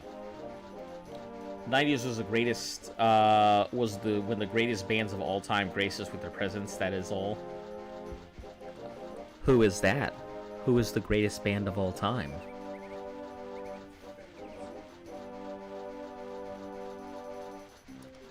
Every rose has its thorns. I do too. I don't like Poison. I just don't like power ballads. I think they were so dumb. Hair metal was great. You know, hard rock was great. Heavy metal was great. But power ballads are just such a bad, like, genre, in my opinion. Like, I don't want to listen to, like, a mix between heavy metal, a hair metal, and a love song. Like, if you're gonna go ahead and sing a love song in an 80s format, tell me about how you were high in the bathroom, getting sucked off by some, like, prostitute in the middle of downtown Chicago. Don't tell me about, like, every rose.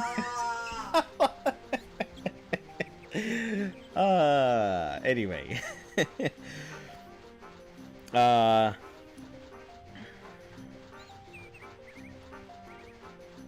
I see. I feel like it's the band that I consider the last band of classic rock. Which funny because I think we've all come to an agreement that the Foo Fighters is considered the new drawing line for classic rock.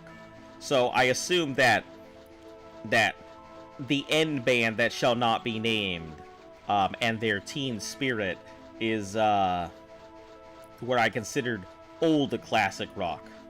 Why shall they not be named? I don't know. Because it causes, I don't know, opinions, I guess. I only remember early 2000s culture because I was born super late into the 90s. Ah, okay. Yeah, and see, I grew up, like, in the 90s and stuff, so even though I'm an 80s kid, you know, I have more in common with people in the 90s and 2000s than anything else. You know, it's not like I was sitting out in the clubs, you know, breathing in the pixie dust. I love how you abruptly stopped to correct yourself. Yeah. Breathing in the pixie dust out at the clubs with all the other dudes in their blazers and, like, high tops.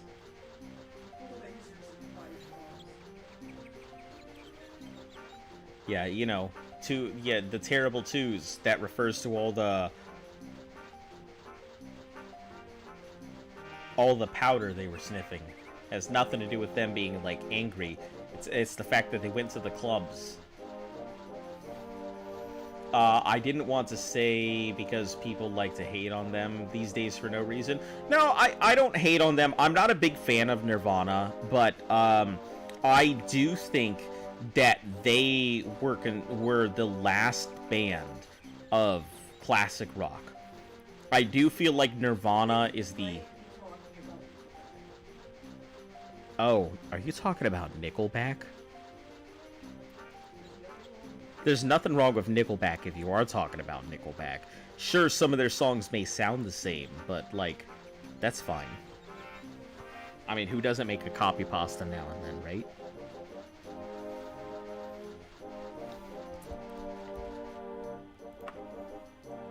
Oh, man. I feel like such a lightweight.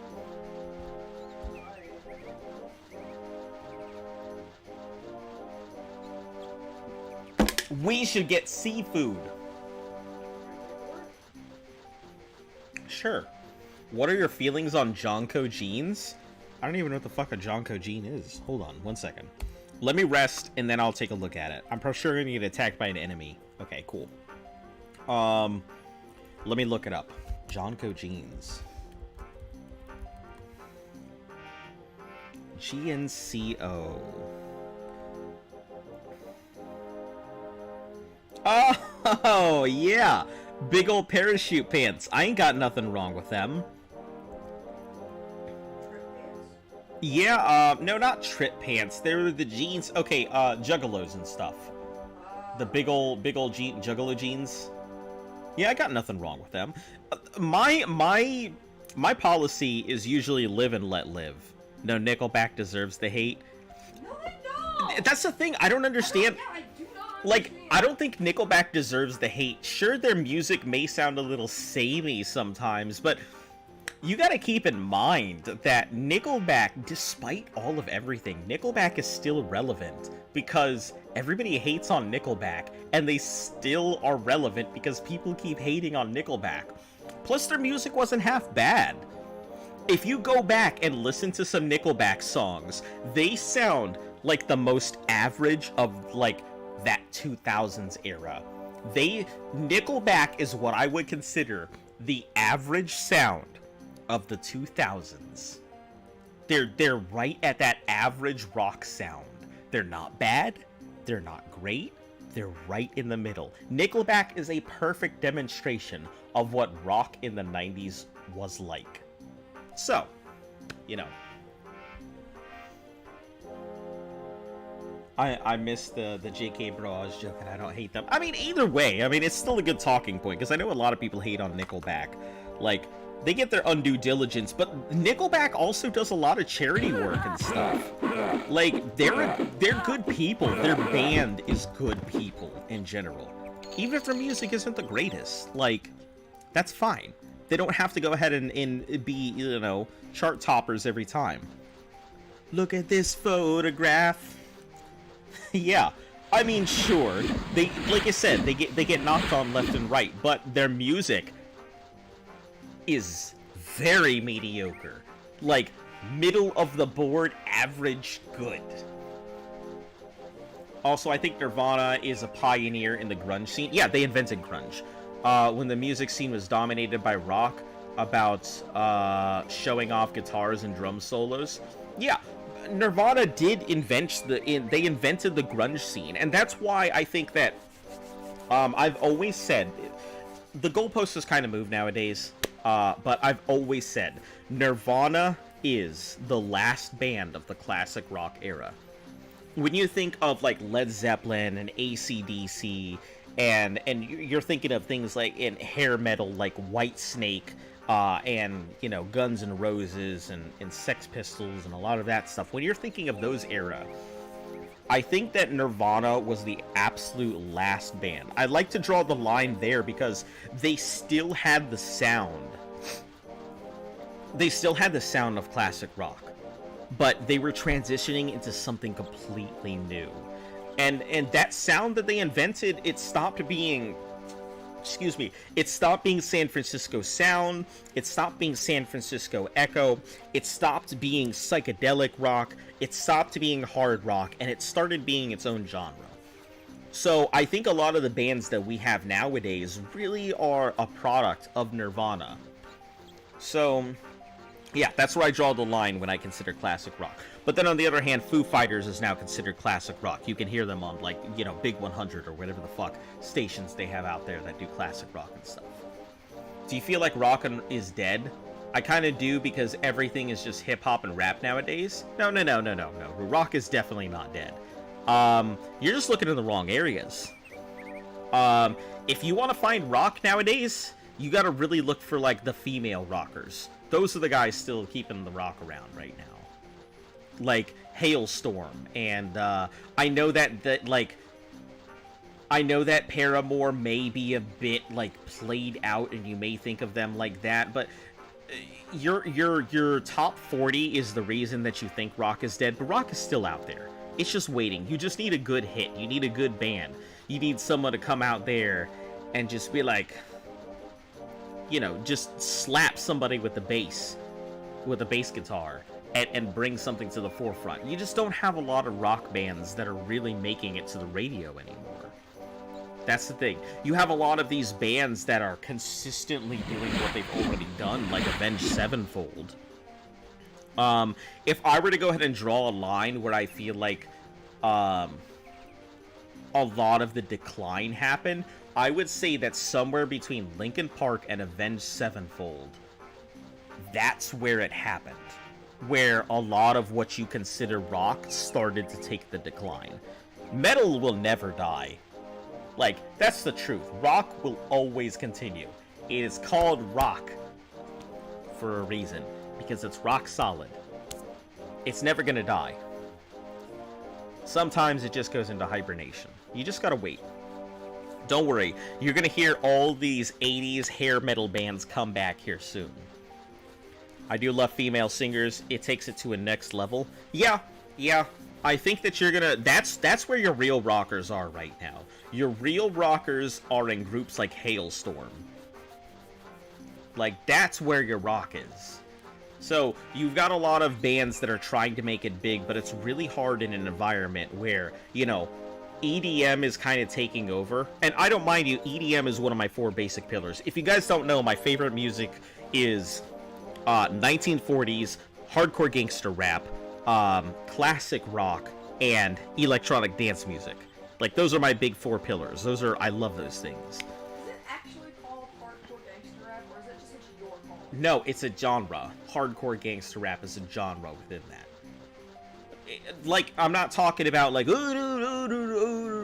I'm not talking, like, mumble rap and stuff like that. I'm talking about, like, you know, leaving out your store, shooting the neighbor, going to rob a bank, getting some bitches and hoes, and then going out to the club and having a shootout with the cops kind of rap.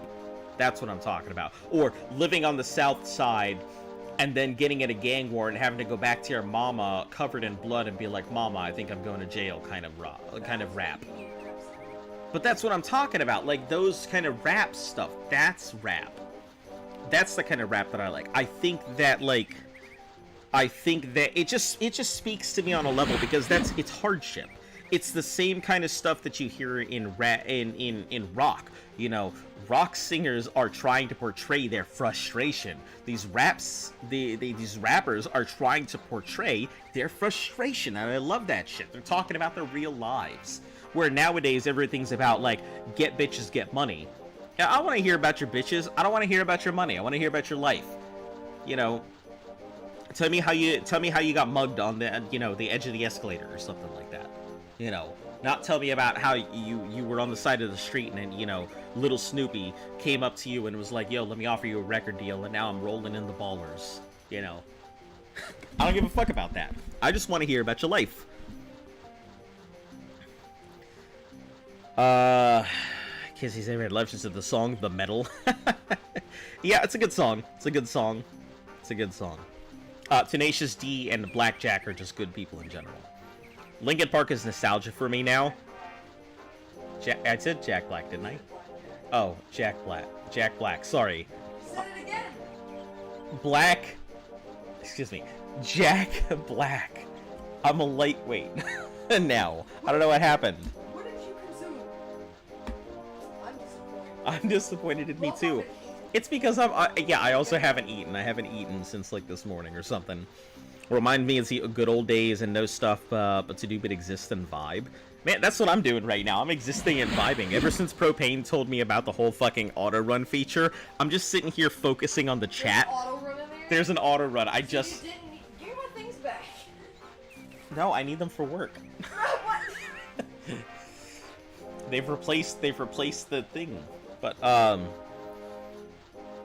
to do exist and vibe. You want to hear a good exist and vibe song? There's a few of them that I can recommend. One, Carnival 9. Carnival 9 is a great song. 20 minutes of just vibing and chilling, listening to an organ and listening to dudes go on a drum solo and like singing and shit. And you don't even have to listen to the words, just listen. Let's see, what's another good one? Arlo Guthrie is a good, like, just sit and chill song. It'll make you laugh a lot. Alice's Restaurant is what the song is called. Let's see, what's another good one? The entirety of Pink Floyd's Animals album is a phenomenal, just chill song. You put it on in the background, you'd fucking do whatever you're gonna do, and it's great. 1940 is nice. Yeah, my favorite artist, if I had to give a favorite artist, is Billie Holiday. She has a pain in her voice you just can't hear in music. So, you can tell the pain. You can tell she was an addict, and at the time she was going through a lot of heartbreak, and she was going through a lot of problems and everything, and you can tell just how much pain there is in her voice. So, DJ Screw is my favorite OG rapper. Nice. Oh, no, don't delete your messages. Sid Bear isn't where it's at. I'm sorry, I'm getting there. It's taking a little bit to get to all these stuff. Sid Barrett's okay. I'm not actually a big fan of the original Pink Floyd album with Sid Barrett. I definitely prefer past his stuff.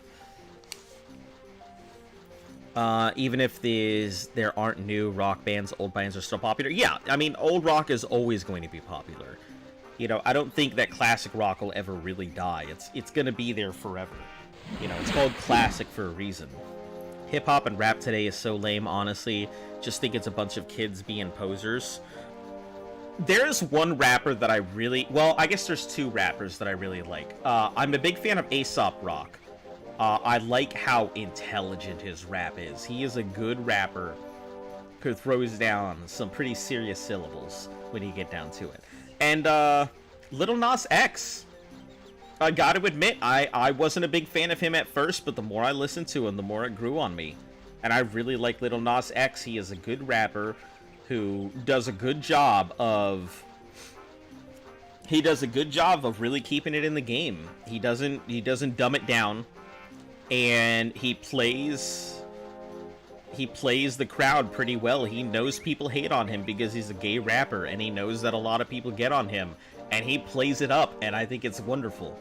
I think it's fantastic that he doesn't give a shit about, like, people hating on him, because he's gonna be who he is, and fuck all of them. So, yeah, it's good. He is who he is. I like that. I grew up in classic rock. My dad is obsessed with the 80s hair metal. I grew up with a lot of, like, 70s and stuff. So my dad was a DJ earlier in his life and stuff. So, industry, baby. Yeah. My dad was a DJ, so he grew up with a lot of, you know, I grew up with, like, headphones on my head when he was testing stuff out and things like that.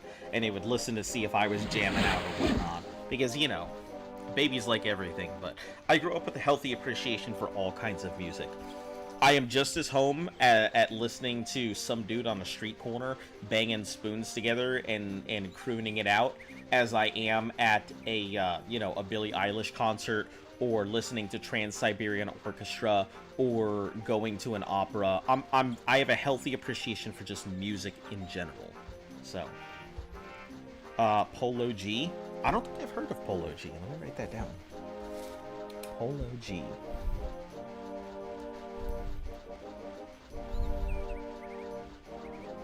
Polo G. I have notebooks that I write all this stuff in. So if I say I'm writing something down, I'm literally writing it down. I keep a notebook because, you know, I never know when I'm going to have a good idea, or I never know when there's something that I'm going to want to remember. So.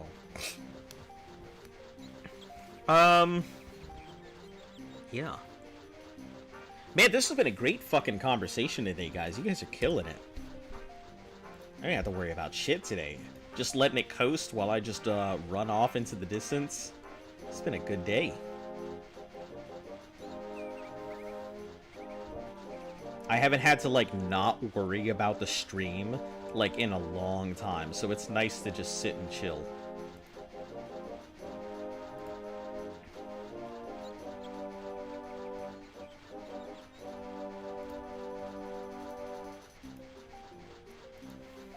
You know who I would like? I would love to see people stop losing their fucking minds at concerts. Like, a lot of these performers nowadays, I feel like they're just going over the top for just being over the top. Like, it's not even about the concerts or anymore. It's not even about the music. It feels like it's now just a game of Mario. Who can one-up the person? Like, you don't need to pull your fan on stage to go to piss on their face. You don't need to go ahead and strap a dildo on and, like, face fuck one of your fans. For the, like, it's crazy some of the shit that happens nowadays on stage. I mean, don't get me wrong, that shit's been happening forever. I mean, say Alice Cooper bit the fucking head off a bat on stage. You know, yeah, people have been doing that. I remember one time Ozzy Osbourne was talking about who the craziest guy in music was, and they're all talking about Alice Cooper, which I think is funny because Alice Cooper and Elvis Presley used to get down. People don't really realize that the two of them used to party together. So, they were around in the same time, so fucking mind-blowing, but keep that in your back of your fucking pocket. Yeah, Alice Cooper did some crazy shit on stage, biting off bats, licking up pee on the floor because he wanted to show that he was the craziest motherfucker in the room. Like, yeah, there's some crazy shit that goes on.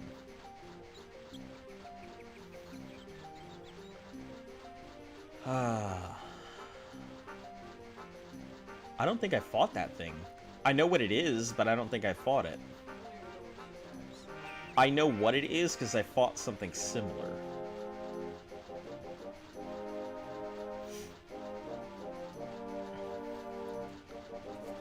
Oh, man. I haven't been to a concert in so long. The last time I went to one, I just wanted to be the one playing the music, so it's kind of sad because I wasn't doing that. I get that. We haven't been to a concert in a while. The last time we were going to go to one was a Billie Eilish concert that was passing through. My company had given... Well, excuse me, the company that I was working for at the time, they were giving away free tickets to it, and unfortunately then the whole sea bug happened and everybody got stuck inside, and she canceled the thing. We never got the tickets, never got the seat. So yeah, it was a really shitty whole thing that happened. I was really down to go ahead and see that concert too. It'd been so long since I've been to any concert. I really enjoyed that shit.